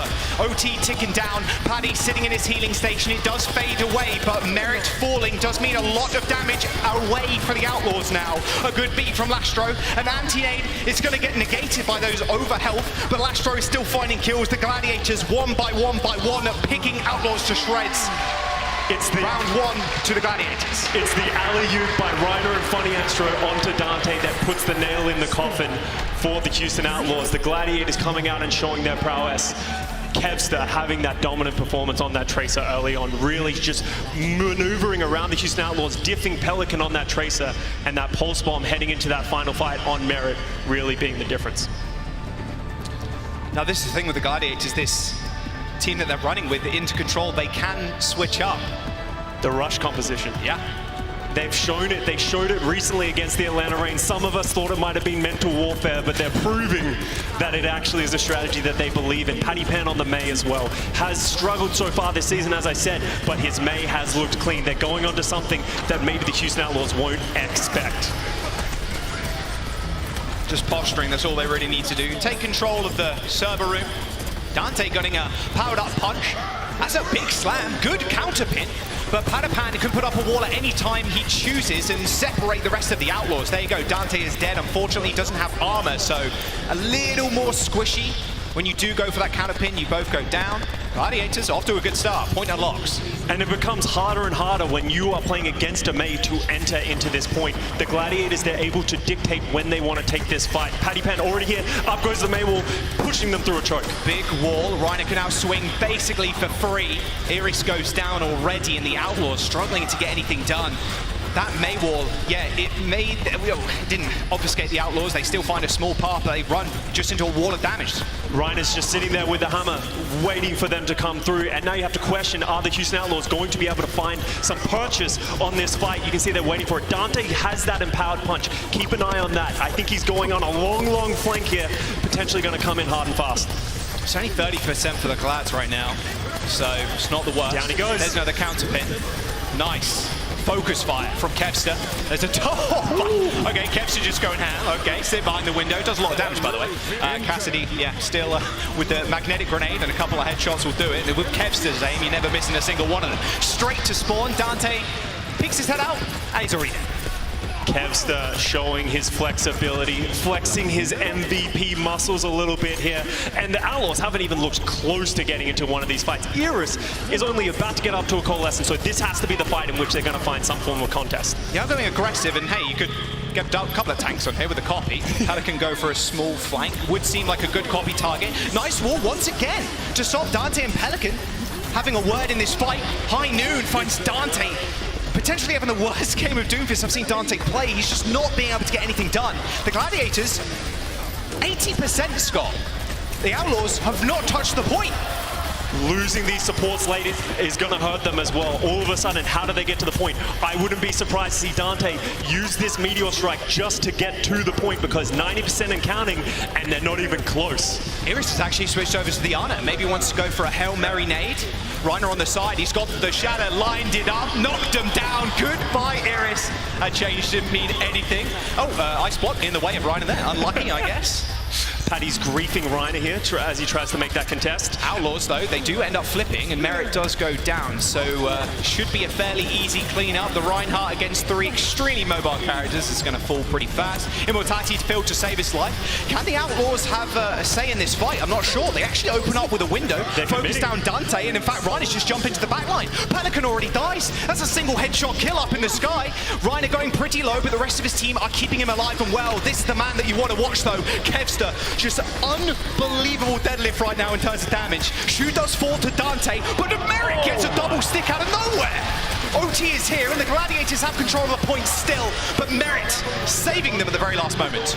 That is a clutch pulse bomb right there. You could feel it slipping away from them. Dante was about to go down, caught in the back line. So now it gets harder for the Los Angeles Gladiators. All of a sudden, the May, it's very good to defend with, but attacking it can be very hard to find those initiations, especially the Houston Outlaws playing a dive composition. You're going to see them spread out on this point, wait for the Los Angeles Gladiators to walk into them, and then find their moment to strike. They have no ultimate other than Pelican's copy. I wouldn't be surprised to see some Ryan-on-Ryan action here. Nice nade from the Outlaws. 3 glow, bright purple, but look at that. The Immortality field saving Reiner, Shu, and Funny Astro from instantly dying. Kevster and Paddy, the DPS, take out Merit and Dante. A copy might be good, but it's only onto a Cassidy. Has he got the damage really at all, or even an angle to try and get onto this point? It's 62% for the Outlaws. Pelican's got the Deadeye. The value could be fairly big if he gets them in the back, but no, everybody just escorted away by Astro. A beat to put Gladiators back in control, but this nano boost onto Dante might be good enough, but Shu on the high ground is just doing absurd amount of damage and healing. No one's going to be able to dislodge him. Dante going pretty low, fist is up, but Shu still doing work. Dante's finally found him, but Shu doesn't go down and he kills Dante. The Gladiators now assume control, and 99% should tick over. Shu with another kill. The Gladiators take map number 1. How does he keep doing this? Shu on the Baptiste is a better DPS than anyone else on the server right now. I think he gets 4 or 5 final blows in that one. He gets onto that high ground, is just shooting, raining down onto the Houston Outlaws with no way to get him down. How can you stop that? Dante tried twice. Yeah, I mean, you don't, right? But Dante tried twice to get up there, just using the seismic slam, and he either slightly missed or just gets shot out of the sky by Shu. The Gladiators up a map 2-0 on control. The Houston Outlaws, maybe they have that lamb buff, but we'll have to wait and find out after this break.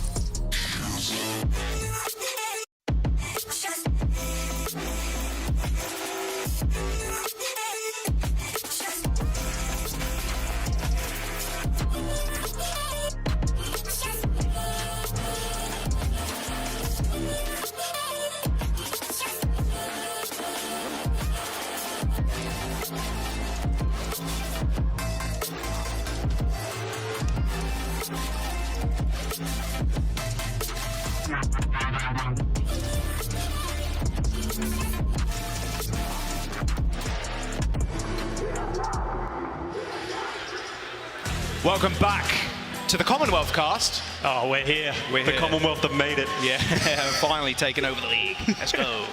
The Gladiators versus the Outlaws. The Gladiators 2-0 in that control map. And Scott, you may have been lied to, just maybe. I'm not sure what Jake's secret source or plan is, but there's no subs.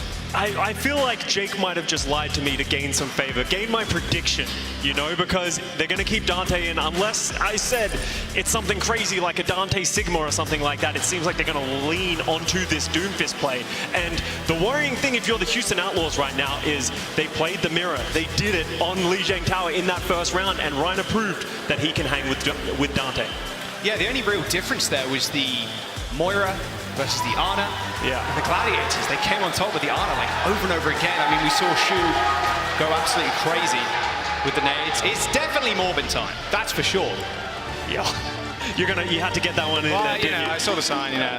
Yeah, of course. You got to get one in. If Matt can make the joke, who is normally at least a couple of months behind relevant jokes, then I can make it. Matt, the boomer of the Overwatch League, if he can get that one in, you definitely can. We're going on to Eichenwalder. It's going to be interesting to see what we get from both of these teams. The Los Angeles Gladiators, they have a deep bag of tricks. They've shown us many, many looks. Are they going to try that rush style on the first point? How do you protect against that? They're going to play their traditional Winston style. They have so many tools in their arsenal. How do the Houston Outlaws prepare for it? Yeah, that's a big question, because you know what the Outlaws are going to play, unless this is the secret source. Maybe Dante has been playing Orisa. Orisa. Yeah. We've already seen it pulled out once today by Mag, and it was legendary. It didn't work, but it was legendary. So maybe we can see the same thing from Dante. Maybe so. Looks like Glads are on the defense first, so at least we get to see what they're pulling out. But it makes the most sense, right? Just put Reiner back on the Rhine. If you're not subbing out Astro, go straight on the Lucio and just fill up. Same plan for Kevster and Paddy. I mean, Kevster can basically play anything under the sun. That can be said for the entire Los Angeles Gladiators roster, and that's what makes them incredible. Paddy Pan, a player who has come in, we haven't seen that much flexibility from him so far in this season, but he does have that. He's that flex DPS player. When you put him and Kevster together, there's almost nothing that they can't play. We've actually seen them flex between the Genji as well, but it looks like right now the Gladiators are going to go to their tried and true Winston Soldier Tracer style. Attackers incoming in 30 seconds. Jump to the back line. Kill off Lastro. Shit a cheeky nade. Whew. You ever did stone skimming as a kid? Like, oh yeah, across the pond? I was awful at it. It was like 2 max, otherwise it would just hit it. Or you just like throw it in and it just plonks. And well, this sucks. That was embarrassing. I got to get another stone. Well, you went 8. Oh, this is embarrassing. It sucks. Well, let's see what Outlaws want to run. I don't mind the Moira at all. Like I said, you want to go really fast, right? Dive to the back line ASAP, pick off an Ana who's, I wouldn't say vulnerable. She has 2 very defensive abilities in the nade and the sleep, but Iris did not have a good time. No, and the problem with this Moira is you have a lot of throughput with your healing, with your damage, but you don't have a lot of utility like the Ana does with the sleep dart and the nade. You're going to see the Houston Outlaws routing around the Gladiators. Are they going to go all the way through spawn, or are they just going to hold out in this mini pack room? Just wait for some cooldowns maybe, wait for that orb, wait for the fade. Iris used that. Looks like going to the pub. Commonwealth, you know, they have to go to the pub. They have to, yeah. I mean, Astro's on the Gladiators too, so there we go.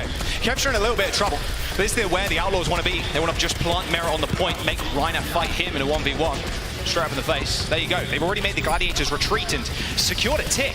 Gladiators need to push forward, and they're a bit scared of Mirror on the side, but blowing his Wraith form does mean that they... no, he's going to play a little bit more defensive. Dive in from Reiner, going extraordinarily low. But Lastro does fall, so 1-for-1. Limited healing now for the Outlaws, but Dante falling, no speed boost to get him away from Kevster. The Gladiators are working their way up to a nano boost so quickly, 10% away already. It looks like Reiner's going to actually come back on the Doomfist, and Kevster just rolling Iris, forcing him all the way back. Reiner proving that he's comfortable in this Doomfist matchup. I like what the Houston Outlaws did there, setting it up. They wanted to go behind them, make it so the Gladiators feel they have to walk into you. That cannot happen if you are Lastro on the Houston Outlaws. You can't be giving away a free kill like that. What's that? 20 seconds off the clock? Yeah, not great.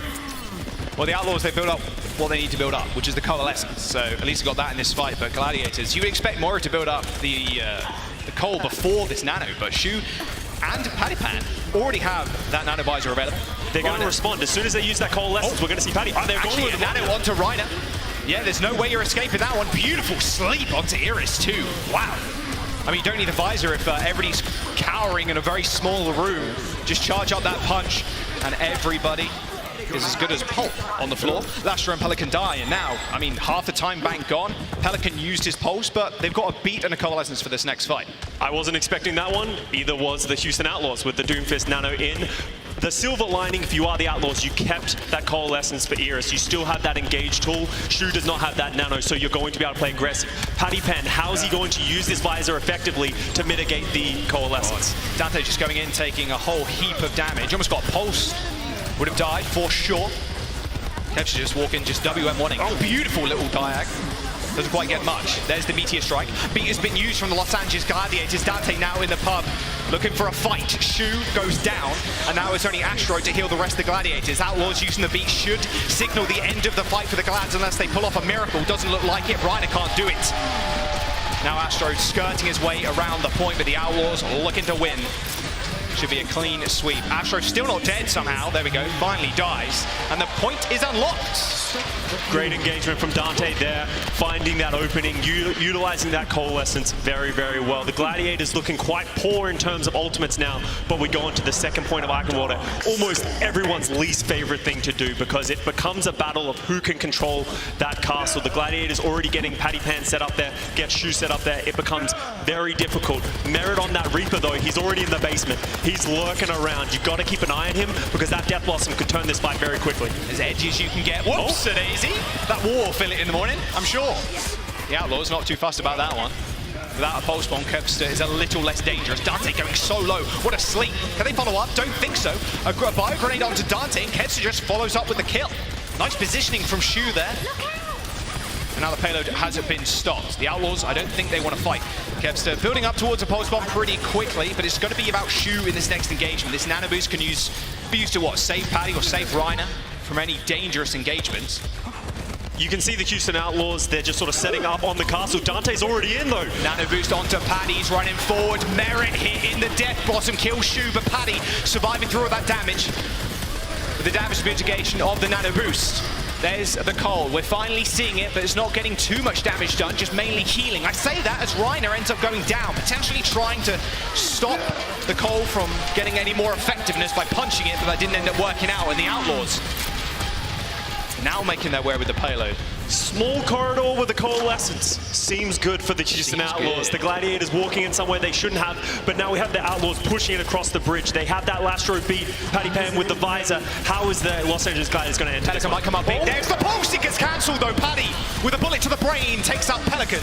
The Gladiators now pushing forward with the beat. Outlaws respond in kind. They push Astro back and actually get a stun, but he's a slippery Lucio and he does get away. Paddy on the flank with a tactical visor. It's not finding any kills, but it's finding a ton of damage, helping secure the kill, not only onto Merit, but to Dante. They stop the payload just before the doors, and with 1:17 to go, and the bank of the Outlaws looking rather bare, not a good sign. Paddy making those legs runs all the way behind the Houston Outlaws, gets that great visor after the beat from Lastro wears off, and it just pays off for them. But now Houston Outlaws, they go back to step one. They need to get control of that castle. They need to dislodge Paddy Pan and Shu from this spot again.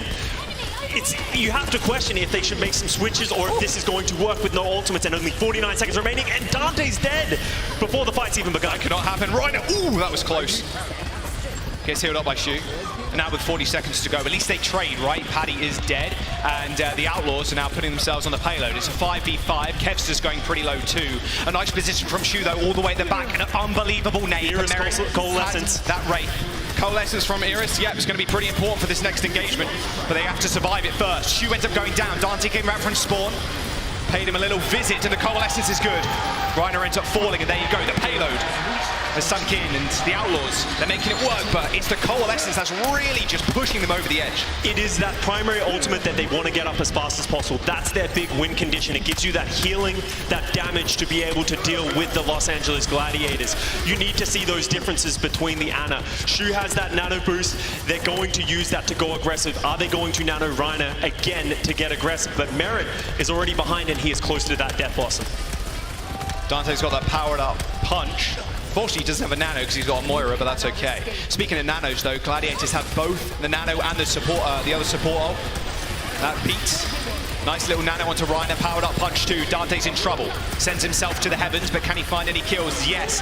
Helps Merit secure the kill onto Paddy. And the Gladiators have to use that beat to try and find something in this fight. Merit's just waiting for that overhealth to disappear. He's got the Death Blossom in tow. Astro in trouble, ends up falling. 49 seconds, and the Outlaws, they're making their way to third with ease. That late beat by Funny Astro might cost them heavily. They're going aggressive. They see blood in the water and they're going to go aggressive. Don't let the Gladiators out of the door. 2 meters to go, and Merit finds a kill with the Death Blossom, and now Kevs is the one to touch. Almost gets one tapped there by Merit. Make that a 4 tap. Reiner, someone, Astro, now Padapan, they have to touch the point. Astro's going to get burnt down. That right click of the Moira, way too strong apparently. Merit cleans on up, and the Outlaws complete with time. That is an important cap for the Houston Outlaws. It's about gaining confidence in the matchup against the Los Angeles Gladiators. They were starting to stumble, but getting that second point capture, and now they finish with time. A very important thing for them.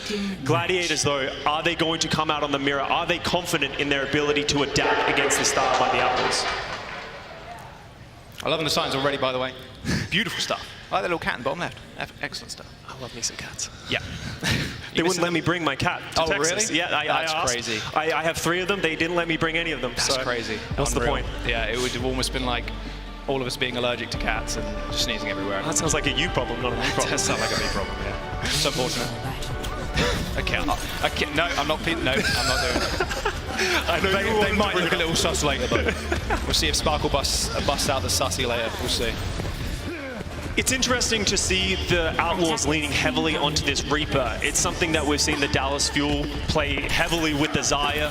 You get that effectiveness, but Merit likes playing it with the Doomfist, and you can understand why. It feels very hard to deal with the Doomfist, the Reaper, the Tracer. There's just so many threats, and then you add on top of that, it's hard to punish the backline. There's no one protecting the backline, but Iris is a Moira. They can protect themselves and heal themselves up. So it'll be interesting to see how the Gladiators are going to make adjustments, if they'll go to the Reaper themselves, or they're just going to stick with what they know works. Go on, Kevster. Go on, son. Speaking of what works, this never works. Yeah. I don't think we've seen that work. No. So the Hog and the Bastion thing, that's been tried for so many seasons now. It worked once. So eventually that will work. One of these days, it'll be fine. Okay, yeah. So we're seeing kind of the same thing we've seen before. Shu on the Ana still, Iris on the Moira. They're not playing too far up, those guys. You can tell the Outlaws, they want them to come into them. They have that Reaper. They want to play those corners. So as soon as the Gladiators turn, they go. Nice punch. Nice sleep, though. Healing Station actually keeping Shu alive through all of that damage. So you're a third support. It's insane. The Gladiator's trying to punish Dante as much as possible. Dante gets punched out of his power block, doesn't find the empower to punch, and unfortunately, Reiner does. Stuns incoming if they can find kills. Yes, there you go. The main healer now down for the Outlaws, and Dante was soon to follow. The Gladiators already building up to not only a Meteor Strike, but a Pulse Bomb. Unreal ult charge generation from the Glads. Look at Dante's as well. He's only at 46%. Reiner having immense impact on that first point, especially with that pick up on Iris. Iris, as the Moira, very self-sufficient here, cannot be getting picked off like that. But now, that wealth of ultimates that we talked about from the Gladiators, they can use them pushing into this second point. At least they get high ground advantage, but they're going to forego it and just fight the close fight. Kevster misses the pulse. Dante looking to punish, but it's not going to happen. I don't think they expected Reiner to have the ultimate that early on. Pelican finds a nice pulse bomb, though, on an unlikely target in Astro. Good start for the Outlaws. They can hold the gate, and it's not even open yet, Scott, so they're fighting exactly where they want to. This is an important thing that people have been doing since the beginning of time. Fight early so that the gate never opens. So even if the Gladiators do win this fight, they're going to have to wait for that time for the gate to open. As you can tell, this is a lot of time off the clock, and if you're the Outlaws, you didn't really even commit anything. Pelican used that Pulse Bomb, got that connection, and now the Gladiators have to use their own Pulse Bomb and the Meteor Strike. Yeah, I mean, the Outlaws have that coalescence on again. That's the thing that's been winning them a lot of these fights. And in fact, well, Meteor Strike, Death Blossom's coming up. Got the beat, should be good. They just got to avoid Shu, ideally, right? Just avoid Shu. It sounds easier than saying it. I know. If you get naded, you're pretty much done. You have to force the beats. Oh, Iris once again punched out of that coalescence and killed off by Kevster. There's no way that the Outlaws can continue to let this happen. There's the nano visor in a small corridor. Merit falls to Shu, and Paddy now just clean it up. Dante kills the support eventually, but Shu had already done as much work as you could really expect from the Ana. The Gladiators, and I mean, well, Iris, just coalescence, that's the tool they've been winning fights, and Reiner interrupts another one. Another one, that's the important thing, because Iris needs to be getting these, and Houston Outlaws, they use both of their support ultimates there. They don't have many answers to the Gladiators' aggression. Looking for that Kobe post spot. So many people gathered onto the left-hand side. Kevster trying to push out Dante. There it is, gets the stick. Power block off, but it doesn't matter. Kevster with a perfect start to the fight. Hits the recall, so he's a little bit more squishy now. But it doesn't really seem to matter. Beautiful double blink all the way to the back, and Iris once again falls. Reiner got his number in this game. The Gladiators with a humongous time bank. 3 minutes are going to unlock that castle door. The Outlaws, they may need some of that Jake's secret sauce, Scott, because right now, it's not looking good. We've already determined, I think he was lying to us, unless the Moira was the secret sauce, but the secret sauce isn't that good then, because it has not worked for them on this defense. When they are that defensive team, it doesn't feel like they're able to control the tempo. Gladiators, they're going first, but we actually see a switch from Shu in that fight, going to the Moira himself. Okay, Cole versus Cole, that's what maybe you want to see. Maybe, I don't know. Maybe, not many. Not many. Look how defensive they're playing. Like you mentioned, they want to play around these corners so Reaper gets maximum effectiveness. Coalescence from Iris. But Dante is dead again. Astro cleaning up the kill. The Gladiators, their focus fire is just so good. Shu's going to be able to Coalescence almost directly after this fight. Pulse bomb, tactical visor. The Gladiators just full send right now. Lastro ends up going down. A Wraiththorn forced out by Merit, so he has to run back to spawn. The Gladiators just running away with this game. Skill abuse to kill Dante, and look at that. A 4-minute and 12 time bank versus a single minute for the Outlaws. That wasn't very good for the Houston Outlaws, and it just feels like the Gladiators have sort of understood how they want to play against this style. Isolate Dante. As soon as Dante goes too aggressive, he uses that power block. He feels like he doesn't have that exit. Maybe not enough healing with Iris on that Moira. That individual healing might not be there for the Doomfist. And if you're forcing out that fade super early, it's pretty easy to go, hey, we just dive on this, right? I mean, Moira, if she's used to orb early too, like that's a whole lot of self-healing that's disappearing. 412 on the bank. This is an insurmountable amount of time, but the silver lining, Iconmod is a map that if they can get that first fight win, they can get the gate open, they can win with their first ultimate cycle, all of a sudden you can end up on that second point bridge, and 4 minutes 12 doesn't matter as much as you would think it would. So Houston Outlaws, are they going to be able to find some adjustments, and it needs to be on the back of Dante, on that Doomfist. Merit Reaper though, what do you think of it? Because it feels like Paddy Pan, that visor is just getting way more value than the Death Blossom. Yeah, the Outlaws, they're trying to hold super close with the Reaper, but Paddy Pan's just sitting all the way at the back, and then Dante is just focused out. Dante's trying to make some space, and then use the power block, and well, as soon as that's gone, the Doomfist a little bit more squishy. You don't block 90% of damage, you know, if you're just kind of standing there. 90% doesn't matter if you take 1,000,000 damage, so. Yeah, I mean, okay, simple maths, I suppose. Quick maths. The power block from Dante, he's going in. Straight to the back, does miss the punch, a little bit short. And now without the power block, oh, tries to go for the quick punch, but Paddy again, like you just said, Scott, like, he's sitting all the way at the back. Paddy Pan's running away with this. There's, what, 25 seconds now? Maybe the Gladiators can come back, they can speed boost, but looking rather unlikely, and Kevster's already near that pulse. And that becomes the problem of all of a sudden you're working uphill, and you saw how much distance Dante had to cross to even get close to Paddy Pan, and then he just falls over with the sheer amount of damage that's coming in. Outlaws, one more fight to be able to keep their hopes alive in Iconmod. Nice. punch by Reiner and Dante, sending them both to ground, but Dante is super low. Again, that nade being so good from Shu, stopping Dante from getting healing, and he has to play a little bit more safe. Reiner did get stunned, I assume from a Dante pulse, but there's the stick. Unreal from Pelican, but that's the fight opener that they really needed. Shu with 5% away from that nano. The Visor's coming out. It's just a plain one, but it still kills Dante. Keep Paddy alive, you should be good.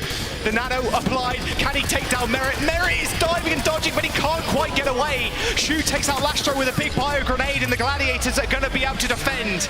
36%. The Outlaws, they've got a chance to win this map, but it's looking slim. Winnable? Maybe? Probably not. They have a monumental task ahead of them to full hold the Gladiators. Just do a mental reset. All they have to do is full hold on this first point.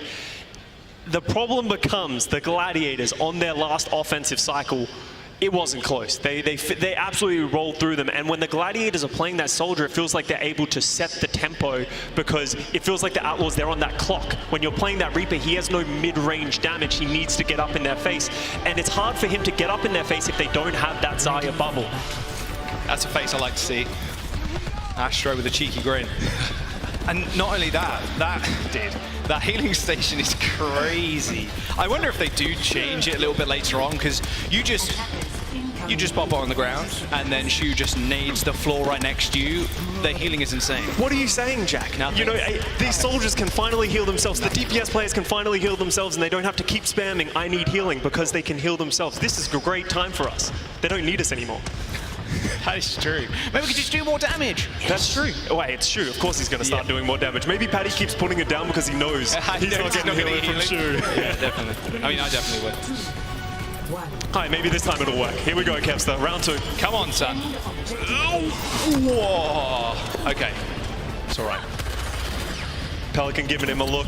We're going to see the exact same compositions once again from the Gladiators on attack and the Outlaws. What are the adjustments that the Outlaws are going to make here on their defense? You can see the Reaper holding out in this glass room. Are they going to just maneuver around him? No, the Houston Outlaws are going first. There's a big sleep onto Dante. Again, just antied instantly, and Shu and Funny Astro escorting each other all the way back. Merit, Dante dead. Outlaws' hopes now dwindling. Pelican falls, and would you look at that? Easy fight. Gladiators just roll over the Outlaws, and now it's 2-0. That's it. They're a match point now, Scott. Something might need to change. The Gladiators, we spoke a lot about them at the start of the season. Their roster looks stacked. They're able to play so many different compositions with the players in their lineup. When you have the Outlaws come in with this lineup, you know what they're going to play. They're going to play the Dante Doom. But the Glads currently, they're getting the better of them on this Doomfist matchup.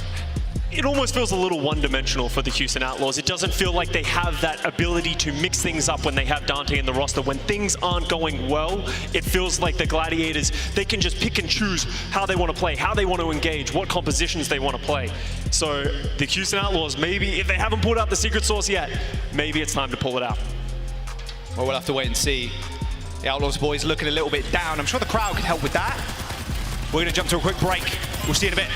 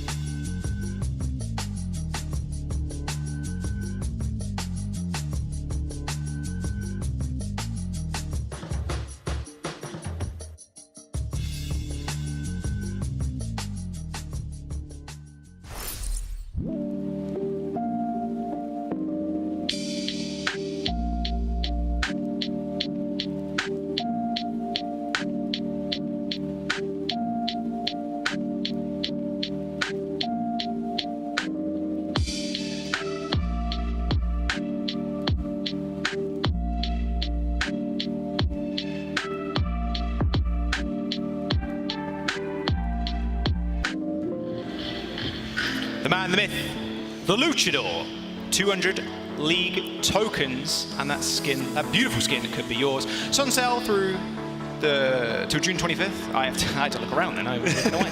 May 17th to June 25th. 200 league tokens for the Luchador Reaper skin. Looking pretty clean. We're seeing a lot of Reaper as well, which is kind of cool. Yeah, Merrick could definitely use that skin right here. It puts jumping from the top rope to a whole new level when you get to play the Reaper with that skin. But, you know, this match, the Gladiators, looking very clean so far in the Kickoff Clash. Familiar situation for the Glads, being 2-0 up in a series. Thoughts? You had to bring it up, didn't you? Yep. You had to bring up Gladiators being up 2-0, but yes, it is the familiar story. The Gladiators got reverse swept already this season against the Dallas Fuel and the San Francisco Shock. The Houston Outlaws maybe not on the same caliber as those two teams, but they're no slouches. They can definitely start a reverse sweep.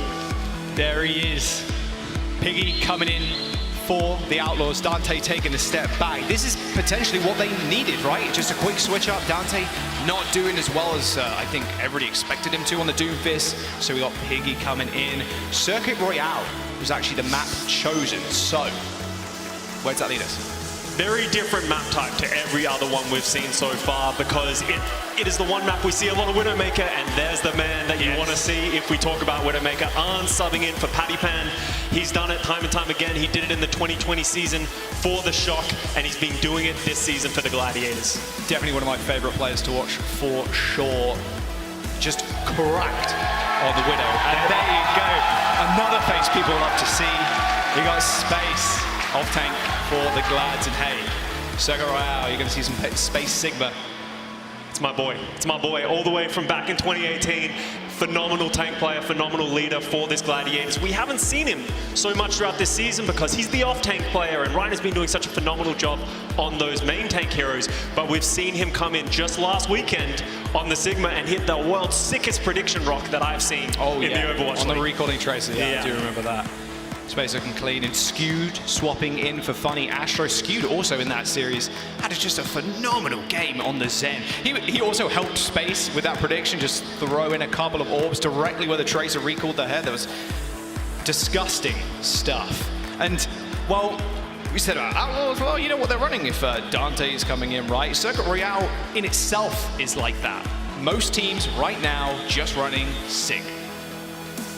Yeah, and that becomes the thing. Like the Houston Outlaws, we're definitely not going to see the Doomfist. We have Piggy coming in, so we expect to see him probably playing that Sigma mirror matchup. But his shoe stats from Igerwalder, that's a lot of healing. That's unreal amounts of enemy slept and bio grenade kills. Like every single time he had that cooldown up, he was throwing it, and yeah, it did put a nasty dent in the offense of the Outlaws. Like Dante was consistently going in, he was either getting slept or naded, and it's pretty tough to come back from that position, especially if you've got that power block up. That sleep goes through the power block, you're down on the ground, you have no real defensive tools, you hope you have Seismic Slam and your team can back you up, but it's a pretty tough situation to be in. And that's it, and that's why so many people have been leaning towards that Ana over the Moira, even though the Moira can put up the same numbers in terms of healing and damage as we see from the Ana. That utility that the Ana, and particularly Shu, can put out on that hero is nuts. But we go on to Circuit Royale, and the interesting thing is we're going to see nothing like we've seen in the last two maps. We have potentially double flex support coming in from the Los Angeles Gladiators. We know Lastro can play flex support pretty well for the Houston Outlaws as well. Yeah. So I think you're going to see a lot of these players end up on their comfort heroes, and a very different look to what we've seen in the series so far. I'm just scared. I'm going to be real. The reverse sweep, is it lingering in your mind? Yeah. Yeah, it's just there, isn't it? It's that fluttering feeling that if you're a Gladiators fan. But this could be the game, the series, to remove that curse, right? I mean, that's another thing to kind of think about. You bring in Space, an unbelievable tank player, like award-winning, and you also have Skewed in the backline on the Zen, another cracked Zen player. Like you expect, especially the way the Outlaws are playing right now, very aggro, want to get Dante into good positions, want to be able to set up the Reaper, Merit, but you've put a lot of that to rest when you have Shu in your back pocket. Scary stuff. We should be getting into map momentarily with Circuit Royale The thing that I'm looking for in this matchup, we haven't seen as much Merit Widow so far in the league since he's come in as a rookie. He's been great on that Soldier. We even saw some great plays from him on the Reaper. But the Widow to Widow head-to-head matchup is where we've seen a lot of the Circuit Royale maps be determined. When players are able to get those long sight lines, take control of the game, it gets very hard for you to move around the map. And as a rookie, I'm sure the person I don't want to see in the lobby with me is Arns. Yeah.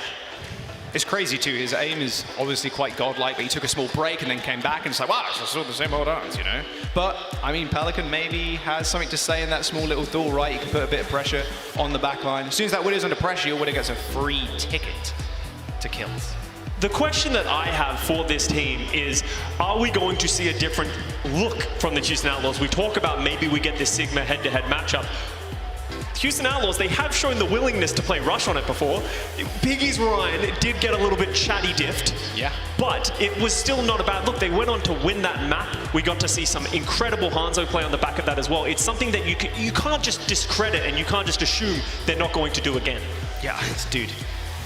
Jake, are you in the building? He's here somewhere because remember, he lied to me somewhere. He's here somewhere. I'm looking. Can't quite see him just yet, but we'll have a word. Yeah, I mean, Piggy Ryan, run it down. I mean, the Sigma doesn't really want you in the face. You want to stand back, throw those spheres, throw the accretion every now and then.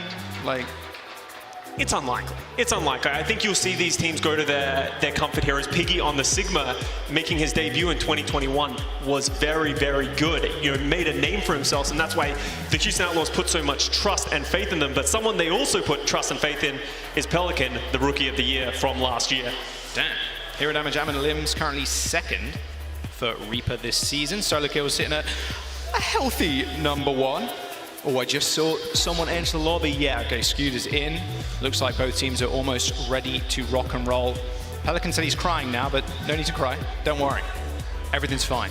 Is it fine? They're down 2-0, Jack. Don't lie to Pelican. Everybody's like, wait, why? I'm sad. It's okay, Pelican. You got this. You put a smile on everybody's faces when you let out a cheeky grin. I won't lie.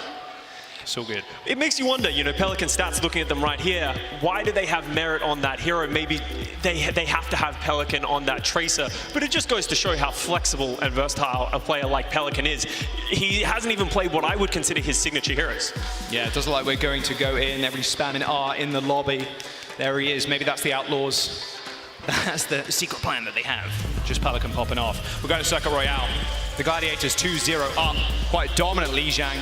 Eichenwalde, almost a similar thing. Circuit Royale, where it could all change. They need to do it. Again, home field advantage. They crushed the Dallas Fuel 3-0. Last time they played on LAN about, I don't know, a couple of weeks ago. They got to tap into that again. And remember, this is the playoffs, so you get to choose your map. So the Houston Outlaws obviously very confident in their setup for this Circuit Royale matchup. We know that the Gladiators are no slouches, so that must mean that the Houston Outlaws have some confidence in what they're about to pull out on this map. They just need that fire in their bellies. Or some spicy rum, I don't know. Also, yeah, one of those two. Iris on the Baptiste, a hero he made his name on last year for the Atlanta Reign. Yeah, well, obviously very good in that rush composition, those double shields. So you know you're confident in what they're going to produce in the backline, but once again, I just have to hit this home. Merit on this Widowmaker, he's coming out on it. He's going to go head-to-head with Arns, but he also has to worry about Kevster potentially on that Hangzhou, and Kevster's Hangzhou, ooh, pretty spicy. Yeah, double snipe is kind of an interesting augmentation of what we're seeing on Circuit Royale, especially on defense. I like it. Like, hey, that Sigma shield ain't gonna last too long when it got a couple of storm arrows flying at it. As well, a lot of pressure on that Widowmaker. Pelican, all he needs to do is put a little bit more emphasis, just trying to take down Arns, make them look the other way, so Merit has an easier time. You see Pelican here on this Tracer as well, maybe going to maneuver around the map, help Merit in that Widow head-to-head, because it creates so much space, because the Houston Outlaws, the Los Angeles Gladiators, they have no space control. They just have a lot of damage. A small thing too, actually, I just, like Sonic Arrow on the corner, you basically give Arns walls, like, that's also pretty nice. Immortality field already burned very early by the Outlaws, extremely early, Scott. And you can see what the Gladiators' plan is. They're going to play back on this bridge, and it's going to force the Houston Outlaws and Piggy to walk forward. But then as soon as you walk forward, Arns is waiting, getting those headshots in, and the shield for Piggy is almost non-existent. Yeah, it's disappearing in a blink of an eye. As soon as Kevster sees it up, it's just like, well, I just hit Storm Arrow, like, da-da-da-da-da, and you're basically donezo. That was a nasty shot onto Pelican. Pelican wants to be able to get on top of this bridge. Oh, dude, what are you doing against doing this? And now look, Piggy's off to the right-hand side, but Arn's just getting perma healed. Like, what can Piggy do? Not much behind the enemy team. His shield, maybe, just maybe, can cover their approach. We see Pelican make the switch over to the Genji, realizing that Tracer flank is not going to give him space. Goes to the Genji, goes over the roof. I don't know if that's allowed. Well, no, legal move, we're all good. Skewed dice to a headshot, but both Zenyatta's now down. Outlaws finally making their move, pushing forward. Piggy didn't end up dying when he was on that large flank. The Gladiators can hold this corner though, Scott. They do have that window available, but it's on to Piggy's Flux to try and get something.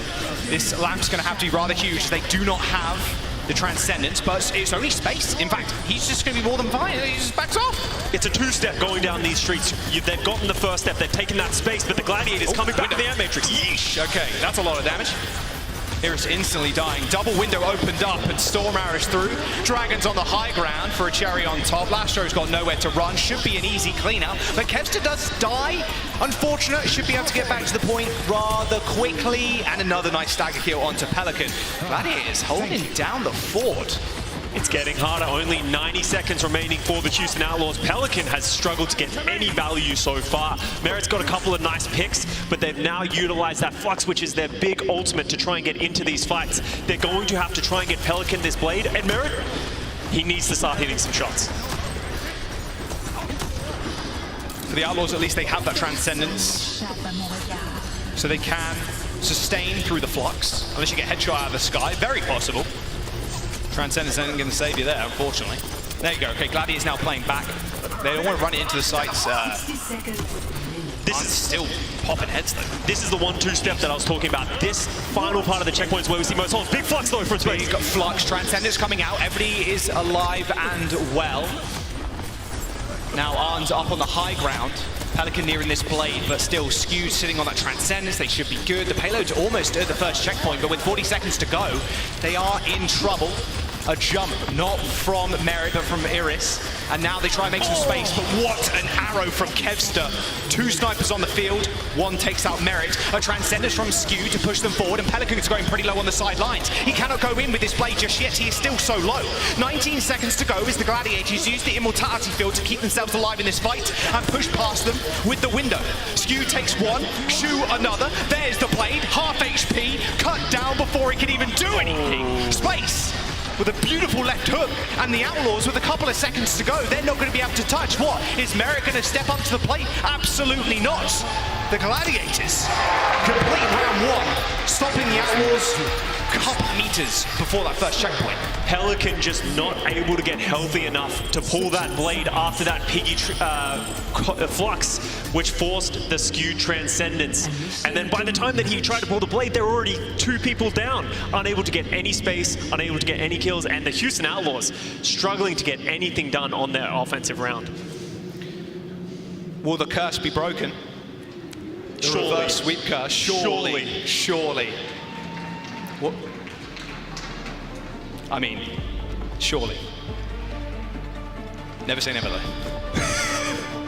I'm a little worried, but hey, this should be easy for the Los Angeles Gladiators to close out. You can tell their strategy, you can tell they're comfortable on that setup. Space coming in, map 3. Nothing on him. He just comes up, puts a great performance on the Sigma. Everyone doing their jobs. It wasn't even like they did anything nice or tricky or special. They just did their jobs, and the Houston Outlaws, it's just hard, but look at this. We talked about the rush from the Houston Outlaws. They could pull it out. And coming from the top rope, like we said. I want to see if Kevs is going to stick on the Sojourn. I doubt it very much. There you go, double sniper. Are they going to expect it? Probably. I mean, Sonic. There you go. Hello.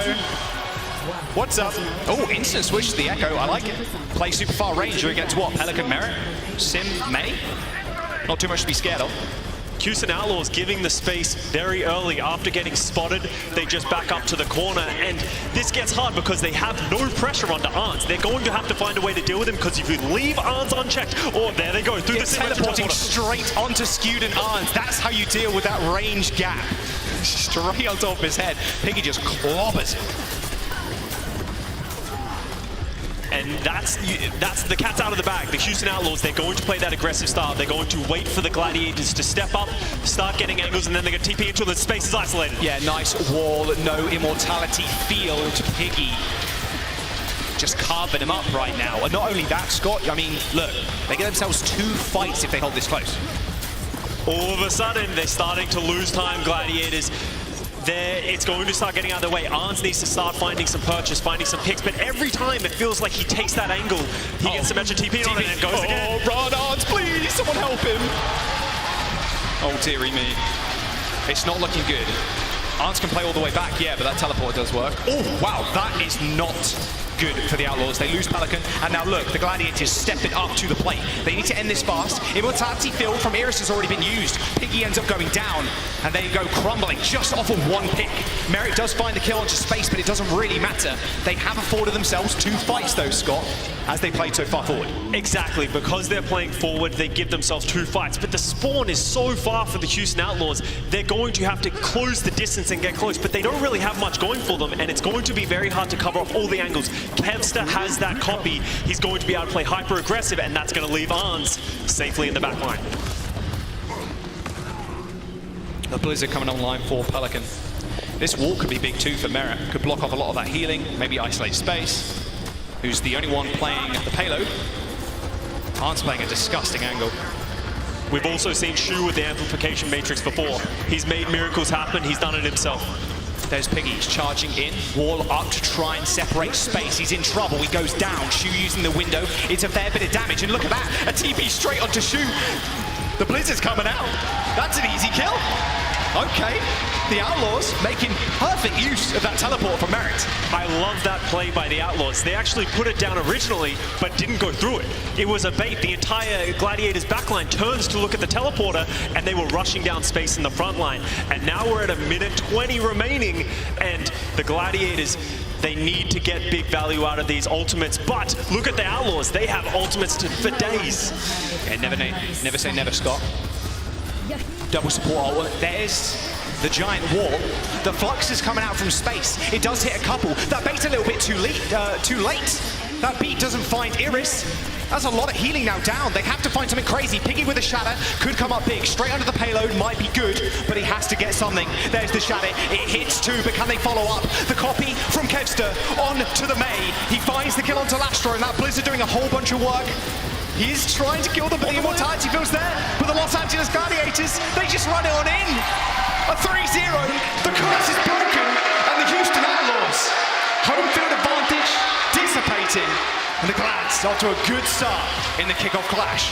Lastra getting a little greedy with that beat, not thinking they were going to require that one. Iris going down, almost having a great frisbee moment from across the spawn to save the team, but it just wasn't enough. The Gladiators putting on a clinic of their flexibility and their strength, and hopefully, as you said, the end of a reverse sweep curse that has been plaguing them so far in the Kickoff Clash. Hey, it's maybe not what the crowd wanted. Maybe Houston a W here, but they still get their chance, of course. A little bit later on, they'll go down to the losers bracket, but fantastic. You couldn't really ask for more, right, from the Glads. A quick and clean 3-0. Iconbudder was a little bit closer. It felt like that secret thing that maybe Jake was planning didn't really end up working out. It was Iris versus Shu, and Diana came out on top the first couple of maps.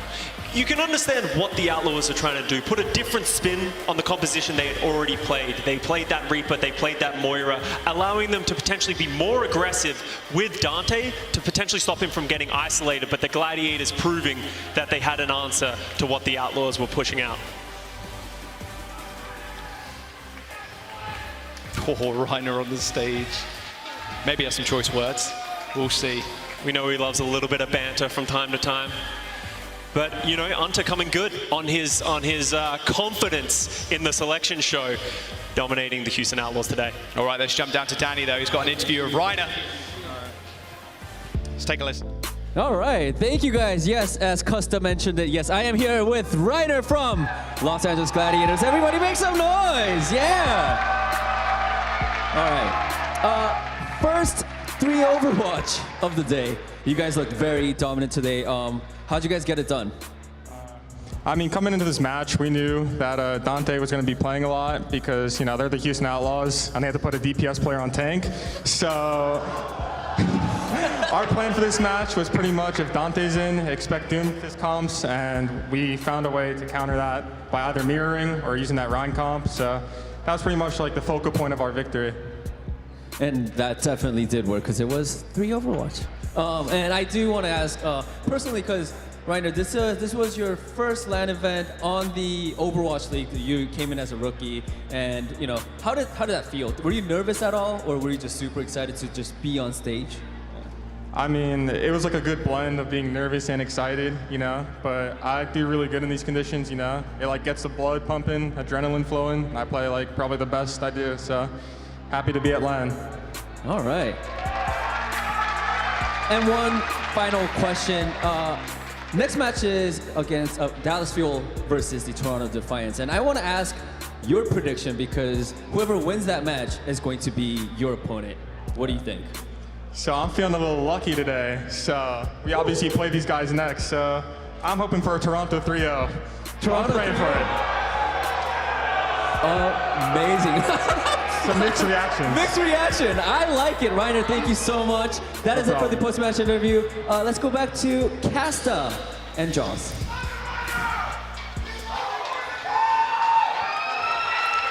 Well, a little bit spicy there. A 3-0 for Defiant? Is that what the crowd wants? Really? No. Those are fighting words in Dallas right there. I don't think anyone wants that. Obviously, I think he just wants to face the Toronto Defiant. Everyone's a little scared of the Dallas Fuel right now. Yeah, they are looking rather clean. And again, home field advantage, right? Maybe it didn't work out for the Outlaws, but maybe it does work out for Dallas Fuel. Let's have a look at the player of the match, though. Well, you just spoke to him. It's going to be Reiner.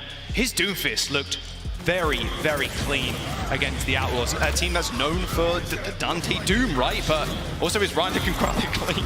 I mean, hey, he's glad. A man of many talents, it feels like, for him on the Gladiators. He's shown his ability to play all these things, and that's been such a big boon for the Gladiators, just being able to play that aggressive style, and no matter what he does, going toe-to-toe with Dante on the Doomfist, though, that is no slouch of an effort. Yeah, absolutely not. I'm so glad Doomfist is a tank now. You can do some crazy things. Everybody's just getting better with him too, which is also awesome. Reiner definitely deserving that one. Or maybe Shu, those nades are pretty crazy, but yeah, look at that. Damage per 10, almost at 10K. 24 limbs per 10, like, it was steamrolling. And you could tell just in his ult charge generation, he was just getting it so fast, almost outpacing Dante from time to time. And I think that's just such a big thing for the Gladiators moving forward into the Kickoff Clash, because how do you prepare for them at this point? They've played everything. We saw them on Circuit Royale playing the Sigma. They played the Reinhardt. They played the Doomfist. They played the Winston. You can never know or prepare exactly what they're going to do, and that's going to be scary for any team facing them. Extremely scary. You heard Danny down on the stage, though. Whoever wins this next match will face the Gladiators a little bit later on. It's going to be the Dallas Fuel versus the Toronto Defiant. We're going to go to a quick break, though. Don't go anywhere. That's a match you're not going to want to miss.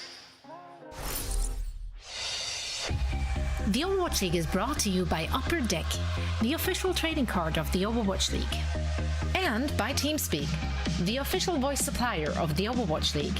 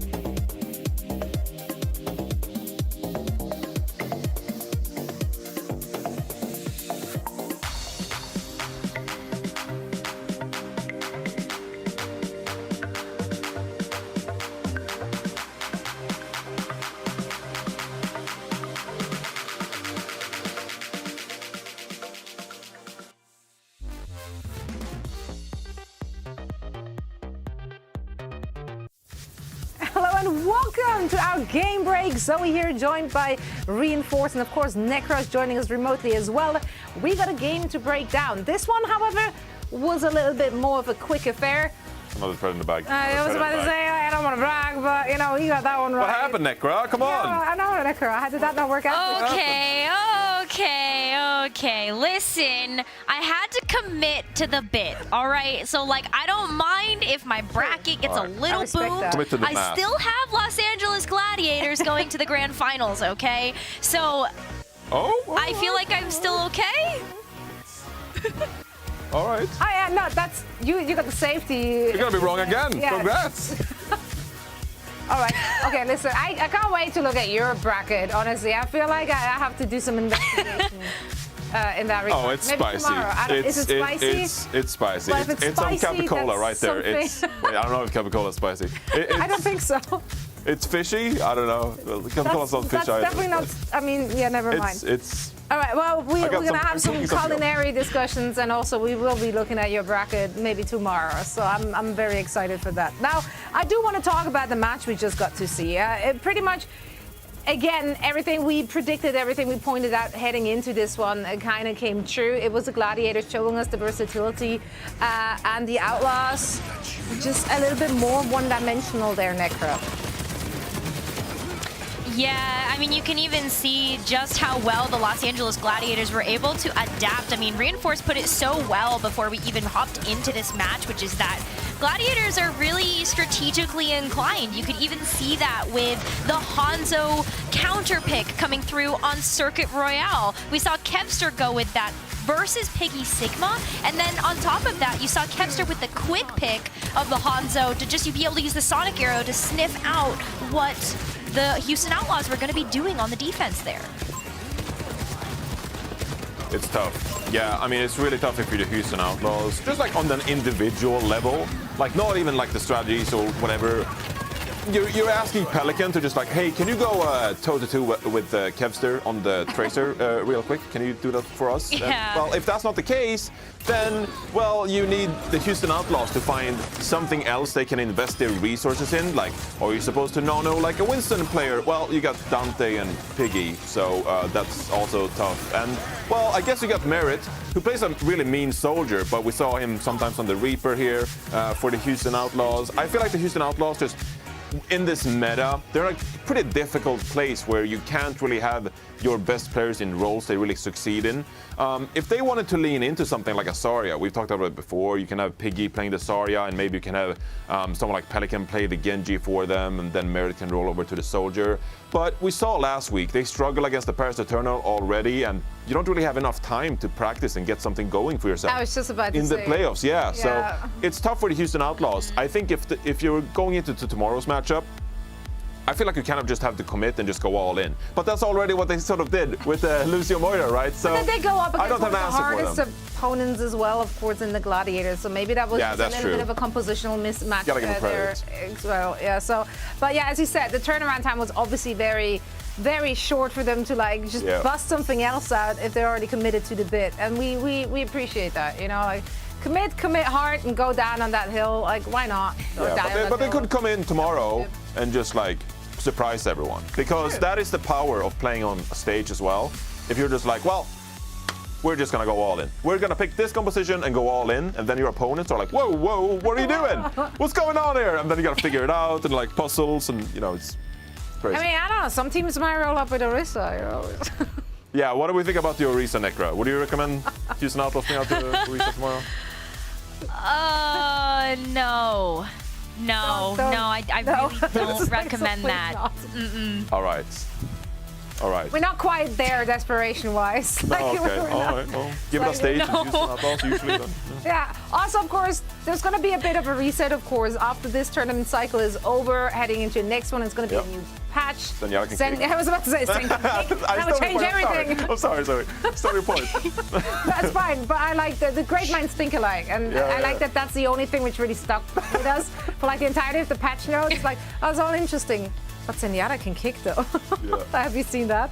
Now we do have one more match. Gladiators helped us play catch-up here a little bit time-wise, as they made it a quick 3-0. But we have one more for you to go, and that is the Toronto Defiant taking on the Dallas Fuel. Now, Reiner already tried to rile up the crowd, predicting 3-0 for Toronto Defiant. I don't think he had that in his pick'ems, to be perfectly honest. You think Reiner does pick him? I doubt it. No, of course he is. Everyone does pick'ems. Do you predict against yourself? I feel like that'd be a bit like disingenuous, though. Why against himself? No, he picked for Toronto Defiant winning over the Dallas Fuel. All right. Yeah, all right. Now Sorry, let's actually do our job here. Sorry, I'm distracting. Anyway, let's talk about the match. I mean, heading into this one, I think our upset alert here is on the lower side, I guess. Toronto Defiant, though, how could they get it done, Necro? Who do they have to rely on? I think you're really looking at the back line of Toronto Defiant. Those are going to be your standout performers, and especially when we're playing on Overwatch 2, I think it's a lot easier to be able to see when the support line is doing such a good job, whether it's with those bio grenades coming out for the Anas, or if it's just Lucio's being able to get those final blows and save the team with some incredible sound barriers. That really is going to be the difference maker, to be able to outlast the damage output from the Dallas Fuel. And who from the Dallas Fuel is going to shut that down? Hanbin. If you're a Zarya, you can apply bubbles to your team, and it removes the anti-healing effect. So it's pretty powerful. I'm just gonna warn Toronto Defiant. If you land those, you gotta be careful that Dallas can dispel them. Just get rid of them and dispel them. Yeah, we have some magic coming our way in this next match. Yeah, you have two. That's right, and I do think that Necro is right about the backline. It is the strongest part of the Toronto Defiant. Yeah. So no, I think Necro is right there. You probably want something out of Chorong on the Lucio or Twilight on the Ana, of course. Definitely the strongest part of Toronto Defiant, but Dallas Fuel, like, they're just so strong as a team. Like, it's gonna be a very tough challenge for Toronto Defiant. So they'll have to conjure something up.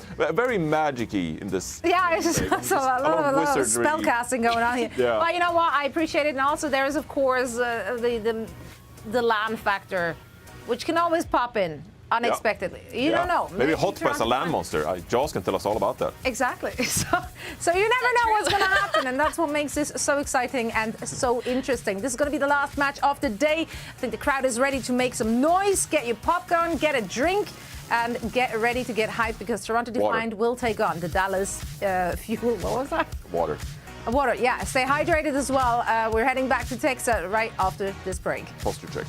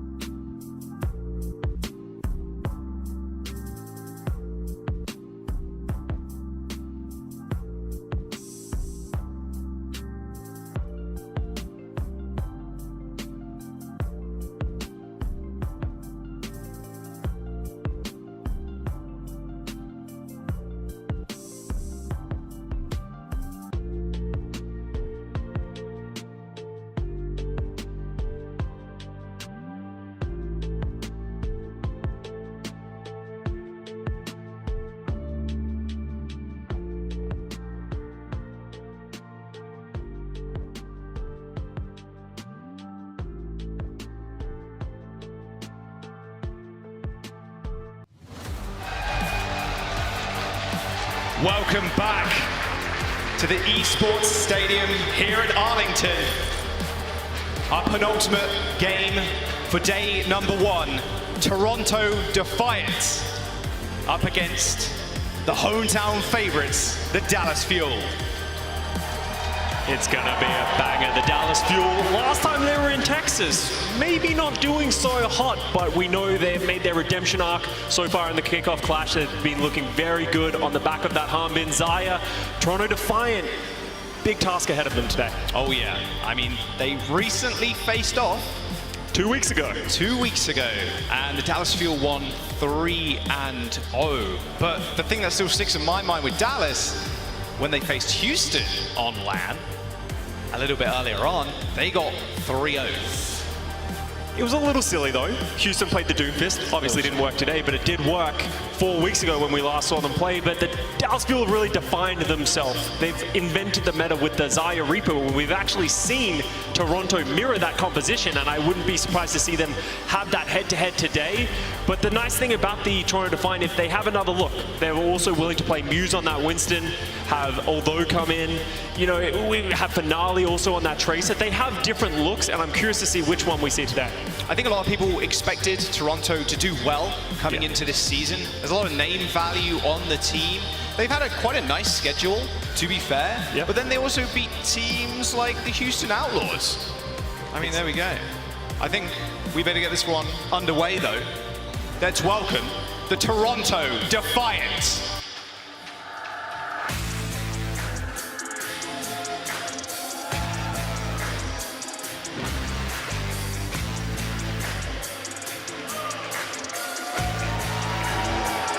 There's not gonna be many cheers for them in the crowd. There's a few. Red versus blue, which is always quite nice. A classic. The Toronto Defiant. When you look at this team, you have to highlight the back line. They got Twilight, who was a championship winner, phenomenal player, finally getting that mainstay spot on this team, especially on that Ana.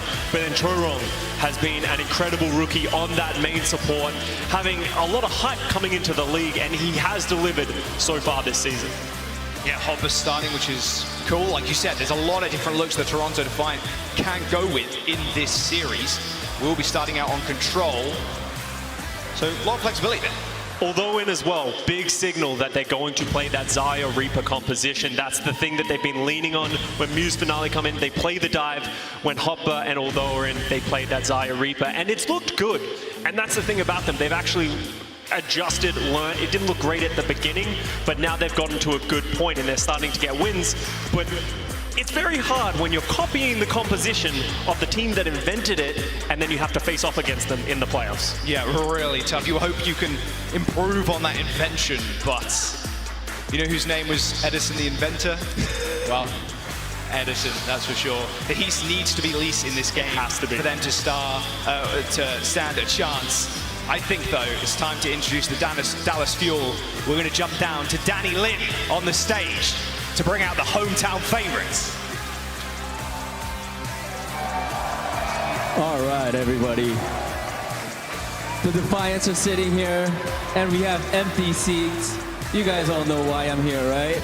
Fuel fans, make some noise! I am actually going to introduce each and every single player that are going to be starting this match. Are you guys ready?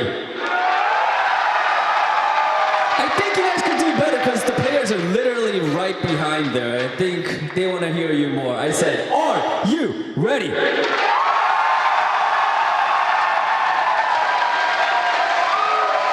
Dallas Fuel. Here is your first player. Player number 26. DPS. 강민서 구리오.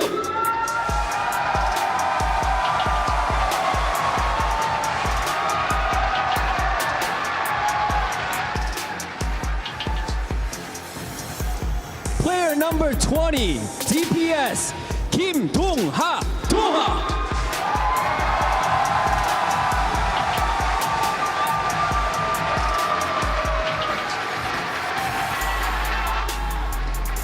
Player number 8, Tank, 이의석, Fearless.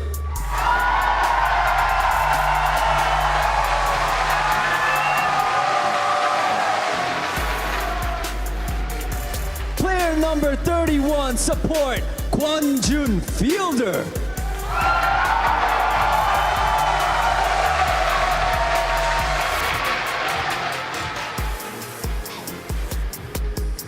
Player number 9, support, Han Hyun-seok, Chio.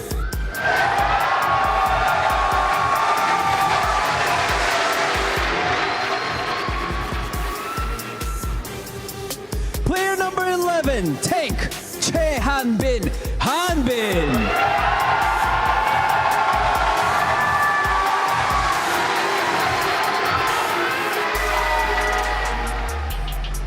Player number 7, DPS, Kim Tae-hoon, Edison.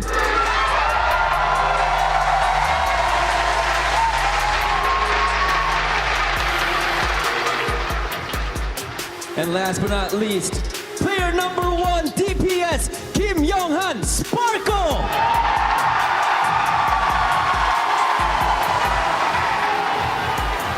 Ladies and gentlemen, give it up for your Dallas Fuel.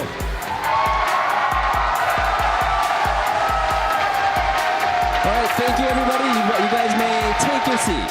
Starters, take your seat please. 자, 여러분 자리로 움직여 주시면 되겠습니다. 감사합니다. All right, everybody. Oh, I am excited for this match. Are you guys excited? All right, let's send things over to our casters, Costa and Jaws. Cheers, mate. Let's go. Dallas Fuel. You heard the crowd already. Scott, man, seeing players walk out like that, especially someone like Sparkle.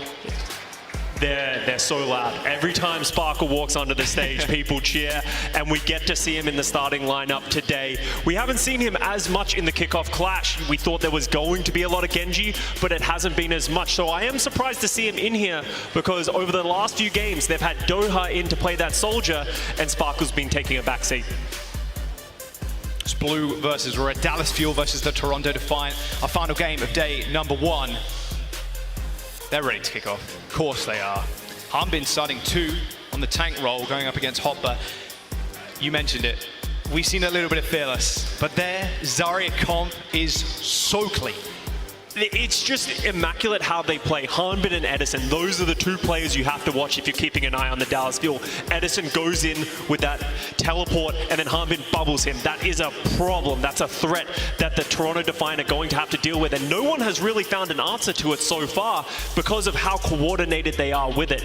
And then you have the backline of the Dallas Fuel as well in Fielder and Chio. Chio's been a great rookie, filling in the shoes of Jexay from last year when they had that incredible run throughout the entirety of 2021. And he has been living up to the hype. All right, we're going in. Map number 1. It's Lijiang Tower. It's going to be Zayas running into each other. Reapers doing the same.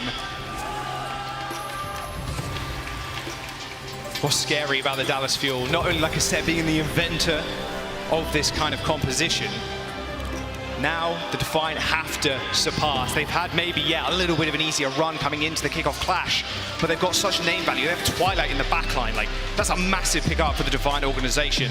A team that I think people expected, maybe not doing so well, just looking historically, but this is their year to turn that around. And what better way to do that than right now? As we talked about 2 weeks ago, the Toronto Defiant, they've already taken their beat down from the Dallas Fuel.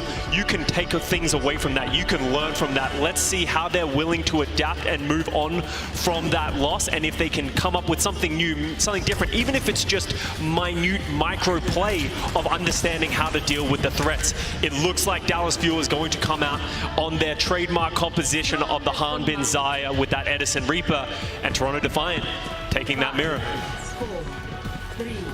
Gonna unlock those gates. The Dallas Fuel want to meet the Glads a little bit later on. There we go.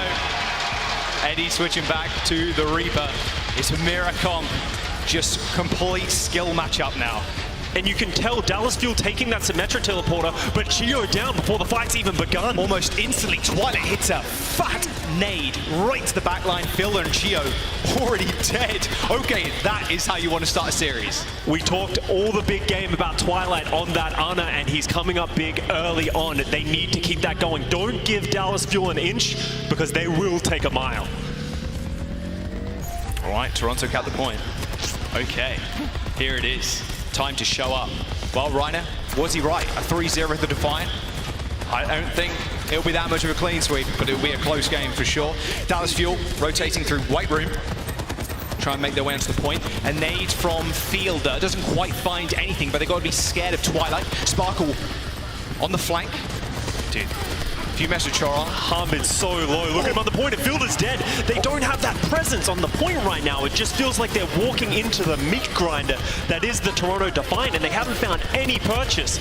Look at the ultimate charge across the board. Twilight's coming up to that nano. Edison's only at 40% ult. He hasn't done anything so far in this map.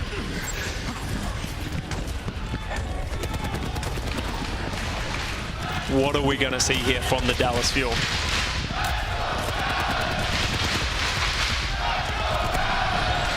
It's good to be back. You know who the crowd's behind. There's the Nano, onto Harbin, close to that grab. Use a bubble to cleanse himself and kills Twilight. Sparkle using that visor for some covering fire, but can he get damage done? A humongous grab from Hotbar. Everybody sucked on in at the Dallas Fuel. It looked like a good start to the team fight, but Hotbar coming out huge. Hotbar with an enormous Graviton surge. The Dallas Fuel getting a head full of steam with that first pickoff, and then Hotbar hits the brakes on that one. The silver lining if you are Dallas, Toronto Defiant has used their bag of tricks.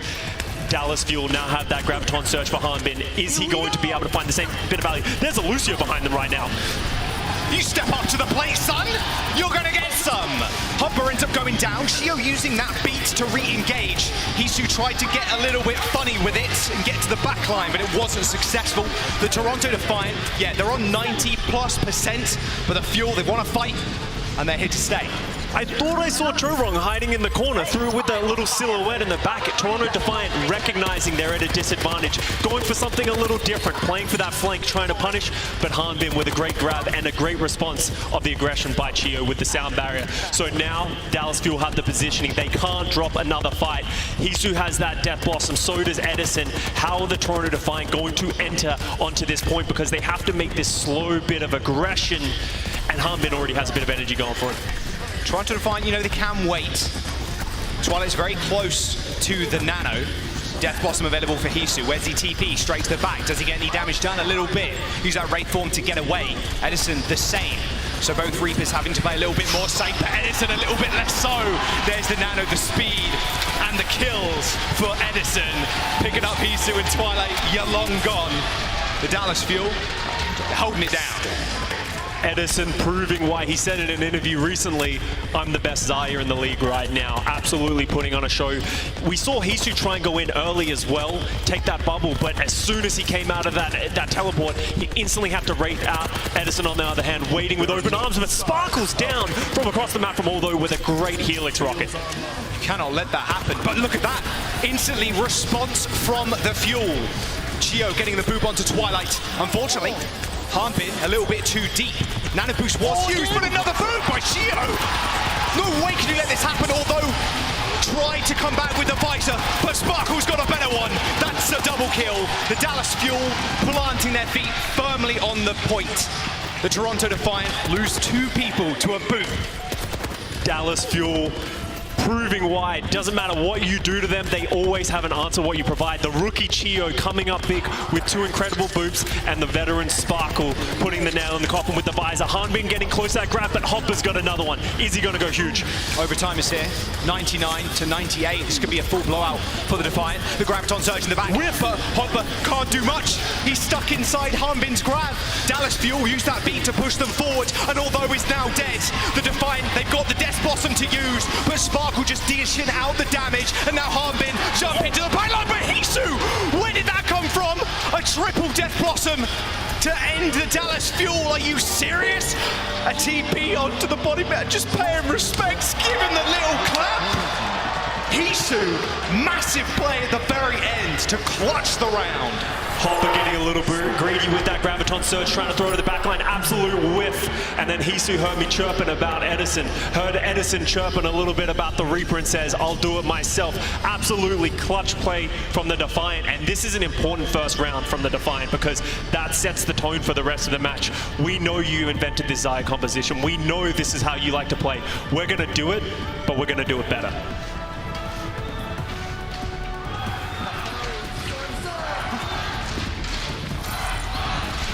Dallas trying to get behind their fans right now. Let's have a look at how that ended up going down. Oh, perfectly placed in the doorway.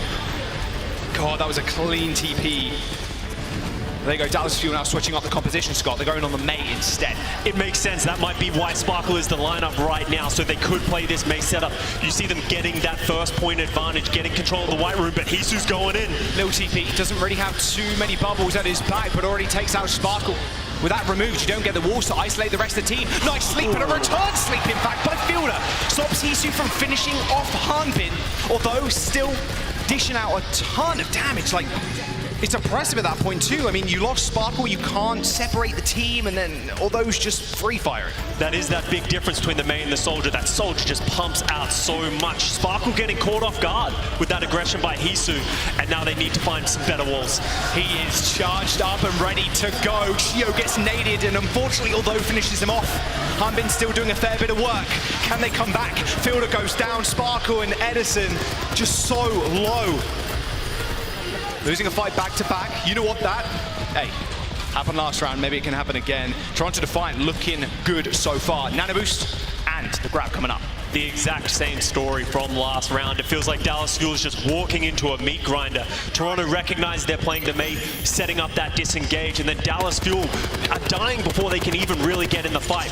But we're starting to get ultimates up. Twilight with the Nano Boost, Fielder with the Nano Boost. How are they going to put these up? But Hopper with another grab. If it's following last round, we're going to see a big one. Nano Boost onto Hanbin. He's very charged up. There's a wall to isolate. Can the Defiant respond? Yes, they can with a grab. Sparkle is caught in it too. Puts himself in a little ice cube, but doesn't end up surviving the onslaught of damage to follow. The Toronto Defiant off the back of a grab win that fight. 60% of building, but Dallas Fuel coming back. Not only with a grab, they got Blizzard, Beat, and potentially that Death Bottom too. They have the ultimates. Toronto committed a lot to that. They used the Graviton Surge, the Beat, and the Nano themselves. So this has to be a must-win fight for the Dallas Fuel, especially as we watch the percentage tick up. 80%, this is last fight territory.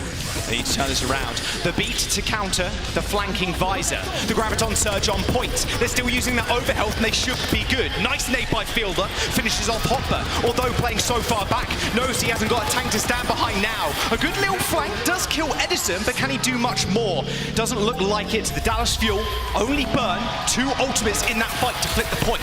That was a big team fight win from the Dallas Fuel right there. As you said, only using the Beat, only using the Graviton Surge. They had those big May Ultimate and Death Blossom, okay? Sparkle needs to find something with this May Ultimate. He needs to find the wall, and they're going early. The wall is down. Edison is out. Didn't want to match up against Hisu, especially with the backup he's pumping in. Death Blossom available, but Hisu hits it first. A nice sleep onto Hanbin, can't apply those shields. That Blizzard separating everybody though, and Sparkle kills Twilight. Hanbin trying to get damage in, and he manages to help Sparkle finish off although, but Hopper cleans him up. The Dallas Fuel on their last limbs on this point. They've got to stop Hisu from doing the damage. The wall will do just that, but Fielder gets run down by Hopper. A nice little double kill. Oh, Edison somehow gets the kill onto Hopper, in fact. Hopper couldn't quite escape, and Chiyu comes to the rescue. The Dallas Fuel are still in 50% now. Chiyu coming to the rescue again, always coming in clutch. Great play by Edison, recognizing, dies early in that fight, but comes back, puts that hammer down. But once again, we talk about it, the Hopper grab, it needs to be better than it was last round. Hanbin switched over now to the Doomfist. Look at that, unreal nade. Hits Hisu, and although Hisu pops that Wraith, cleanses the nade, but you can't cleanse the damage, son!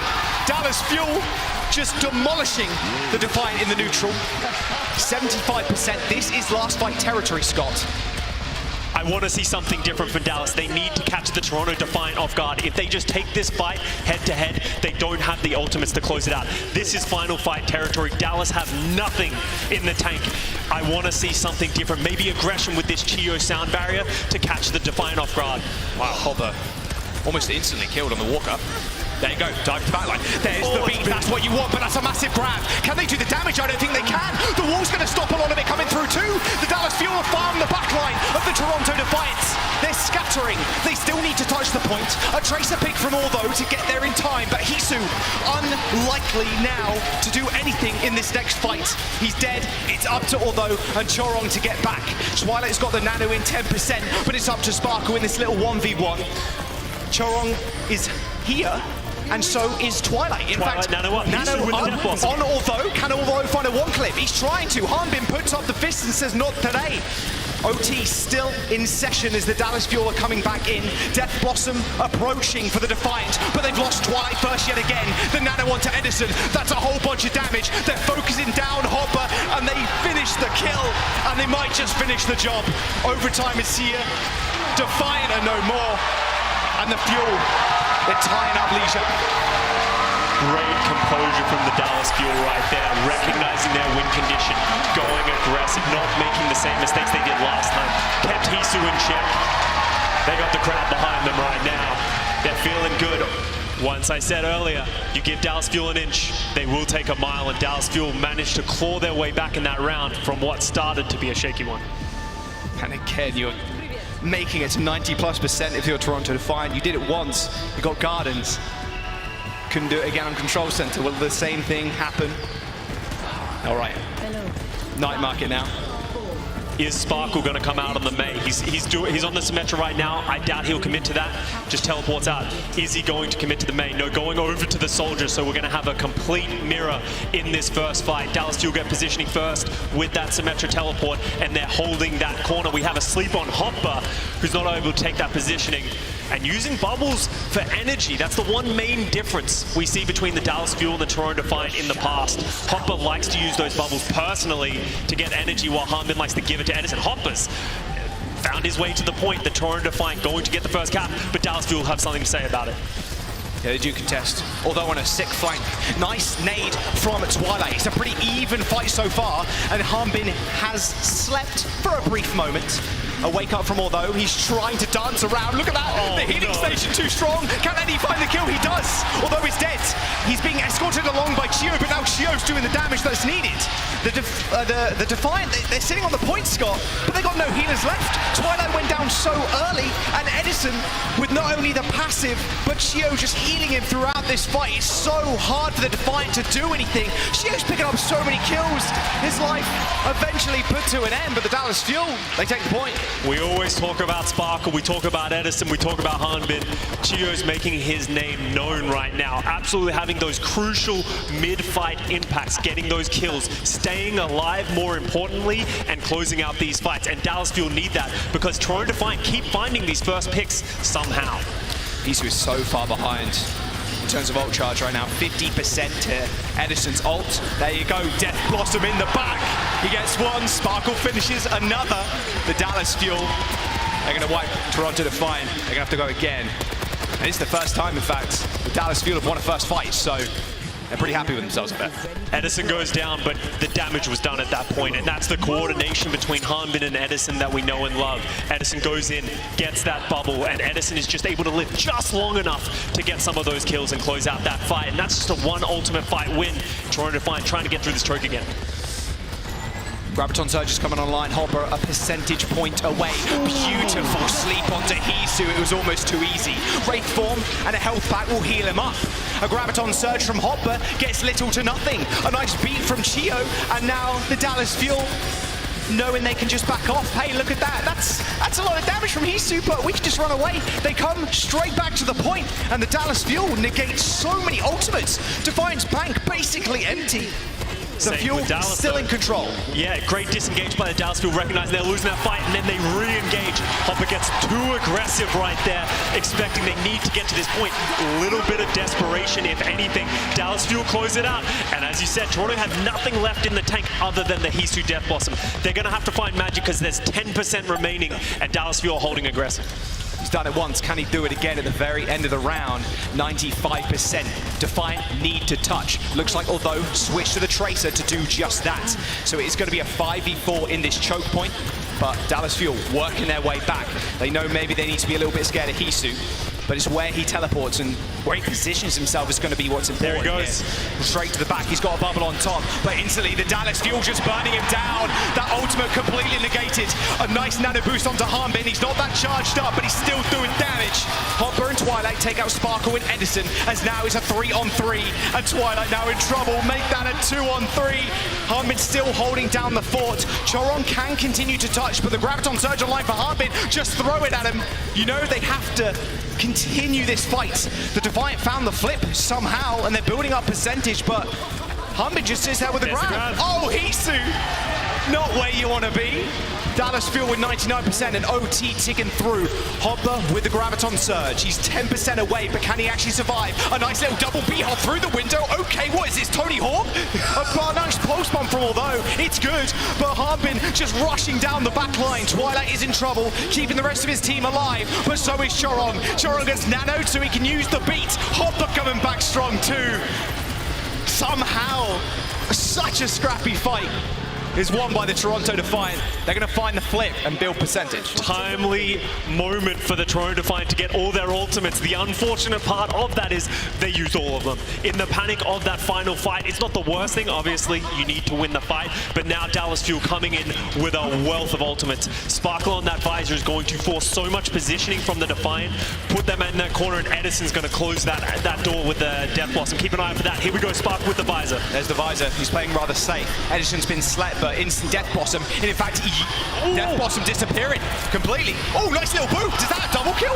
No, it's just one. It's Twilight. Unfortunately, the Dallas Fuel's still bleeding. Not burning blue right now.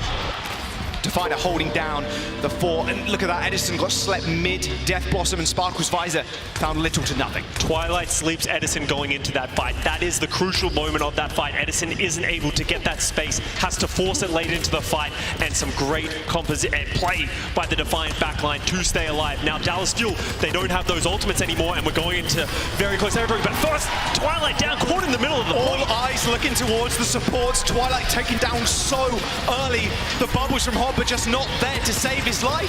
The Defiant, they need to touch. OT is here, and the Dallas Fuel just run over them in the last few seconds. They're going to take map number 1 of the series. Almost a little too easy. Just walked in the front door. Somehow get Twilight caught with his pants down, and the Dallas Fuel clutch is always closing out the first map.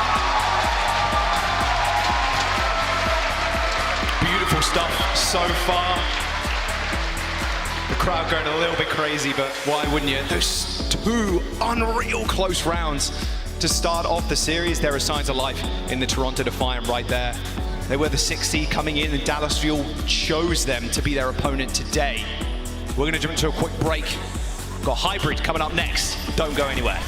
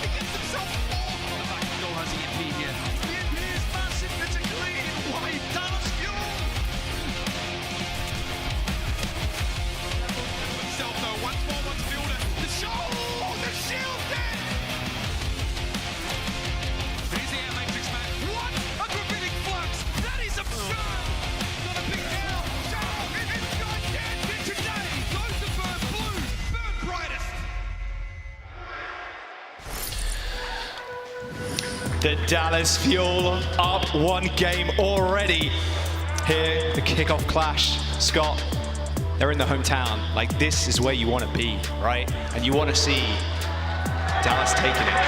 However, Defiant, they're also looking pretty good. Happy birthday, Doha. Yes, it's his birthday too. We just did a happy birthday song in the stadium. We wish him well. We're not seeing him right now though. Sparkle is in the lineup and doing quite well.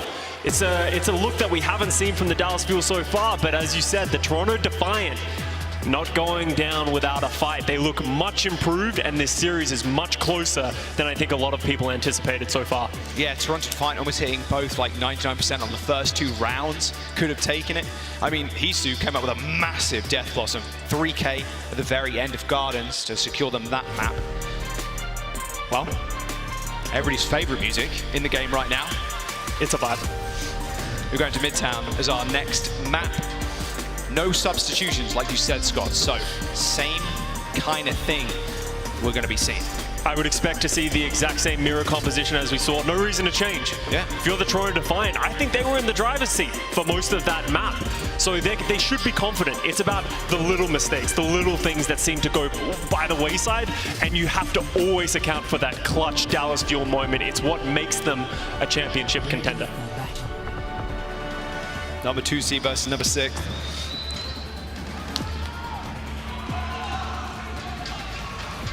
A lot of people burning blue in the audience right now. Toronto Defiant at the 6th seed. I don't think a lot of people came into this season with high expectations. It's the best time, the best roster the Toronto Defiant has ever put forward. They have great talent, they have a deep roster, and they have the potential to play anything, but they've found their stride with the Xayah composition, and it feels like Hopper has improved week on week, and his synergy with Hisu and Aldo has improved week on week, and we're starting to see a team that maybe some weren't expecting to be as good in this Kickoff Clash land, starting to sort of make waves against the Dallas Fuel. Very well could be. Twilight's doing exceptional too. Oh yeah. On Diana, but you expect that, right?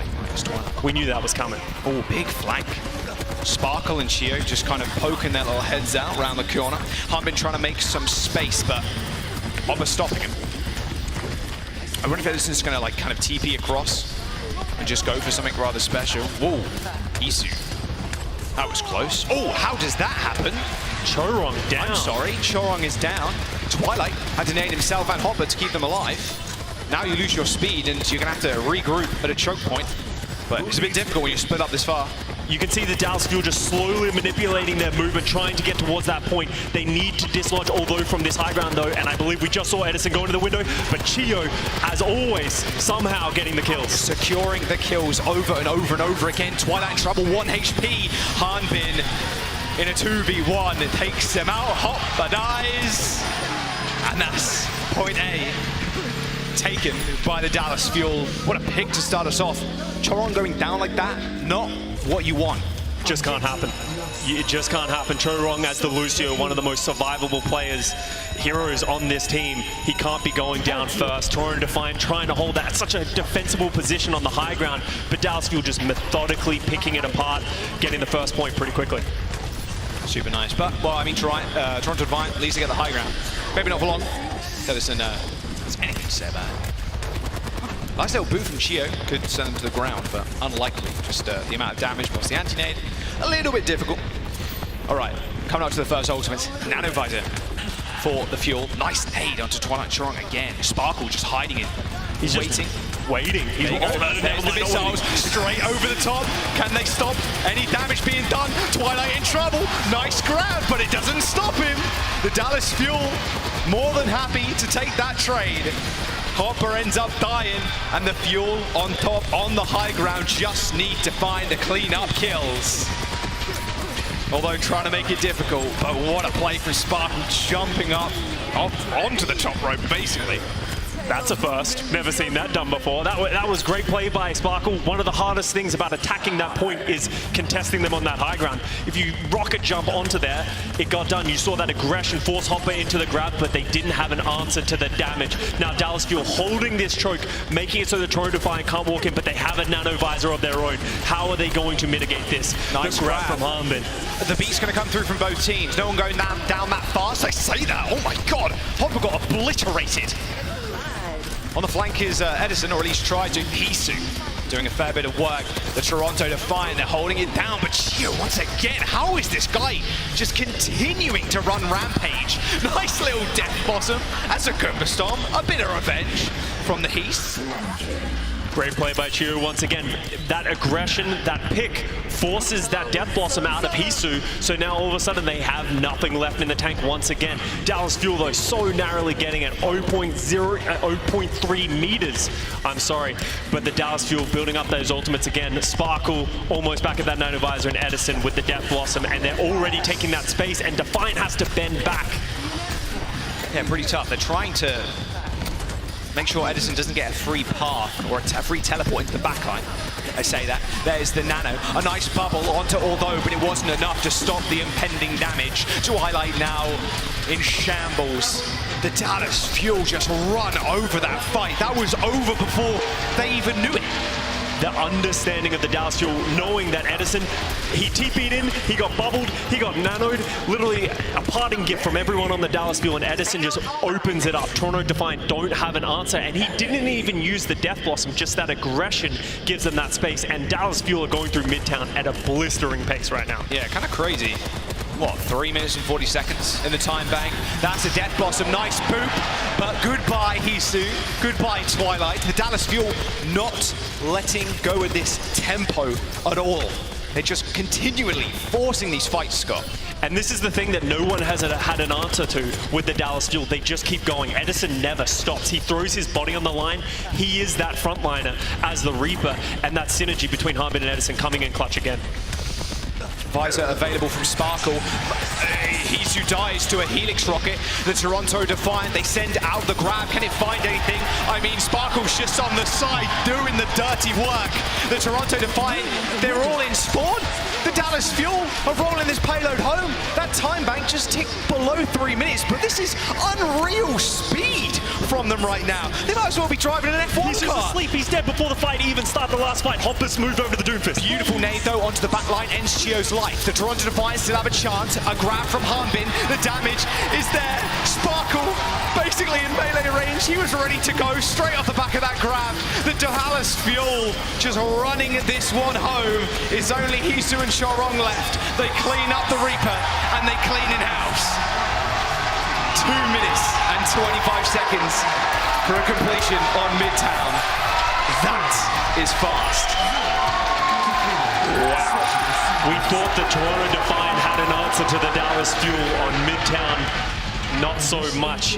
There's the disconnect between Hopper and Hisu there. Hisu goes in with the teleport, doesn't get the bubble, and he gets slept, he gets punished, and that it just starts crumbling for the Toronto Defiant. Dallas Fuel, they're taking that space, and once they have the pedal down to the metal, there's no stopping them, and Toronto Defiant, they're gonna have to hope for some magic on their offensive round. Can they come in clutch? Can the Heast be least? Like, that's what we need, just that star power in the front line. Because although his impact's not really there right now at all, like Sparkle's just outpacing him just over and over again with the soldier, not even with just the tank visor, just in the neutral. But I don't even think it's just on although. The amount of space that you're seeing be created by the rest of the Dallas Fuel team is allowing Sparkle to move around the map, get those flanks, get that damage in. Although, on the other hand, it feels like he has Chio, of all people, just hunting him down at all moments, following up Edison, and just playing that aggressive style. So Toronto Defiant, it's not one player who I think needs to make this adjustment. Their team needs to find some teamwork and synergy like we saw from them on Lijiang Tower. Yeah, just got to bring it back. Little run back. All right. Defiant's turn to attack. Can they match the offensive power coming out from the Fuel? Oh, that was a wall. Take that wall. Take that. Someone pokes one at it. Oh, Dallas is going early. Sparkle gets although, but Dallas in the front line is running them down. You can see Toronto Defiant running for the hills. Humbit has been slept, but yeah, look at this aggression. That's kind of, like, no one's expecting this at all. It's almost a free rotation more often than not. The Dallas Fuel, they're going to fight you in the streets, in the alleyways. It doesn't matter where you are. They're going to run you over. The difference between those two teams, Toronto Defiant gave that to the Dallas Fuel, but Dallas knows that is the crux of the hold. They can't just allow them to walk down that alley, take all that positioning. So Dallas go aggressive the best way they know how, just running it down mid. Ooh. Rough. Rough stuff. Oh. Wait a second. Hang on. Hold. It was his fault. Yeah, he unplugged something, sorry. We'll go back into game. Turn it back on, Scott. I'm sorry, the Dallas Fuel fans are chirping. They want to see better things. They want to see the continuation of the domination from the Dallas Fuel. Yeah. Look at him. Look at where Harbin's standing right now. He's spawn doors. He's at the spawn doors. You guys can't see it, but we are. He's looking at the spawn doors of Toronto Defiant. And this is the thing you need to be afraid of, Dallas. When they get that head full of steam, it becomes very difficult to slow them down. Should be getting back in just a moment, do not worry. I mean, they're ready to rock and roll, look at them. Just zoned in. Like Edison is locked in, look at that face. I was about to say, yeah. When he walked up on stage, I'm like, oh my God, he's already locked in. Like, just standing there menacingly, I'm like, oh God, okay. I mean, he's RPing Reaper, you know, that menacingly dominance. It's a new one. Hand warmer problems. Yeah, they get cold sometimes. That's true. You just got to give them a shake sometimes, you know. They're really helpful. You know, the stage gets cold from time to time. When I was a player there, you know, shaking them up really helps you out. Yeah, we've had quite a lot of gifs of that happening. Yeah. In very strange ways. Get your mind out of the gutter, Jack. Come on. It was never there. What do you mean? I'm a polite boy. All good. Yeah, so we're getting back into it in just a moment. I mean, they're ready to go. Oh, I mean, smacking the keyboard definitely will help. I think they poured some water on the keyboard. I've done that multiple times. Ah, I see. Okay, yeah, so from what I'm hearing, Thank you, production, by the way. The hand warmer accidentally exploded, and it's in the keyboard. So that's a new one. That's a first. Yes, yes. Well, it's all good. Don't worry. Heath was just getting too loose. That was the problem there. But it's all good. Yeah. Just clean the desk down. It's all good. I love how we're getting action cam of this. Yeah, no, this is live. This is great. Live feed of the hand warmer extravaganza. Might not be one of our longest pause we've ever seen, but definitely a unique one. Definitely a unique one. Maybe this was their strategy, right? Just shake up the fuel just a little bit. Hey, we're just going to jump to quick pause. He just starts tearing the hand warmer. Everyone's like, what are you doing? He's like, we need don't this. Worry. Don't worry. This is my secret plan. Nah, looks like Heath is good. Dallas Fuel already. Like you said, they're locked in right now. They're just about to jump back into the game. And, well, 3 minutes to go. A minute was burned. Nice aggression from the Dallas Fuel to start us off. There we go. We're back in, everybody. You love to see it. All right, let's see if Toronto Defiant change up how they want to attack this point. Last time they tried to go down the alley, but Dallas Fuel said no. Look at where Edison is hiding right now in the corner, and they walk into him. Edison might be in a little bit of trouble. There's one bubble available for Hanbin right now, and there you go, applied. Toronto Defiant just couldn't run him down quick enough, and now they're split. Could be a little bit of a problem. They're still funneling into this room, but Spark on the side takes care of Twilight. You don't really expect Sparkle to be there, and unfortunately the Toronto Defiant once again just caught in this alleyway. Oh my word. The Dallas Fuel. 2 minutes to go for the Defiant. They need to come up with something fast. You know the Dallas Fuel, as soon as you peek that head around the first corner, they're running at you. It doesn't feel like Toronto Defiant are ready for this Dallas Fuel aggression. They just walked into that room as if Dallas wasn't going to stop them. They even had their backs to Hanbin. Never turn your back to Hanbin because he will run you down. So let's see if Toronto Defiant take a different approach this time. But Dallas are running through the train. And then going straight over to the high ground. Nice little boop. Give me some airtime. Why not? I think that helped him more than hindered him. Nice nano visor. Kills Twilight. Chorong's going down too. Sparkle, he's done a lot more damage than potentially Toronto Defiant anticipated. Although gets chased all the way to those doors. Hopper luckily has that grab for the next fight, but he's looking at not only a Death Blossom, a Graviton Surge from Hanbin, but Chio with the beat. How many pages is in this Dallas Fuel handbook? It's got to be as big as a textbook at this point. They're just mixing it up on Toronto, and they're never ready for anything. Hanbin's going aggressive with the grab. Yeah, he's ready for that grab. Oh, instantly onto the although. He knows where he wanted to place it. A return grab from Hopper's good, but Chio says, okay, no worries. Instant beat, and look at this. Edison already in the back line. Death Blossom's not going to get used just yet. The Toronto Defiant pulling all the way back. They know with the amount of casualties that they sustained, it's not worth going again. Now they're grouped up. They got a minute to go, Scott. They need to find an entrance into this fight. They're going aggressive right now. Nano boost onto Hisu. Hisu's so close to the Death Blossom, but can he close the gap? Hopper certainly did as Hanbin ends up falling. He's actually waiting for people to come to him, and it's actually working out. Sparkle finds a return kill, but the Dallas Fuel have lost the majority of their damage. Toronto Defiant with one tick on the point. Hanbin's coming back as Doom. That's an interesting choice. They're wanting to recontest this. Dallas Fuel have no ultimates on the board, and they're almost at the capture. 88%, nice leap onto Hiso, but he's gonna be good. Straight in the train car, double kill for the Reaper. And the Toronto Defiant, once again by the skin of their teeth. They're gonna be able to cap this first point as soon as they take care of the tank. There you go. Fire truck, now leaving the station. I like that attack from the Toronto Defiant. Sometimes they're getting too cute with it. They're trying to do too many strategies and maneuvering around. The one fight that they just walk at the Dallas Fuel, it works. You're in the mirror composition. You just got to have confidence in yourself because Dallas Fuel have confidence. Nothing but confidence. So Toronto Defiant, I want to see more of that. Stop trying to navigate around them and letting Dallas Fuel go first. Dallas Fuel want to go first right now. You see what ults are up. Nanovisor and a teleport from Edison across to the other side there. That green tarpaulin should be good. I like that position that Edison's holding. It could be so strong, just dropping at the back. Another one. There he is, jumping up. Nanovisor's been hit. Hisu's already down. Those bubbles don't last for long. You got a Nanovisor staring at you. Toronto Defiant. I mean, they were kind of expecting that. A very quick and clean fight.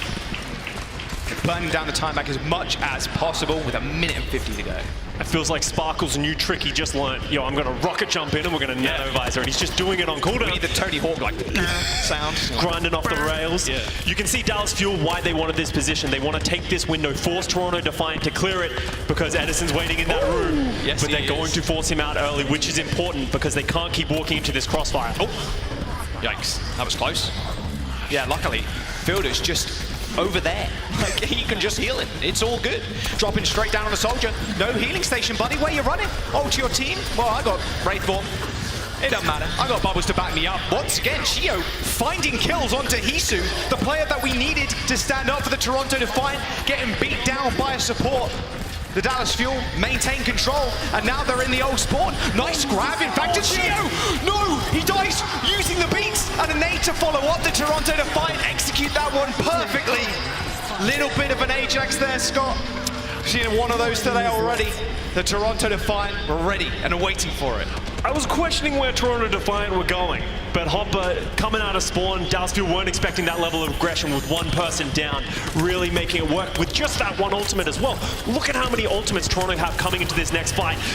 I mean, they're just running at him. Harmon's so close to that Graviton Surge, why not? 100 energy for Hopper. He is purple, has to back up. A beautiful nade onto no bubbles. Zarya. It's an easy kill. Although he's been slept in the visor, luckily they didn't use the nano, but the Toronto Defiant fighting for their lives on the point. Twilight kills Edison, but it realistically doesn't mean a whole bunch. The Dallas Fuel are continuing to hold, and with 7 seconds to go, this is going to be it. They've got ults to spare. They didn't use anything really in that fight, and no one can touch the Dallas Fuel with 2 maps and match point in the series at their homestand. Toronto Defiant caught with their pants down on that one. They had the ultimates to answer, but just weren't ready for that level of aggression from the Dallas Fuel, and that summarizes this entire map. Dallas Fuel playing with that confidence, playing aggressive, not allowing Toronto Defiant to have that freedom to set up like they did on Lijiang Tower, and the Toronto Defiant caught off balance one too many times. Midtown is the Fuels. They're on match points. Toronto maybe looking a little bit defeated, but there's still an opportunity to come back. We saw what they could do on Lijiang Tower. It's scary. It really is. But we're going to jump to a break. Can Dallas Fuel bring it home? We'll have to wait and find out.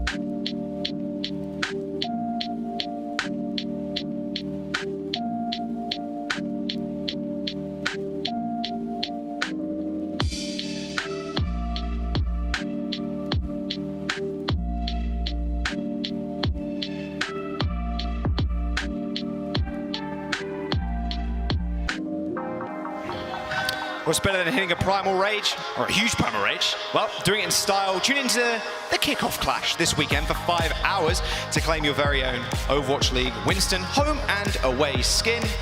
Only for tuning in, so that's great. And you get some league tokens too, so even better. Love to see it. Get those tokens in, make sure to connect your account. Don't spam drops in chat. It does not help. And we've been saying it for years. It does not help. Sources say, doesn't it? All right. Toronto Defiant need to find a way back into the series. The Dallas Fuel, though, in front of their hometown crowd, like, they are destroying right now. We saw a lot of work being put in by the Defiant the very early stages of the series. So where are we going? Well, Toronto's map pick, it is Dorado, and they've made some switch-ups. Finale in for Hisu. We also have Muse in for Hopper. So, Scott, what does that ring? It makes sense. You know, they've played the Winston composition. You have to. You can't play the Zarya on Dorado. The questionable thing for me is Hisu coming out. We've very rarely seen Finale and although together, usually Hisu is the mainstay of this roster, sort of taking out their hit scan player. So I expect them to play the dive, but probably not the Widowmaker. Oof. The Dallas Fuel have some substitutions too, so just getting them set up. Widowmaker superstar. Edison taking a back seat. Gurio's coming in to play Widow. He's looking calm, cool, and collected. I've heard he's a nervous one, so hopefully the stage is not going to add into that. He talked about in his opening match that he got to play, he was very, very nervous. Gurio, we believe in you. Dallas Fuel fans, do you believe in Gurio? Oh, absolutely. I think they believe in Fearless, a whole bunch too. A man that's made quite a reputation for himself, Ryan extraordinaire. Probably playing the Winston on this map on Dorado. His Primal Rages are, unbelievable. They are just things of dreams, I think. I've never hit one close to that.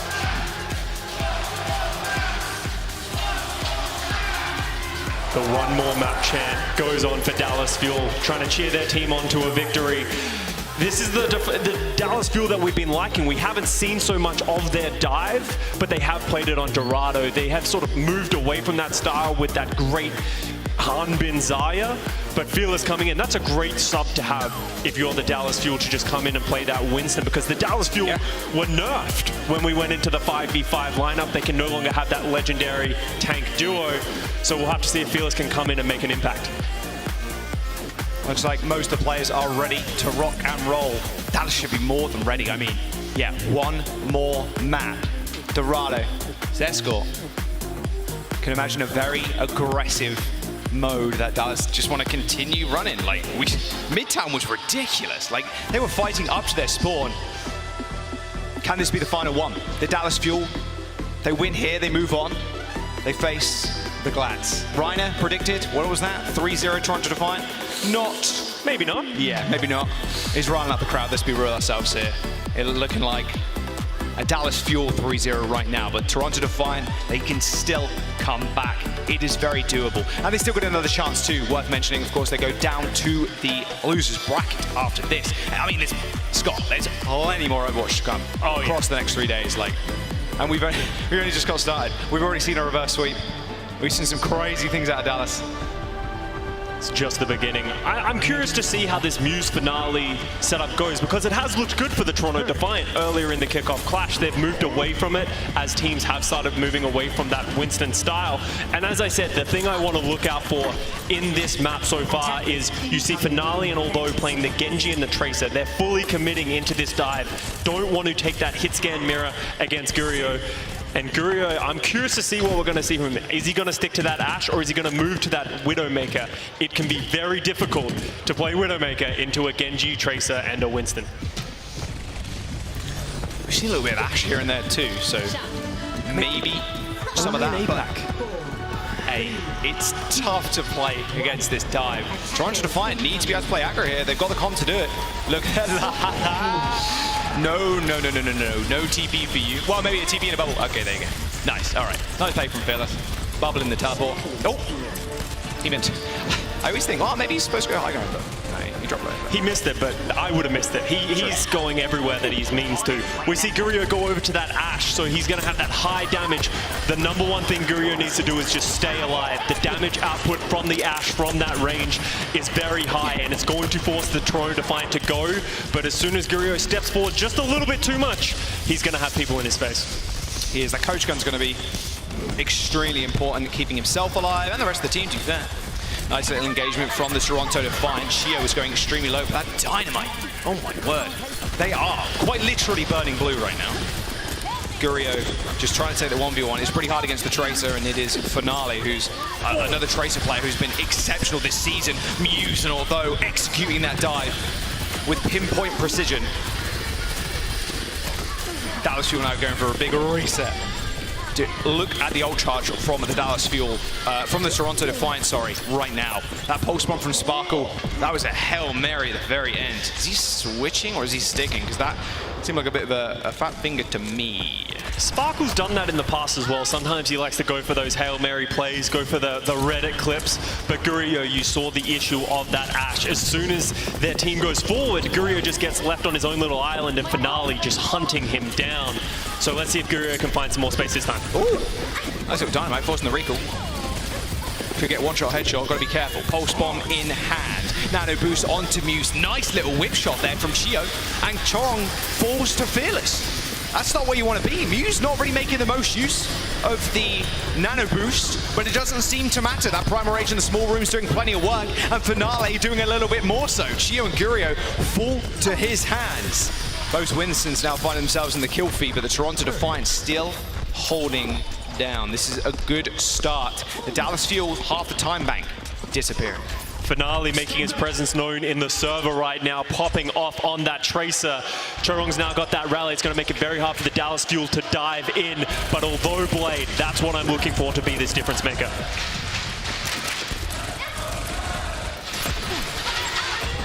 Rally.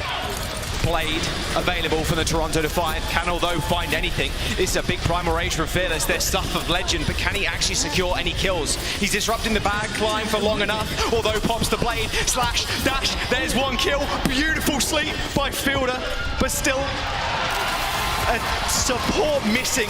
But Gurio just lines up the shot. It was easy. He was on the ground already, and a couple of meters to go before the Fuel do put that point in. The sixth man, he's on the field. It's only Beautiful Bob touching right now, but it might just be enough. Finale comes up big once again. Sparkle dead, Pulse Bomb thrown, Gurio falls, and Finale is keeping the Toronto Defiant in this game, but the Dallas Fuel, they ended up capping under their noses. Oh my, a little bit of a Charlie Niner, I think, coming in from the Toronto Defiant, not able to stay on the point. Dallas Fuel get away with that one. That was slipping away from them. They only had about a minute remaining on that first point, and they didn't have much left going for them. We're going to see a re-aggression hit from the Toronto Defiant, trying to touch the spawn of the Dallas Fuel. Dude, another nade, are you serious? Another sleep even? Muse is doing next to nothing on the Winston. It's really punishing going for these dives when Fielder has these cooldowns up. Fearless, though, has been slept by Twilight, and Finale, once more, just beating Sparkle to the punch. An attempted sleep from Fielder. He's so low. Not much Gio can unfortunately do there. Twilight finds a nice couple of kills. And the Toronto Defiant, this is the way they want to play though, right, Scott? Straight up in their spawn, they want to dive hyper-aggressively. The shoe is on the other foot now. We talked about how Dallas was very aggressive on that Zycon position. Toronto kicking it up a notch now that they're playing this dive. And look at them in this elbow. They're waiting to go. Twilight's going to take this angle and try and attempt for a big nade. Nice nade onto Fearless. But he can back off rather easily. Not the most honourable 1v1 of all time as Finale's getting healed, but that's okay. Fearless jumps in and gets slept. Finale with another stick. Doesn't quite get it. Shio with a perfect reactions with the shield. Sparkle, though, on the other side of the map, actually kills Twilight. Toronto Defiant, they're making space with this Primal Rage. With Gurio dying, the Dallas Fuel once again in a situation that they don't want to find themselves in, struggling to move this car past this small gate area. I am starting to think this Gurio Ashe might be a problem. It doesn't feel like Toronto Defiant is giving them any breathing room. Gurio is just struggling to get any purchase and any damage, and he needs to be pumping that out. Almost at some point, I'd like to see him switch over to that Soldier if Toronto Defiant keep up this aggression. Nano boost available for the Dallas Fuel, can send Fearless in with it, and he can back himself up with the Primal Rage. They need to get this high ground control away from Toronto Defiant. Ideally, that's where they want to be with the Ash. There's the engagement from Fearless, but instantly, Twilight, one of the best diamers in the world, hits him with a sleep. Nano boost, though, onto Chio to keep him alive. Can he actually do much damage? Yes, it looks like it. Just dashing straight in the church. Say your prayers, Defiant. You got to deal with Chio, and he's nanoed. A nice little anti-nade, though, from Twilight finishes him off. A rather scrappy engagement as Fearless is letting sleep in again. Sparkle with a big pulse bomb onto Twilight. As long as Chorong stays alive in this fight, they might be good. He's so close to that rally, but it doesn't look like Toronto or Defiant want to pop it just yet. They know the Dallas Fuel can regroup quickly, which is what they've done, so they end up backing off. They need to take this high ground, Toronto Defiant. They need to control that space so that they can drop onto Fielder, because look at how exposed they are on this low ground right now. Coach gun up into the skies. You've got to get that bob on high ground, or at least get the bob going. It can be such an annoying tool for a Tracer or a Genji to deal with. The Toronto Defiant, a couple of DTBS ultimates in hand, although could set up with a big blade, but look at this. The Fuel actually going for a big wraparound. They need to find something. Time's ticking. Finale with a double pulse bomb. They cannot let Finale keep getting away with these pulses. The Dallas Fuel are now in overtime. They don't have Bob, they don't have Rally. Two huge ultimates taken away from them. Choron kills Sparkle, and now the Toronto Defiant is sitting pretty on the payload. Muse, he may be sleeping, but of course he can do that when the rest of his team are cleaning house. The Toronto Defiant stopped that payload before second, and the Dallas Fuel, uncharacteristically, especially in this series, a little flat. That's been the story of the Dallas Fuel so far this season. They have not looked as dominant on this dive as they have in the past. It's the thing we know them for. It's what they did all of last year. But it feels like when they're playing these dive heroes, when they're playing these dive compositions, they're struggling to find purchase. They're not being able to play their tempo. We saw the exact same thing last time we were here in Texas versus the Houston Outlaws. Dallas Fuel, they need to start finding a way to slow down the aggression of the Toronto Defiant, and I think it has to start by looking at Gurio's hero. Are we going to see something different from him on the defense? Yes, of course we are. It's got to be Widow, right? That's what you want to see from him. This is Finale's pulse bomb. Wow. I mean, you take out the two tools that the Fuel needed. The rally and the bob. Like, Finale comes in, you know, maybe a bit cold, right? It's his first game on stage for the Defiant. And he comes out with performances like that. Yeah, I'm down. Finale having a phenomenal time right now on the Tracer, something that we know he's good for, and he has been good in the Kickoff Clash, but I was not expecting it to have this level of impact. Dallas Fuel need to find an answer to him, because it just feels like he's running around the map for free. With no Gurio to pump out that damage, we didn't see Gurio kill Finale once. Although switching over to the Widowmaker to try and match Gurio. Oh, nice nade. I think it resulted in too much. That's what I want to see, just them both just going with these crazy grapple shots. Although it goes back onto the Genji, maybe just looking for that first shot. So once again, Gurio on that Widow maybe won't have that space to shoot like he's going to want to. Yeah, you can see slowly the Defiant are encroaching on their position. And yeah, you have to pay respects to the Widowmaker, but when you can just push the payload, get high ground with the Genji, it's pretty tough to do much. Just look at how much space the Dallas Fuel is giving to the Toronto Defiant. Yeah. We haven't even fought yet, and it's probably because of the Gurio positioning right there on the top of the arch. That's the defensive place they want to play on. I wouldn't be surprised to see, although you saw him moving towards it, he's going to go over this wall and try and punish Gurio for playing so far back. He's got to wait for the call. He's gone over. He's on the high ground now, denying that away. Hit the Venom Mine, which is kind of frustrating. Oh, Gurio's in the back. No way, here's this headshot. Oh, he's straight there. Of course he does. Are you You didn't expect that, did you? I didn't even see his head. Gurio now trying to line up another shot. The Dallas Fuel, they've lost Fearless, unfortunately. The Defiant is still moving this payload, but it's on Gurio's shoulders right now to try and find a little something extra. Twilight in trouble. He takes the double shot. Make that a triple shot. Choron falls. Gurio holding down this point solo right now. Muse, don't step up to the boy. He's going to bite back. Gurio proving why he's here right now, having that hit scan prowess, getting that amazing shot against Although at the beginning, and then becomes the body shot bandit as the fight goes on, getting those important final blows, and Toronto Defiant has to take a reset. Dallas Fuel have that nano, they've got the pulse, near in that sight. But look at the Toronto Defiant, they're so far away from that blade, Scott. It's been quite tough for them to build it up. Okay, they're checking Guria, makes sense. Nano boost onto Fearless, jumps to the back. That's a lot of dead supports. Goodbye. Sparkle is going to be able to chase this one. Just help assist Fearless grab these kills. Although kills Fielder, shouldn't matter. Shrug it off. It's good. Oh, hang on, sorry. Say again. Gurio also forced it, although now trying to take control, but the Dallas Fuel, they have rally, Scott. So they should be fine. They're going to give up a little bit of space, but Sparkle's still there, jostling on the payload.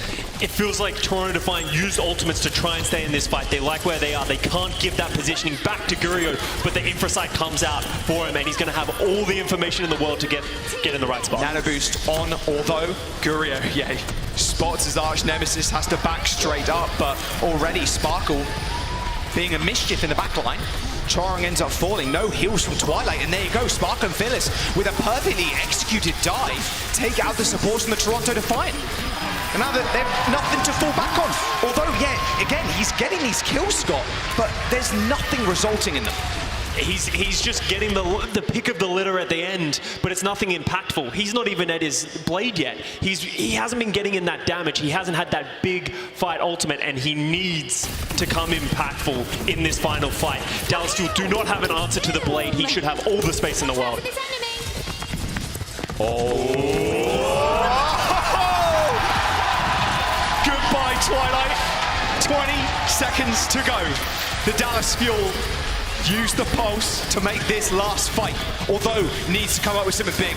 We've seen just the neutral kills, but this blade to keep them in the series. The Dallas Fuel looking at a 3-0 dub if Defiant can't find this fight. Final fight. Engagements coming in.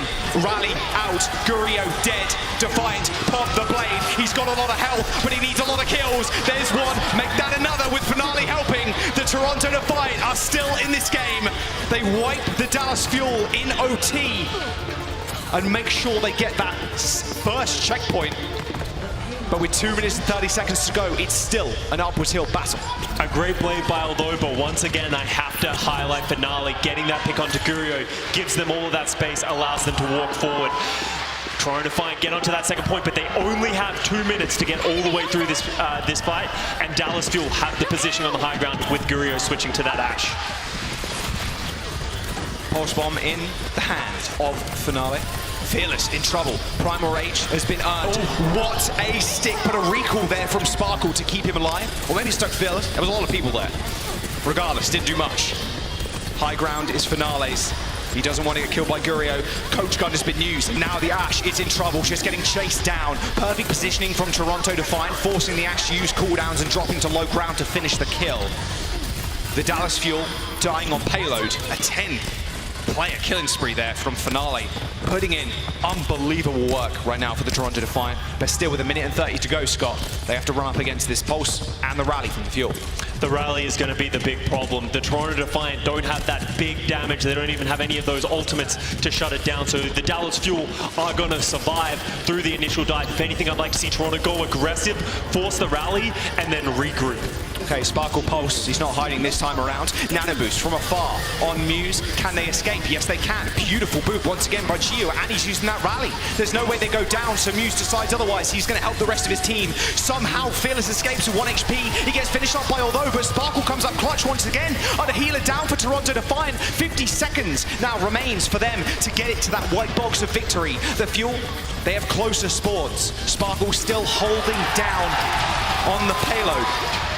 With Muse falling, this is Toronto Defiant's time to back up, go again, make this a fight win. Nice kill into Finale, shuts him down. All right, we're going into final fight territory. The Dallas Fuel, Gurio moving quickly towards this blob. They're going to need it in this fight. Chorong is going to have that rally, and Altho's blade is coming up. Dallas Fuel, they're going to want to end this fight before it begins because Toronto Defiant are coming up on everything. Altho's blade, once again, has to be massive. Finale's done himself a pulse bomb. These DPS ults are going to be crucial to win this fight. Chorong starts the fight off with a rally, keeping him and Twilight healthy. Altho's now on the side. Nice little deflect, but the flames are burning blue. Although has to now back up. He is so low. Finale throws the pulse, doesn't find much, and Bob joins the fray. The Toronto Defiant now have to deal with 6 people. Guerrero and Finale find kills, but it is all Dallas Fuel right now. Fearless in the backline. Finale is dead. Carry down. Twilight, he hits the sling, but it don't matter. The Dallas Fuel in their hometown take the series 3-0, and they will face the Gladiators tomorrow. That's going to be a match right there. The Dallas Fuel fans getting up and about for the Dallas win, making it look easy. There were some struggles and some pain points here for the Dallas Fuel dive, and I think the other teams are going to be looking at this. If you can force Dallas Fuel into these kind of maps, they look vulnerable. It's going to be a weekend where Dallas Fuel is going to have to shore up some holes if they're going to win the Kickoff Clash. They only lost 1 game coming into this, and it was against the Shock. They want some revenge, Scott. They really do. They're ready to rock and roll. Crowd is definitely helping, I'll tell you that right now. Being on there, being on stage when the crowd is just going crazy for every single kill you get, like, that is energy for the soul. You hear it when you're on that stage, you have those headphones on, you hear every single cheer when you get that kill, when you get that impactful moment. The fans let you know, and that feeds you, and that's what fuels you. And it's awesome to see these players on stage feeding off of that. And on top of that, it's good to see Dallas Fuel feeding off of that, because they didn't do that in their earlier series against the Houston Outlaws when they lost. Now that really warmed up. That is for sure. It's going to be a heck of a weekend, I'll tell you right now. Or a heck of 3 days, of course. Tomorrow there's some crazy ones, but the Dallas Fuel did go close to the Toronto Defiant, and the Defiant have another chance. They're going to drop to the losers bracket, could make the run. I think the Toronto Defiant had good looks. Other than Midtown, they looked incredibly competitive. The Lijiang Tower could have easily gone towards the Toronto Defiant. On that Dorado, Finale looking phenomenal on the Tracer. There is many good things to look forward to for the Toronto Defiant. And apparently, according to the crowd, it's Morbin time for the Dallas Fuel. It's going to be a good weekend. I mean, 3-0, that's more than you can ask for, right?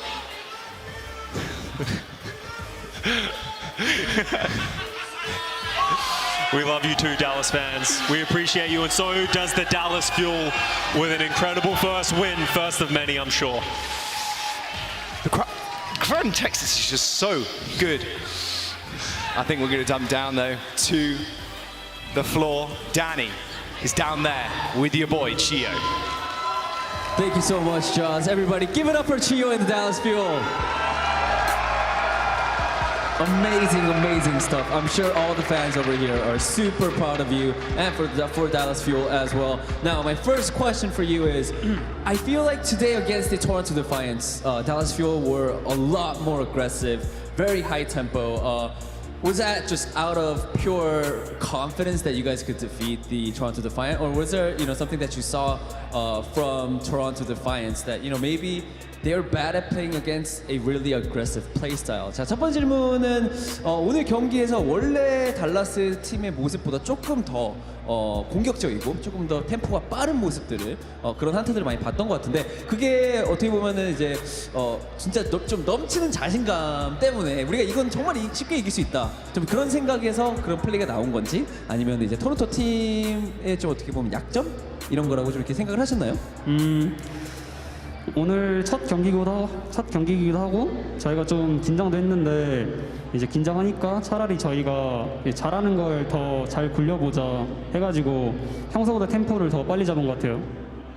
I mean, because this was our first match, and because we have to play in front of our crowd, and there were a little bit of nerves involved, so we decided to run with something that we were really comfortable and just go push as hard as we can, and I think that's why we were seeing a lot more aggressive play style, and it really worked. It was 3-0. 그 당연히 잘 됐잖아요, 그죠? 3대0으로 이기시게 됐는데, how do you feel? 솔직히 첫 이제 오프라인 경기니까 좀 긴장도 많이 되긴 했는데, 그래도 이제 계속 3대0으로 계속 이기고 있으니까 기분이 좋고, 이제 응원해 주시니까 확실히 힘이 많이 나네요. 감사합니다. Alright, I mean, yes, like I said, it was our first match, so we were a little bit more nervous, but it feels really good to win 3-0 against the Toronto Defiant. Not only that, we have all these fans cheering for us. It really helped out. Thank you so much. That was honestly, I think, that was also kind of my question as well. My second question was, this is your first time seeing the Dallas, not the first time, but I mean, in front of your home crowd in Dallas. So how did that make you feel, just playing in front of all of your fans? 자, 두 번째 질문이 아까 방금 답을 살짝 해주셨는데 일단 뭐 이제 오늘 달라스에서 경기를 하게 됐고 또 거기다 승리까지 거두시게 되셨는데 좀 어떠셨나요, 오늘 경험? 오늘 경기 확실히 저희 팀의 장점을 많이 보여주고 이제 사람들이 보기 재밌는 게임을 보여준 것 같아서 많이 기분이 좋아요. 네. Alright, I do really feel great. I mean, not only were we able to show Dallas strength, Dallas Fuel's strength, but I feel like we had a lot of moments where a lot of our fans would have really enjoyed. So it really does feel good. I surely enjoyed it. Fans, Dallas Fuel's fans, right? You guys enjoyed it? And this is only the first day, baby. Let's go.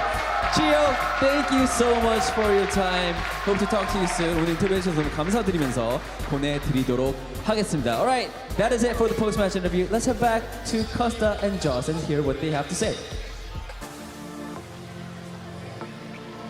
Thank you, Danny. And Gio, of course. What an unreal game from the Lucio player. Like, how many final blows? Like, how much impact did he have? He felt like he was a DPS player throughout that whole series. Every time it felt like the Dallas Fuel were losing traction, Chio's coming off of a wall at like double the speed of everyone else, getting incredible boosts, getting incredible plays, and saving his teammates. Absolutely deserved performance, and he is our player of the match for today. He is indeed, yeah. Unreal amounts of damage, and that's the thing too, when you're diving your Winston, they're doing a little bit of damage. Your Trace is obviously trying to clean up those kills, right? But it's you that's also there just pounding them into the dirt. It feels very good. That beat was unreal. That saved them, that map. Yeah, absolutely. Chio had so many great sound barriers. He was charging up very fast as well. Just really synergizing well with this Dallas Fuel team. Not a lot of people knew what to expect from him coming into this roster. Jexit was perfectly good for the Dallas Fuel, and a lot of people were questioning the decision. I'm hoping that the questions have simmered down now because Chio putting on a great performance so far today. Oh, definitely, yeah. I don't think there's any questions about it now. 6 final blows per 10. As a Lucio player, like what?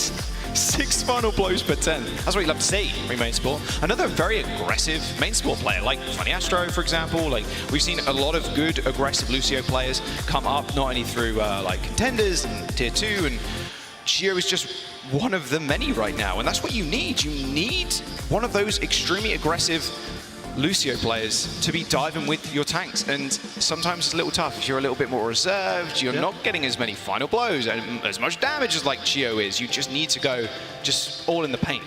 Sometimes you just go hard in the paint as a Lucio. I fed when I did that, but Chio proving that he's better than me. Yeah. You also missed a couple of ults, but we won't talk about that. Come on. We won't talk about that. We're going to jump to a quick break. We'll sort this difference out a little bit later on. Yeah. Producers, please take us to break, please. Thanks. Please. Bruh. The Overwatch League is brought to you by Upper Deck, the official trading card of the Overwatch League. And by TeamSpeak, the official voice supplier of the Overwatch League.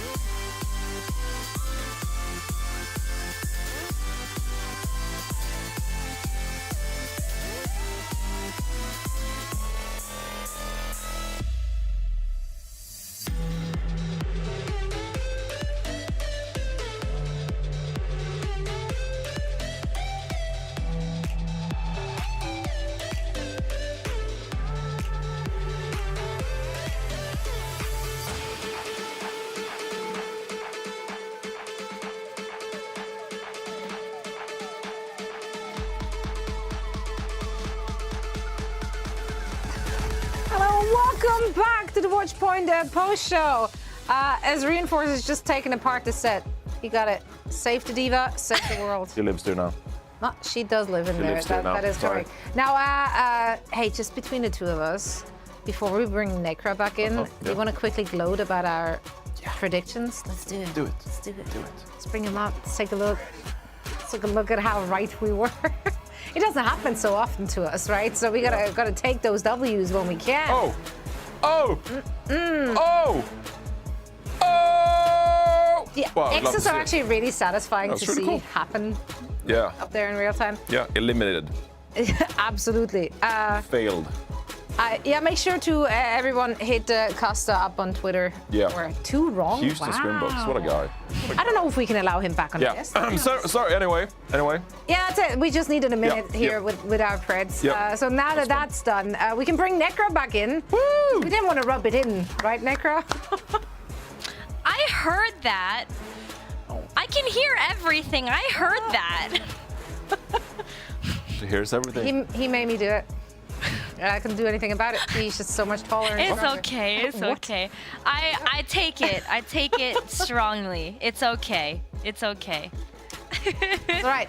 You come back stronger tomorrow, and maybe we get everything wrong. You never know. Because today's matches were kind of crazy. And they were hard to predict. So let's talk about the match we just got to watch. Dallas Fuel looking very, very dominant. But I think Jaws and Costa summed it up nicely when they said that there were some bright spots for the Toronto Defiant as well.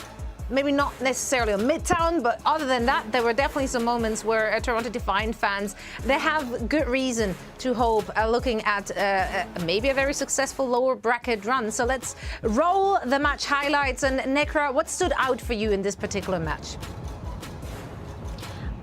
I think what stood out to me is just how well-oiled Dallas Fuel looked overall. I mean, the first two rounds of Lijiang, they did look a little bit rough because it took Dallas Fuel a little while to be able to ramp up, and they kind of left things till the last moment before they were able to take the point back, but they did end up actually winning the map, and it was off the back of just Chio's sound barriers. You know, Jaws and Custa pointed out just how impactful Chio was on that Lucio pick, and the efficiency of those sound barriers was incredibly staggering. On Lijiang alone, Chio had an average sound barrier efficiency of 4.67, and that was after the last one of the day. It was at 4.8 before that on that map. So it was just kind of incredible to watch just the rookies overall for the Dallas Fuel perform, because Gurio was also a standout.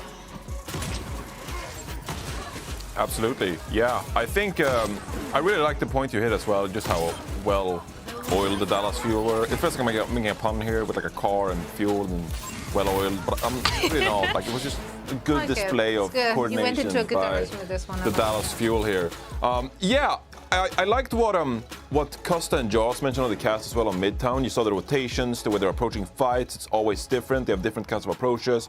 One fight, we might want to be super aggressive with our Graviton Surge. In other fights, we want to peel back and maybe make some room for Gurio on the Ash Pick or Soldier, etc. Right? So it's that is really a science of being an elite team, when you have so many kinds of approaches, so many kinds of rotations, strategies in your pocket, just like, well, we're gonna do this with our ultimates, and you catch the opponent off guard. So Dallas Fuel, I mean, this is why they are the best in the region. Just like the way they execute with so many creative ways. Like even the May on Lijiang Tower, when he came out on Control Center, they were just like, yeah, we're gonna play May with this comp, and then we're gonna ice wall our way and like play Tetris, because that's what we do, and they ended up making it work, right? So how many teams in the league can pull it off? Not many, and that's why the Dallas Fuel. Yeah, and it's very impressive considering that we're only a month into this. It is, you know, there are a lot of new pieces to that Dallas Fuel puzzle, and yet the coordination and the cohesion in that team is just so strong. And you see that if you're playing a composition like a Zarya Reaper composition,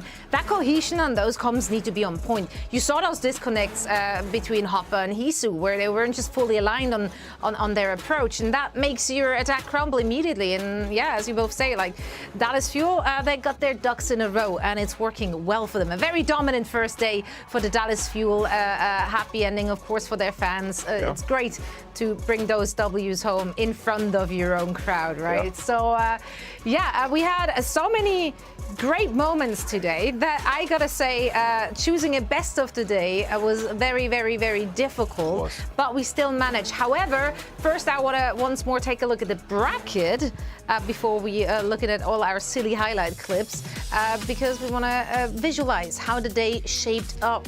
We did see San Francisco Shock and Atlanta Reign advance into the next round in the upper bracket, as well as the LA Gladiators and the Dallas Fuel. Now, is there any of these two matches that you guys are especially hyped to see play out tomorrow? I have to say, I think that the LA Gladiators against the Dallas Fuel, it's going to be close because I think LA Gladiators, they might have a bit of an unorthodox approach.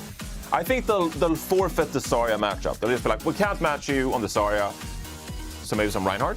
That's the thing, they don't need to because they have the depth, right? They can play so many other things on such a high level that who knows? It might be hard though, right, Necra, for the Dallas Fuel? Like, how do you prepare against a roster such as the Gladiators?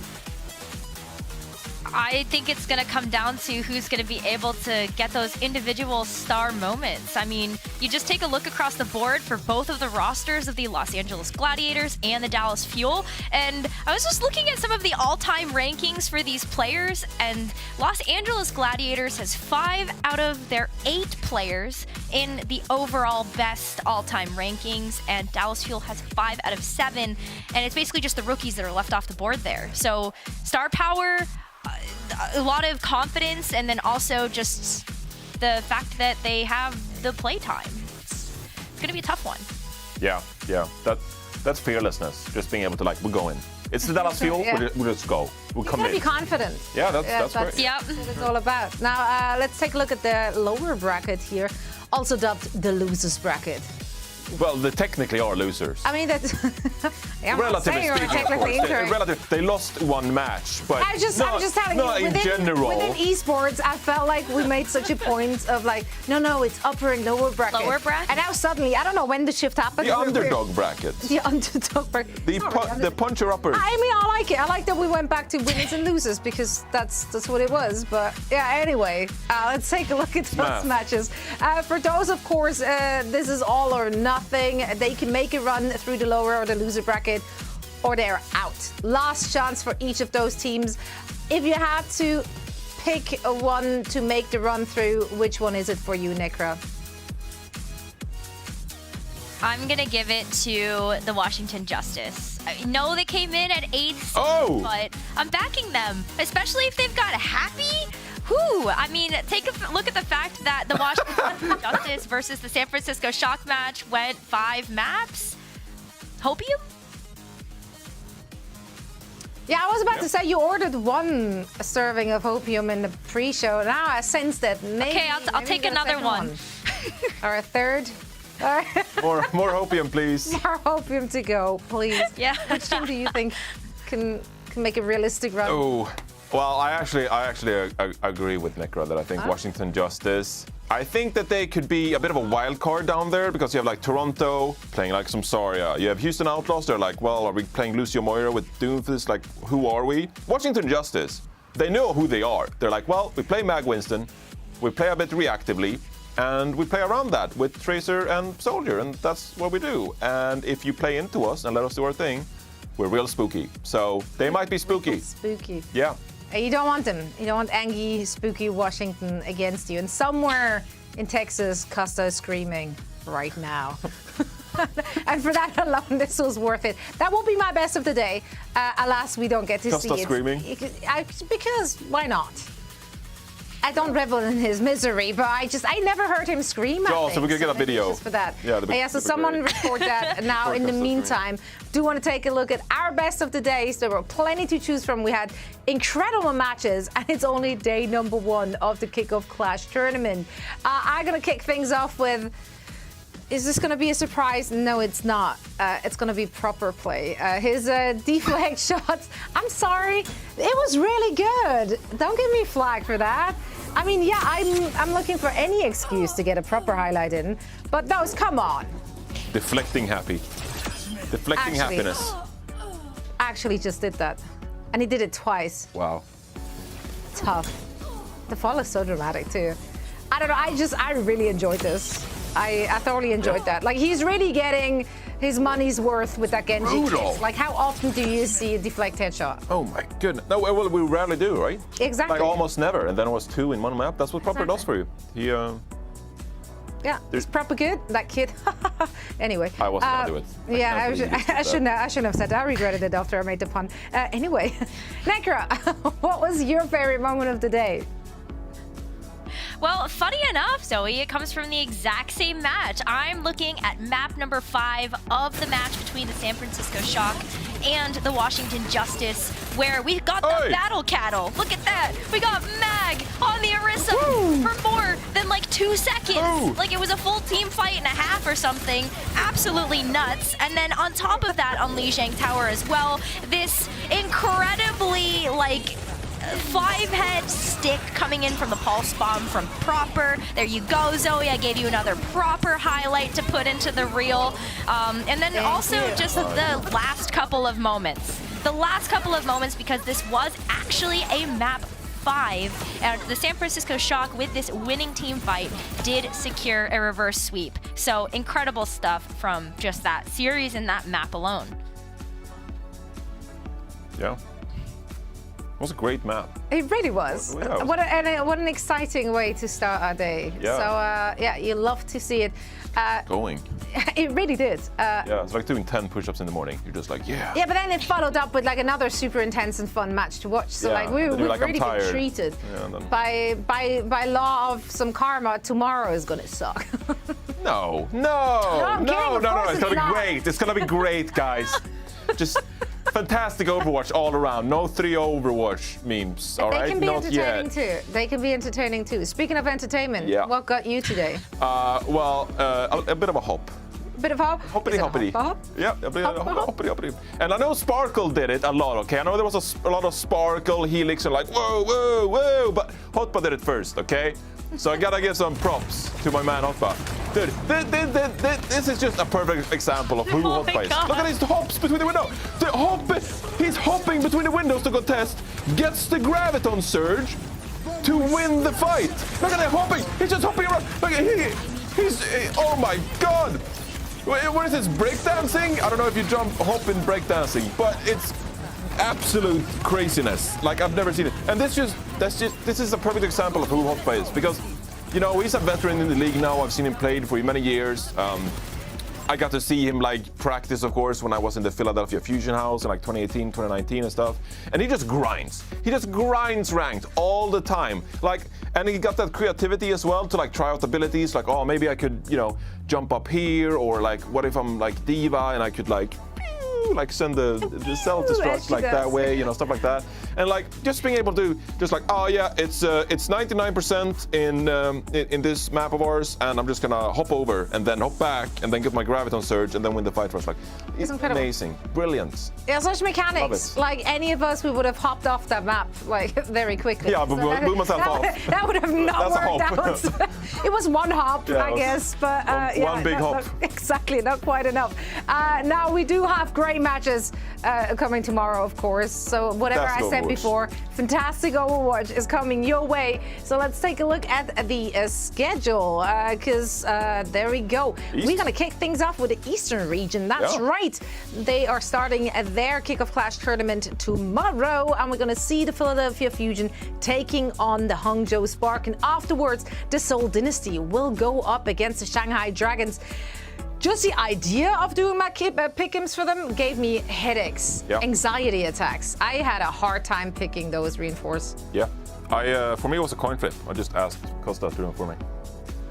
Is that the same? Like, Costa's opinion is literally the same as a coin flip? Is that what you're saying? I didn't say that. You said it. I'm kind of sounding like that. Okay. Well, that's a mistake. Here is the Western region. Exactly. Here are our Western region matches. We're going to kick things off with the upper bracket between the San Francisco Shock and the Atlanta Reign. After that, we're going to see the Gladiators take on the Fuel. And Reiner made this one spicy already, you know, in his post-game interview, trying to rile up that Dallas crowd. Maybe he thrives on their hatred. Chaos. on the chaos, on the hatred. You gotta be careful. Reddit will come for you. Exactly. It's a dangerous game he's playing, but we're all for it. Washington Justice will take on the Florida Mayhem, and the Toronto Defiant and Houston Outlaws will battle it out to round out our day. Which of these matches, Necro, are you gonna really want people to keep an eye on? Pick a match, any match. Any match. Well, okay. Well, I mean, we talked about the Gladiators versus the Fuel. That one's definitely going to be kind of the primo match, I think, of the day. But I also want to take a look at Houston versus Toronto, the two teams that kind of stuck in their ways a little bit, see how they bash together. And it is such a short turnaround. How much can a team realistically change in a tournament overnight? I actually smart to do changes? Well, in the big overhauls, maybe no. It depends on the confidence of our players. If you tell your team just like, yeah, I think we're gonna play wrecking ball comps, people are like, oh, like, let's not do that. But if you're like, oh, well, we're playing this SAR composition, and like, we just weren't aggressive enough.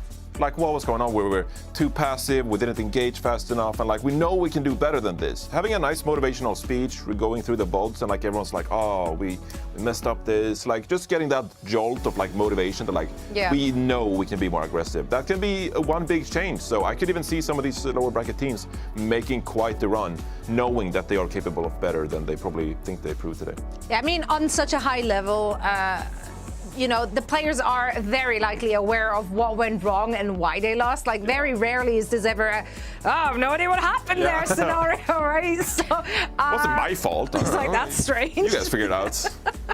Yeah, so probably not the case here. So we're very excited to see all those teams showing up nice and fresh tomorrow for their games, and I can't wait to see my pick'ems burn some more. Hey, we got 4 and 4 today. What are you? Yeah, but I don't trust myself, so there's a high chance of getting a lot of things wrong, and that's the joy of it, right, Necro? Like, that's what keeps it interesting. Yeah, sure. I'll call taking the L on the day enjoyable. Yeah. It's a guessing game for all of us. So like, you can't even gloat about getting something right because you literally had to guess, like all of us had to guess. So it's the luck of the draw, and that's how it is. And now we are, of course, done with the Watchpoint post show. Necro, thank you so much for joining us. It's getting dark outside. I'm actually quite moody. It's really right bad. now. I run on solar. So I know. I'm gonna pass out pretty soon. Come on, we need to hurry home. Well, we'll be back again tomorrow, bright and early, to get ready for our day. I'm gonna see you again. I'm gonna see you, Necro, again, and everyone at home watching. Make sure to tune in once more for our Watchpoint pre-show starting at 11:30, and of course the matches will kick things off at noon. And in case you're missing the kickoff of the APAC matches, don't you worry, we got you. We'll be summarizing those in our pre-show, so you don't want to miss it. Thank you so much for watching, and have a good night.